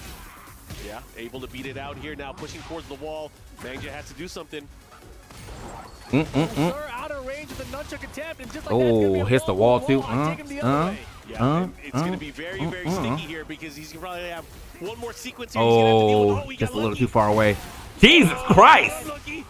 Trying to use that dragon charge, not working out for Mongja. Lowhigh taking him out 2-0. Bro, hit him with the exploder. But man, yeah, not Lowhigh winning this. He's winning this. He winning this, bro. He completely dominated that set. I don't. Lowhigh's winning this, bro. I think. Not scared of Mongja. I think that's a solid bet for anybody right now. Assuming he continues to play like this. And most of his damage came from either that one side step left he got to down 4-2 or just finding some small pokes along the way with some lows. And the thing is, like, those small pokes, generally on paper, great strat. But if you don't have the right timing, you're going to eat a lot of counters and you're just going to die. Yeah, exactly. You can see so many counters. If you're getting countered by Brian multiple times per round, you're basically going to lose. That's just exactly what happened here. This was the one round he wanted just to run up nunchuck there, happened to counter it, had the rage art to cash out, so it had enough damage behind it as well. But outside of that, it was all Lowhigh. Yeah, big part of that is going to, again, be the familiarity. These players have played each other before. You guys saw the last time they played, Lowhigh ended up coming out on top. But not just that, Lowhigh is also a law player. He understands this character and what it means to be able to try to build offense. Yeah, so many times Mongja would try DSS into like a slower option, like a transition to Poison Arrow or transition into the DSS 4 low. But anytime that happened, it was like instant while standing 3 knee punish from Lowhigh. Yeah, but of course we will see Lowhigh a little bit later here, again with just this dominant performance, being able to really showcase the strength of his Brian. But he has to be feeling good. Oh yeah, it's a great start from here in this group, our Group D. But let's see what happens. Let's see if we can keep that momentum rolling, because the next match is going to be a doozy, because he gets the winner of this one. It's going to be either Mulgold from South Korea or Atif from Pakistan. Oh, what a set. What a set. But again, I am excited to see how this plays out. But before we do that, we're going to go to the stage. Bro said, where's the affiliate link for my herbal? Yay. All I'm saying is ladies just. and gentlemen, of course, Lowhigh. Who else would it? Y'all wait until I get that second one, bro. I'm about to be in here. Oh! Bro. It was a kind of blink blink and you'll miss it game. Absolute domination by Lowhigh, and it was good to see, as you heard it from a commentator. Why these people are yapping? Let me yap about something real quick. Hey man, we only got a simple sub goal of 5 subs a day. That's resubs, new subs, old subs. It don't matter. Pull up if you can subscribe. If you can't, that's all good, man. If you haven't hit the follow button, definitely hit the follow button. I see you guys being here and active in the chat. Very much appreciate the active chat as well. And use the code TK Breezy to save money on various orders and products. Right now, it's just mostly like Zennies and Spiff Space stuff. But yeah, I appreciate y'all for hanging out as per usual. Please welcome to the stage, Atif from Team Falcons. They yap, but I yap. The one thing good about being a commentator, my shit always gonna be nice when it come down to it. Say, yo, let me juice the other way real quick. I'm not seeing these frames well enough. Including his second place at the Esports World Cup last year here in Riyadh, making him absolutely one of the favorites to win it all once again. His name might be Atif, someone who has a lot of heart and kindness, but on the server, in the actual competition, there is no love lost against this man. Melosh, absolutely love it. Excellent breakdown. Ladies and gentlemen, as you guys know, Atif, one of the favorites to win any tournament. These ones are very good for, because it's like literally apparently used for if you're looking at screens all day, and I do be looking at screens all day. This waking up mad early to stream shit is kind of nice. I might just keep doing this, to be honest. It may not be as early as 8, but I'm thinking like a 9 to 5 on streaming might be kind of fun. Mulgold representing Team DN Freaks. People, the Falcons fans want to boo, but in the end of the day, you can't play for them. They can't get the W for them. Ladies and gentlemen, simply put, this is one of the best players on planet Earth today. He is young, but he's been competing since... I just got to be able to fill up 8 hours of content. First 4 probably gaming, second 4 will probably be Breeze watching. And now that I'm juicing, them 8 hours gonna fly by, bro. What the heck? The next generation. The energy in here is absolutely electric. We got a Team Falcons player, of course, the champions of last year's club championship. If anything, maybe we do like a 12 to 6. Single point matters. Jab him, cook Daigo 2-0. Damn. They are not in that safe position like they were last year anymore. Competition's heated up, and it's a lot of pressure on Atif, but Mulgold is looking for that goal. He's got it mulling over. Then our commentators are set. So are our players. Let's send it to our game and get it all started. One of the biggest matches of the day. Mulgold from South Korea going up against Atif from Pakistan. And again, a lot of the conversation has been around Atif. His consistency to be able to always place in the top 3, if not... I could become an Amazon affiliate, though. At the very least, second place, he is, by all means, the Silver Centurion. I might be selling y'all some shit for real. What do you do against Gold? Going up against Mulgold. Man, my dad jokes, I'm done for the day. Oh boy, Mulgold versus Atif. You got to put the emphasis in the right spot there. Yeah. This is going to be fun because, again, these guys have played each other in many competitions in the past. They have had the ability to go back and forth, not just through the main major tournaments in the TWT, but again, as Spag called it out, they played Pakistan versus Korea before. They had a run back. I want to see how this is going to play out because there is a lot on the line. Lowhigh is waiting for the winner of these two players. Oh, I forgot Battlefield 6. Oh, wait, hold on. Riled up, rooting for Atif and Team Falcons here. But Mulgold, he just lost to Atif at EVO. It was a very uncharacteristic match for Mulgold. He just looked like he was panicking and playing weirdly under pressure. But I feel like that was a fluke. That was just the one time you caught him off guard. This one should be a lot closer than that. That's what I expect. Atif, of course, been rocking this Anna Williams. Also has a Brian Fury that he may swap to at some point. I don't know if it's quite ready yet. Maybe. Yeah. Maybe. I don't think he'll pull out the Brian. I don't think so. Not until we get to longer sets, maybe, right? But in this one, definitely expect to see the Anna versus the Claudio. Yeah, I gotta call it out. When you perform at a level where you put the whole Tekken world on notice, and that's something that Atif has done with Anna, people are gonna learn that matchup, people are gonna learn that character, and I would not doubt in my mind that players from Korea, players like Kudans, players like Mulgold, have put in the work to study the matchup and save things for key moments like Esports World Cup. Players like Edge as well. Yeah. Saw took out Atif in the first place. Yeah. I mean, again, for today, for Phase 2, only 2 Pakistani players out of the 7 that made it into Esports World Cup are representing. man, Moel right there. Wings of glory, eyes of fire. Man, the Falcon crowd is My huge. EA out account, here. bro. Yeah, and I could hear the crowd is, Milosh You know and damn Ron well I don't be TV using kinda EA talking like to that, everybody. man. That crowd is intense. It's like Come on, they man. hired and channeled the energy of Tasty Steve times 10. They don't need a Tasty Steve to make noise out here. That's crazy. They bring their own drums. That's nuts. And he'll try to jump up and cheer as well. You see the DNF boys right there, Moel and Ulsan. Yeah, how do you compete with this? With the noise level? I don't know. Yeah, well, I mean, it's just you have to be your own cheering section. You have to cheer on your teammate.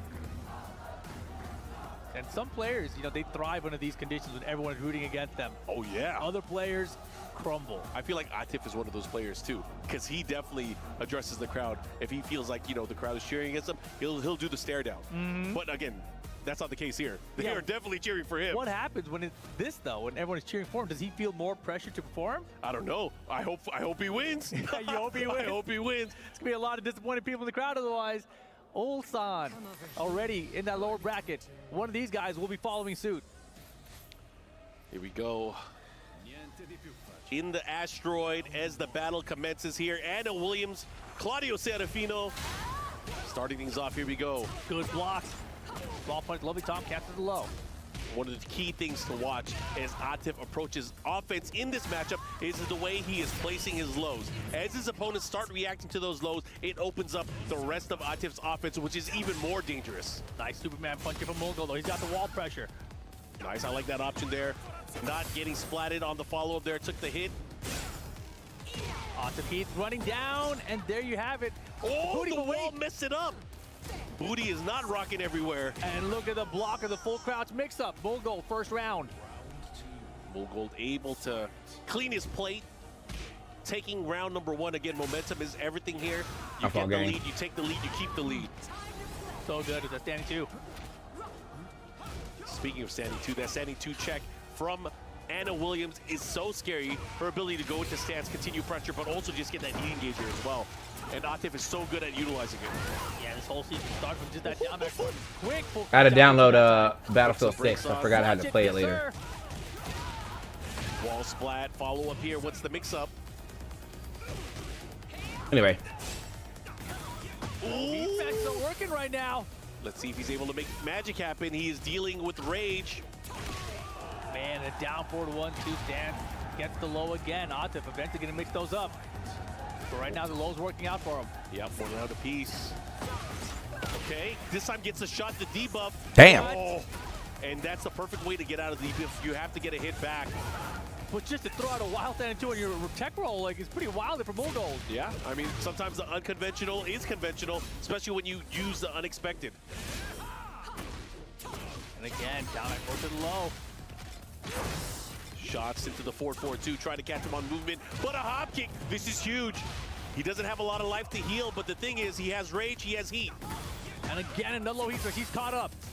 Important round. Oh, how did that whiff? Out of range. It looked like he miscalculated it. That's unfortunate for Mulgold because right now the floor is lava. All right, let's see who gets to use it first. 4-4-3-2, no go. Second hit. Hey. Heat engage activation station. And now Mulgold trying to jump over those lows. Instead, gets the wall flat here. Oh, this is huge pressure. He has the power up, the follow-up. One hit can do it here. Sidestep, no. Oh, this is big. Unbelievable. And he gets the gray back. Nice block, though. Wall's going to be in the way again for this combo. Superman punches enough damage, though.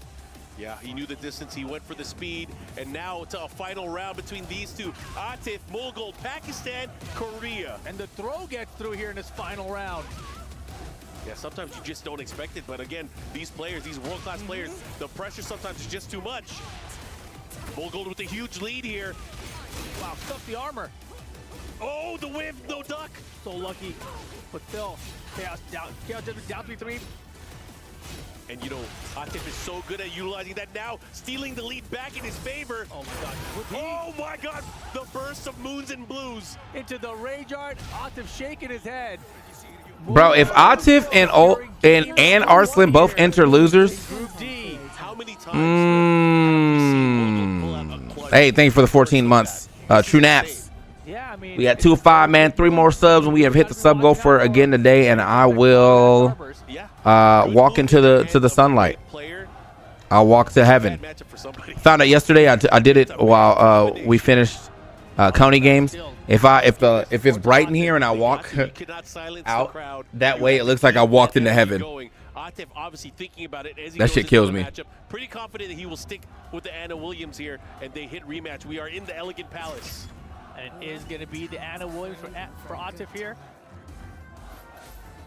Mulgold, this Claudio, bro. Lovely Tom has got it going on, but has a long way to go. Maverick. Oh. All right, bro. Wait until after this. My man hit me with the 5. With the 5, very quick. With it, Will the Beast, Tony Kadachi. Oh, that's a good ass name. Shouts Moss Hunter, and it's Rockner pulling up. People are not ready for it sometimes, and Mulgold has to be aware of that. Okay. Upward one, check with the heat dash. How can you? Oh, this time. Uh-oh. No greater recover at all. This is going to be a 90% comeback if Mulgold can get it. Not just that, he has Blue Moon Burst. The lows are going to come into play. Never mind, but they came into play for Atif.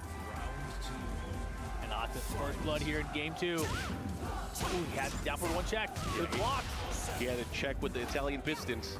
And now that Mulgold is finally ducking on the mix-up, I expect Atif to try to mix things up a little bit more. Ooh. Look at this pressure here. Atif getting the right timing there for the wine opener. This pressure is crazy and gets him out of the hop kick even. Yeah, floated him, had him in the air. Damage coming up there, that last hit. Again? Again? That's so strange. Oh, this is huge. A big duck and a big punish here. I can't believe he made that call out, and now still has heat behind it. What do we do with it? Low heat smash blocked, and there's the punish this time. Rage art though, Mulgold jumped in his seat, he got him.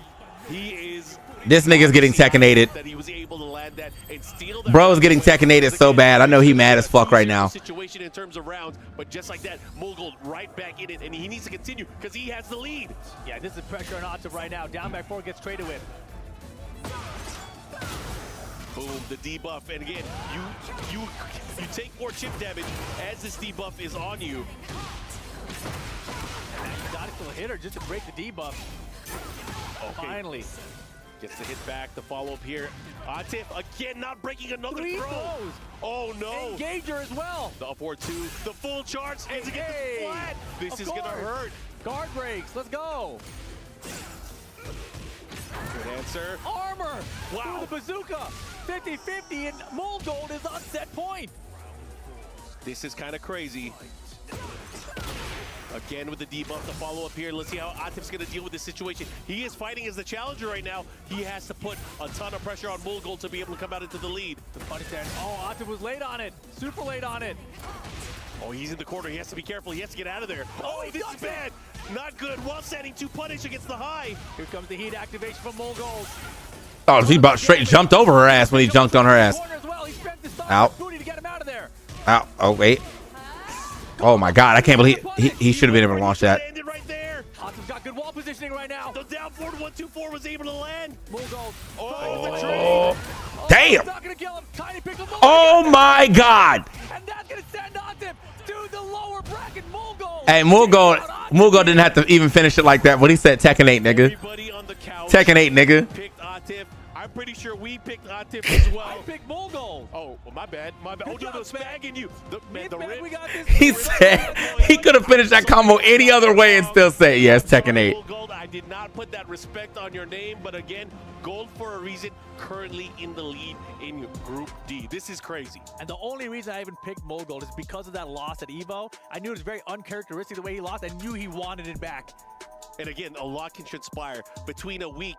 And again, he did his homework. He got so many clutch ducks, reads, and everything just started working in his favor. He really kind of shut down how Atif plays against most opponents. The lows never had a chance to come out. Exactly, and if you look back at this set throughout, you'll see that at the very beginning, all these dance transitions into the low homing were hitting for Atif, and Mulgold was actually just letting it hit. He's like, I will take those lows all day, and only when it really needed to be blocked is when he would try to go for the block against it.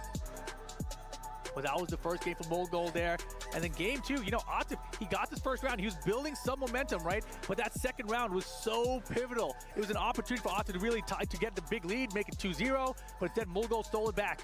Yeah, and you could tell there was that opportunity, especially when Mulgold was able to get that clutch rage yard. He really started feeling himself. I feel like at that point, that is when the momentum was full shift, and it was really hard for Atif to get back into the game. But man, oh man, it was nuts, going back and forth. And crazy. the wake-up Italian stallion, the Pistons, able to make it work, ending it with the emphatic rage yard, and again, the pop-off, well-deserved.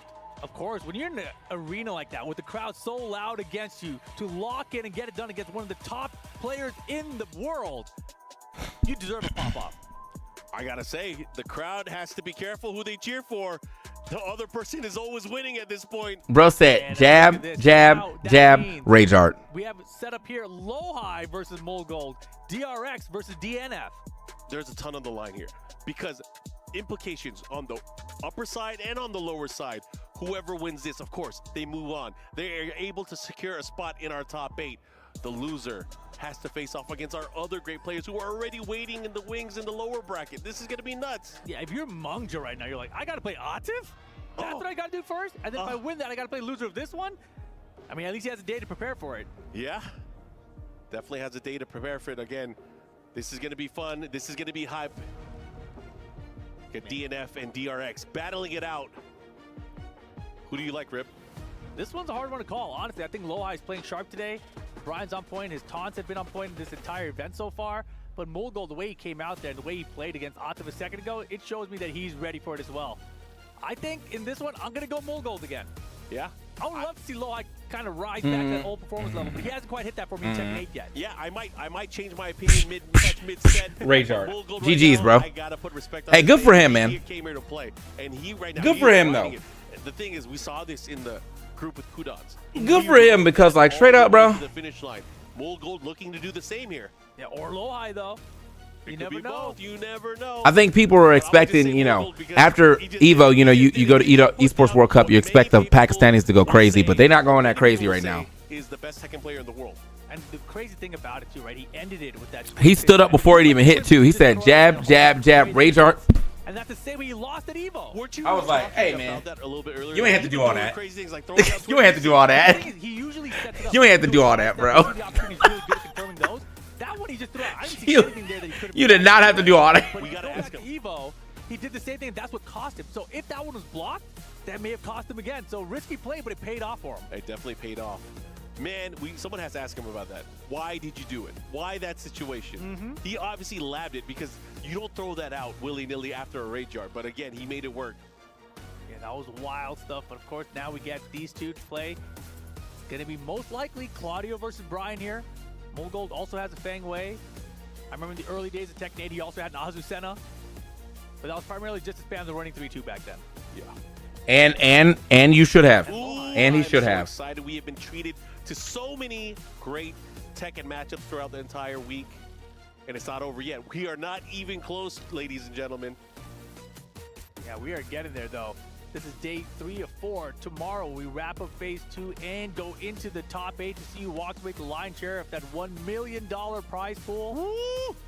But here we go. This one is see who qualifies into the top 8. Korea versus Korea. Mulgold versus Lowhigh. Starting things off here, the Phoenix Gate seems to be coming up quite a bit throughout the week so far. We've been seeing a lot of icons, a lot of... I wonder why. Phoenix. Anyways, let's rock this. Here we go. Mulgold on the first player side, Lowhigh with the Brian Fury on the second player side. Yeah, Mulgold straight out the gate, hitting all the buttons. Hatch is good. All right, the advance here, the follow-up here. Oh! And, you know, Lowhigh has been that dude. Counter hit city. Everyone he's been facing so far. He misses the follow This there with the heat burst. is the last set of the day, yeah. Damage happens anyway, though. Now the pressure at the wall. Catch it again. First round Lowhigh. I like that. Good stuff. No hesitation. Went for the hatchet. Looking to close things out here. Take that lead, and again, just run with the momentum. Yeah, Mulgold looking to step left to get around this down forward one. Gets caught by that one. Great patience and advancement here. Mulgold now pushing. Already has him at the wall here. Punish from Lowhigh. Wow, beautiful backdash, duck there, saw the whip, full punish combo at the wall. Yeah, he's really good at utilizing that wall setting too. Instinctively. Where you going? Wow, good armor here from Lowhigh. Both players happy. That's going to be a wall. The Archers are serious. Mulgold taking that round here. Tied up right now. 1 round apiece. Cannonball. You're right. You're right. You straight. Cannonball. Wow. I mean, these are some big bets from Mulgold right now. Yeah, that was a big bet from Lowhigh as well. Throwing out the bot breaker at that distance. The follow-up again. Lowhigh still getting so many counter hits. This time, will he make it count, though? Gets the wall. Cashing in, puts the brakes on. Oh, too far for the top that time. Mulgold got very lucky there. Yep, but not lucky enough. 2 rounds to 1 now, Lowhigh up. Lowhigh looking to run away with it here. We are now with the Kaiju in the back. The floor, of course, having the floor blast option. Violent knockdown, a spike will do it. Oh, here we go. Yeah, fishing for the twin pistons that time. Gets the walk in 1 punish. No, not today. Yeah, that throw is crazy too. It will cause a floor break. Let's see what he does here. He should be able to get it. Yeah, steal the floor as quick as possible against certain characters. Brian, one of them, because they definitely will just, they'll go for that shit immediately. They're like, yeah, I need to break that floor. Give me that. Yeah, he is not afraid. I know scare, you know scare. What are you gonna do? Just hard duck it? That's the scary part, when you do start ducking it. But hey, speaking of ducking, let me use this move to duck right underneath yours. And now time winding down this round. Mulgold, though, had the life lead. But catches Lowhigh stepping just like that. Final round, game 1. These guys are battling it out, back and forth. But again, I feel like Lowhigh has had the better of a lot of these exchanges here, especially with this cannonball straight. Yeah, without a doubt, Mulgold looking for maybe a high crush. And beautiful sidewalk from Jeding on Lowhigh's part. Interesting. Yeah, water taunt set up there. Wait, which grab is this? Power bomb? Wow, pick it up. Okay. I know it's power bomb will do it. He missed it. I mean, it kind of works out because it left Lowhigh out of range. I'm surprised the suplex doesn't do it, but oh. Wow, he tried to get him the hop kick too. Late for the heat dash. Put the brakes on. Off me. The grab, no. Just to see who gets the first game. What a jab. Starboard spin. Nice punish. He's backdashing out. Twin pistons idol. Man, Mulgold be sending that shit, boy. Young man Mulgold will he will throw that bad boy out. Of course, we'll go back 1. True. Man, that is rough. And there you see Chanel cheering for him there. Stop that young man. Mulgold Claudio was so good. Stop that young man. Whip confirmed. He's like, you did a whip there. I'm going to punch with twin piston. I get a sidestep. I see you whip, twin piston. But the ones I've seen lately are just kind of desperation. Like, I think you're going to dash for the pressure, so I'm just going to try it here. Right here, the hanger. Rebel hanger pushing towards the wall. Lowhigh with the positioning. Good punish here from Mulgold. No punish back. Here we go. Ooh. Okay, now starting to see. How would you even get over there in time? Definitely seems like down for 1 has been his answer in many cases. I think if there was a wall blast though, I feel like that shit should work. Smash mix up goes straight. I don't know if that does, but if it doesn't, again, just harassing him with it in conjunction. That shit will be lit. It has to be a scary combination. Knees. 4-4-3. No, it's a grab this time. I like these keeping the grab. In his rotation, you're just keeping Lowhigh guessing. What? The hard duck, the throw break. And now time of factor. Did Mulgold hit a button? I don't think so. No, sir. I definitely thought he started that jab up again. You can't Tekken 8 the Tekken 8 master, bro. And we go first round here. Game number 2 for Mulgold. Mulgold looking to tie things up. He needs to put in some work here. Otherwise, Lowhigh is going to move on. Again, a lot of the line here. Caught a backswing maybe. Gets the wall. Back 1, follow up here. Oh, shit. Definitely setting the pace right now is Mulgold.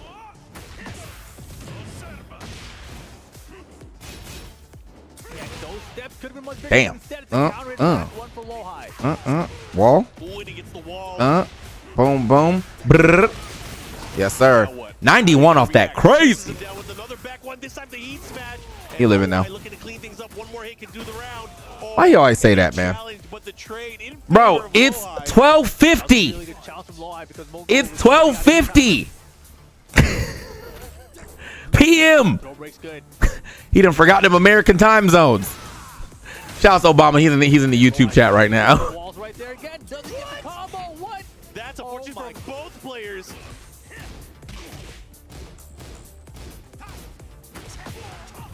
Oh, able to beat it out. Let me activate now.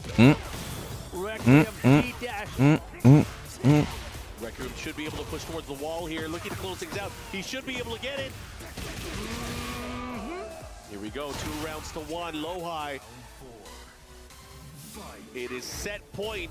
Can he move? Lowhigh playing like he about to win. Oh, he not getting Tekken-aided. That's why, bro. I feel like Atif expected some respectful gameplay. Time to learn Raven. After today, I think I'm learning Heihachi, bro. Kudans made that character look mad fun, bro. I might be on my Heihachi shit. Crazy exchange there. Definitely a scramble. Can we get this wall here? We might need it. Yes, sir.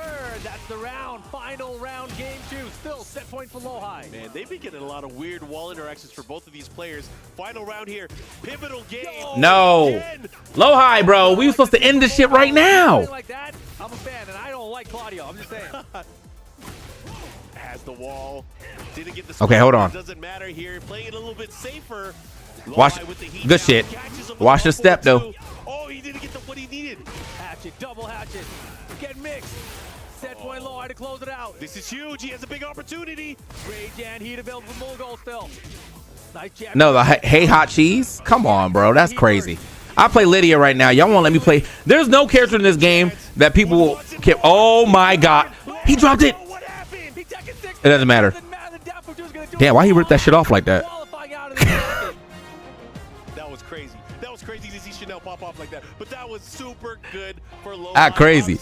Hey, great job. Oh. Just play Jack ill. And now it's my turn to say ill. I played Lydia. I played Fakamram for a bit. That was fun. I usually try to play DLC for like 2 weeks. Into our top 8. We already know 4 of them. But after that, like, yeah, I'll just be like, quite the challenge, but these guys are going to have to sleep on it. They're going to have a lot to think about as our final day approaches. Yes, so hard to call which way these things are going to go. And Mulgold, you know, he had such a good set against Atif a second ago, but Lowhigh here was so prepared for him as well. And look at that, the way that he was slowly trying to come back, but Lowhigh keeping calm, keeping the reserves, making sure that he was not going to get ran over. And again, it was patience, things like those, not letting him get away. But they did get the benefit of, again, just some weird interactions at the wall, some patience here and there. And again, Lowhigh just able to come out. What is that shit called again? Frosties. Yeah, he kept it really simple, right? His offense wasn't AK is October, yeah. I switched to Jack, Drag. I used to be Arslan Ash and then Jack as a joke. Then season 2 came out and I switched to Jack, Drag, and Lars. I played Arslan at the beginning of this game too. But that's just because I like playing new characters whenever they come out. I don't know what he was supposed to do with that. Because that's like not the combo move. But yeah, then Lydia came out, and Lydia and Arslan came out too late in Tekken 7 for me to want to try, because I'd already like doubled down on Nina. So I just played Nina. But now that they're out early, I'm like, word, I'm gonna try him out. Definitely not a Fox player. I need to be able to step, and she can't, or he can't step. I think Miari Zell is probably gonna be the last person I'm gonna try for real. And then after that, if I can't find a main like that, I want to stay with and play all day, every day. On the win, Lowhigh. First of all, rip did me, you bro. see Chanel cheering for you throughout this whole game? 일단 로하이 선수 승리 축하드리고요. 일단 방금 경기에서 팀원인 샤넬 선수가 응원하는 모습이 있었는데 그거 보셨는지 궁금합니다. 네, 어제도 이제 샤넬 선수가 관중석에서 응원해주고 있었고 오늘도 당연히 응원해주고 알고 있습니다. Yeah, I definitely knew about it because he also cheered for me as well yesterday. So yeah, definitely. but it's good to have a teammate that really always pushes for you. Now, you were able to smash Mangja. It was a very one-sided affair. How was that game? That shit hitting. 망자 선수를 상대로 또 압도적인 승리를 거두셨는데 좀 어떻게 해서 그런 승리를 거두셨는지 궁금합니다. 제가 평소에 로라는 캐릭터를 좀 어려워하는 편이었는데 이제 그 어렵다는 생각을 안 하고 이제 그냥 공격적으로 밀어붙이면 이길 수 있다고 생각을 하고 왔습니다. Yeah, like for some time, I actually had a hard time doing against Law. Well, we did it again. Against Law, but that being said, I didn't want to think about it at all, and trying to focus on. I went and looked at some of her what they say her playstyle. Apparently, she's supposed to be like mimicking like animals at point, so she might be a weirdo. She might be a weirdo, but I'm down for a little weirdo. It's about the frames. Do the frames matter? That's all that matters. All right. Before I get out of here, I gotta walk into the sun. Let me 브라이언이 그냥 상대하기 좋은 그 캐릭터라고 생각을 하셨는지 아니면 다른 수가 있었는지 궁금합니다. 제가 이제 지난번에 있었던 미국에서 이보에서는 물고드 선수한테 졌었는데 이제 그거를 반드시 이번에 이기고 싶다는 생각을 해서 브라이언도 좋고 클라우디오도 좋기 때문에 캐릭터에 대한 그런 것보다는 이제 사람 대 사람에서 정신력을 이제 멘탈을 잡고 있으면 이길 수 있다고 생각했습니다. Yeah, I lost to him in Evo, like right before. So that being said, I didn't want to think about like the character versus character because I think was a Fina type beat. I hope not. So I hope it ain't that weird. Focus on the mental. Better be get no snake stance. Fuck that shit. Mental game, you're able to make it into the top 8. What does that mean to you as a player with so much pedigree, Lowhigh? 이제 8강에 진출하셨기 때문에 또 이제 다음 날 정말 편하게 보실 수 있을 텐데 다음 날 그 가시는 좀 심정이 좀 어떠신지 궁금합니다. 작년에는 제가 그런 필드에서 금방 탈락을 해버려가지고 여기까지 Hold on. 지금 분위기를 계속 갖고 이제 끝까지 이기도록 해보고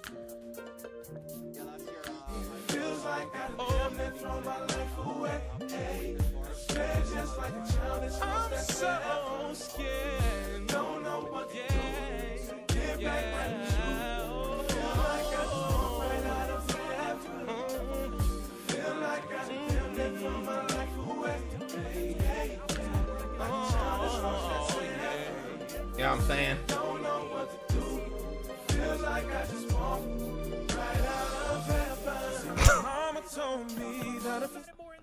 You know what I'm saying? Gotta walk out of heaven this time, bro. You know what I'm saying? I was gonna walk into it, but I gotta walk out of it this time. Anyway, Battlefield 6 open beta already up. All right.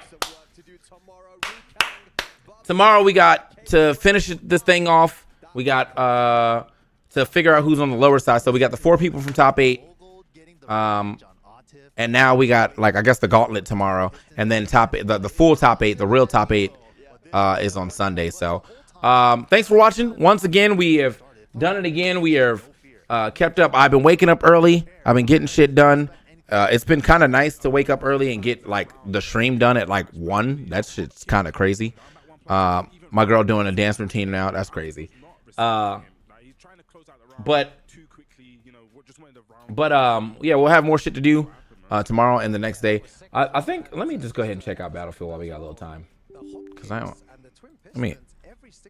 like an hour. It's so scary when someone's willing to do that and to gamble everything at the end. It makes it difficult for the opponent, but Lowhigh, what an incredible player. I think we said it yesterday. Asif is sometimes stubborn. I guess he thought he's done it once. He's surely not gonna just disrespect me at the end, and it happened time and time again. Go back and watch that set. Rage arts, hop kicks, down back 1+2s. It happened time and time again. Like when pressure is on the line, Get the shaders downloader. Those random kind of launches that hit you, and these kind of really weird situations where you get messed up by a sidewall, those can affect you really bad. And I feel like messes up your mental. Yeah, definitely. We saw him not actually breaking throws as well. Yeah, that was very uncharacteristic for Atif. And it was just normal throws too, not even counter hit. What are we talking about? Just a fair warning. Okay. Has let the pressure get to him in the past, and Lowhigh nice, man. Lowhigh nice with it, bro. These random situations where you get hit by something or something doesn't go your way. Wait, so Chikurin made it out too, right? Chikurin's out, Lowhigh's out, Kudans is out, like into winter side of things. Kudans got me hyped, and CBM, yeah.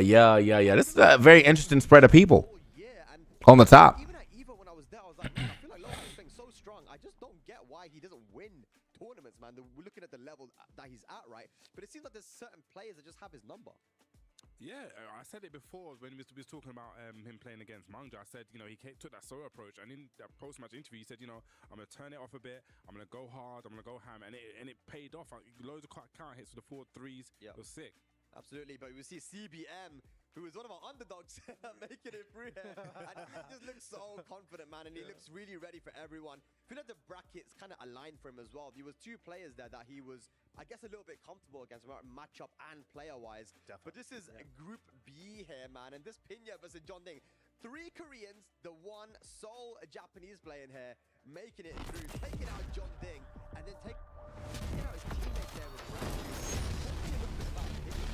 Yeah, you know, that was a masterclass in how to enforce your 50-50 game with Raven. Raven is a really tricky character. When he's making you guess so many times, it's really difficult. And he was clearly prepared against Panda there. He did so many, he set him up so many times. He used heat smash, you know, he evaded and then just he went in for it. Yeah, that's such a great thing to have with Raven, right? You can't. Game is kind of loud. You ain't lying.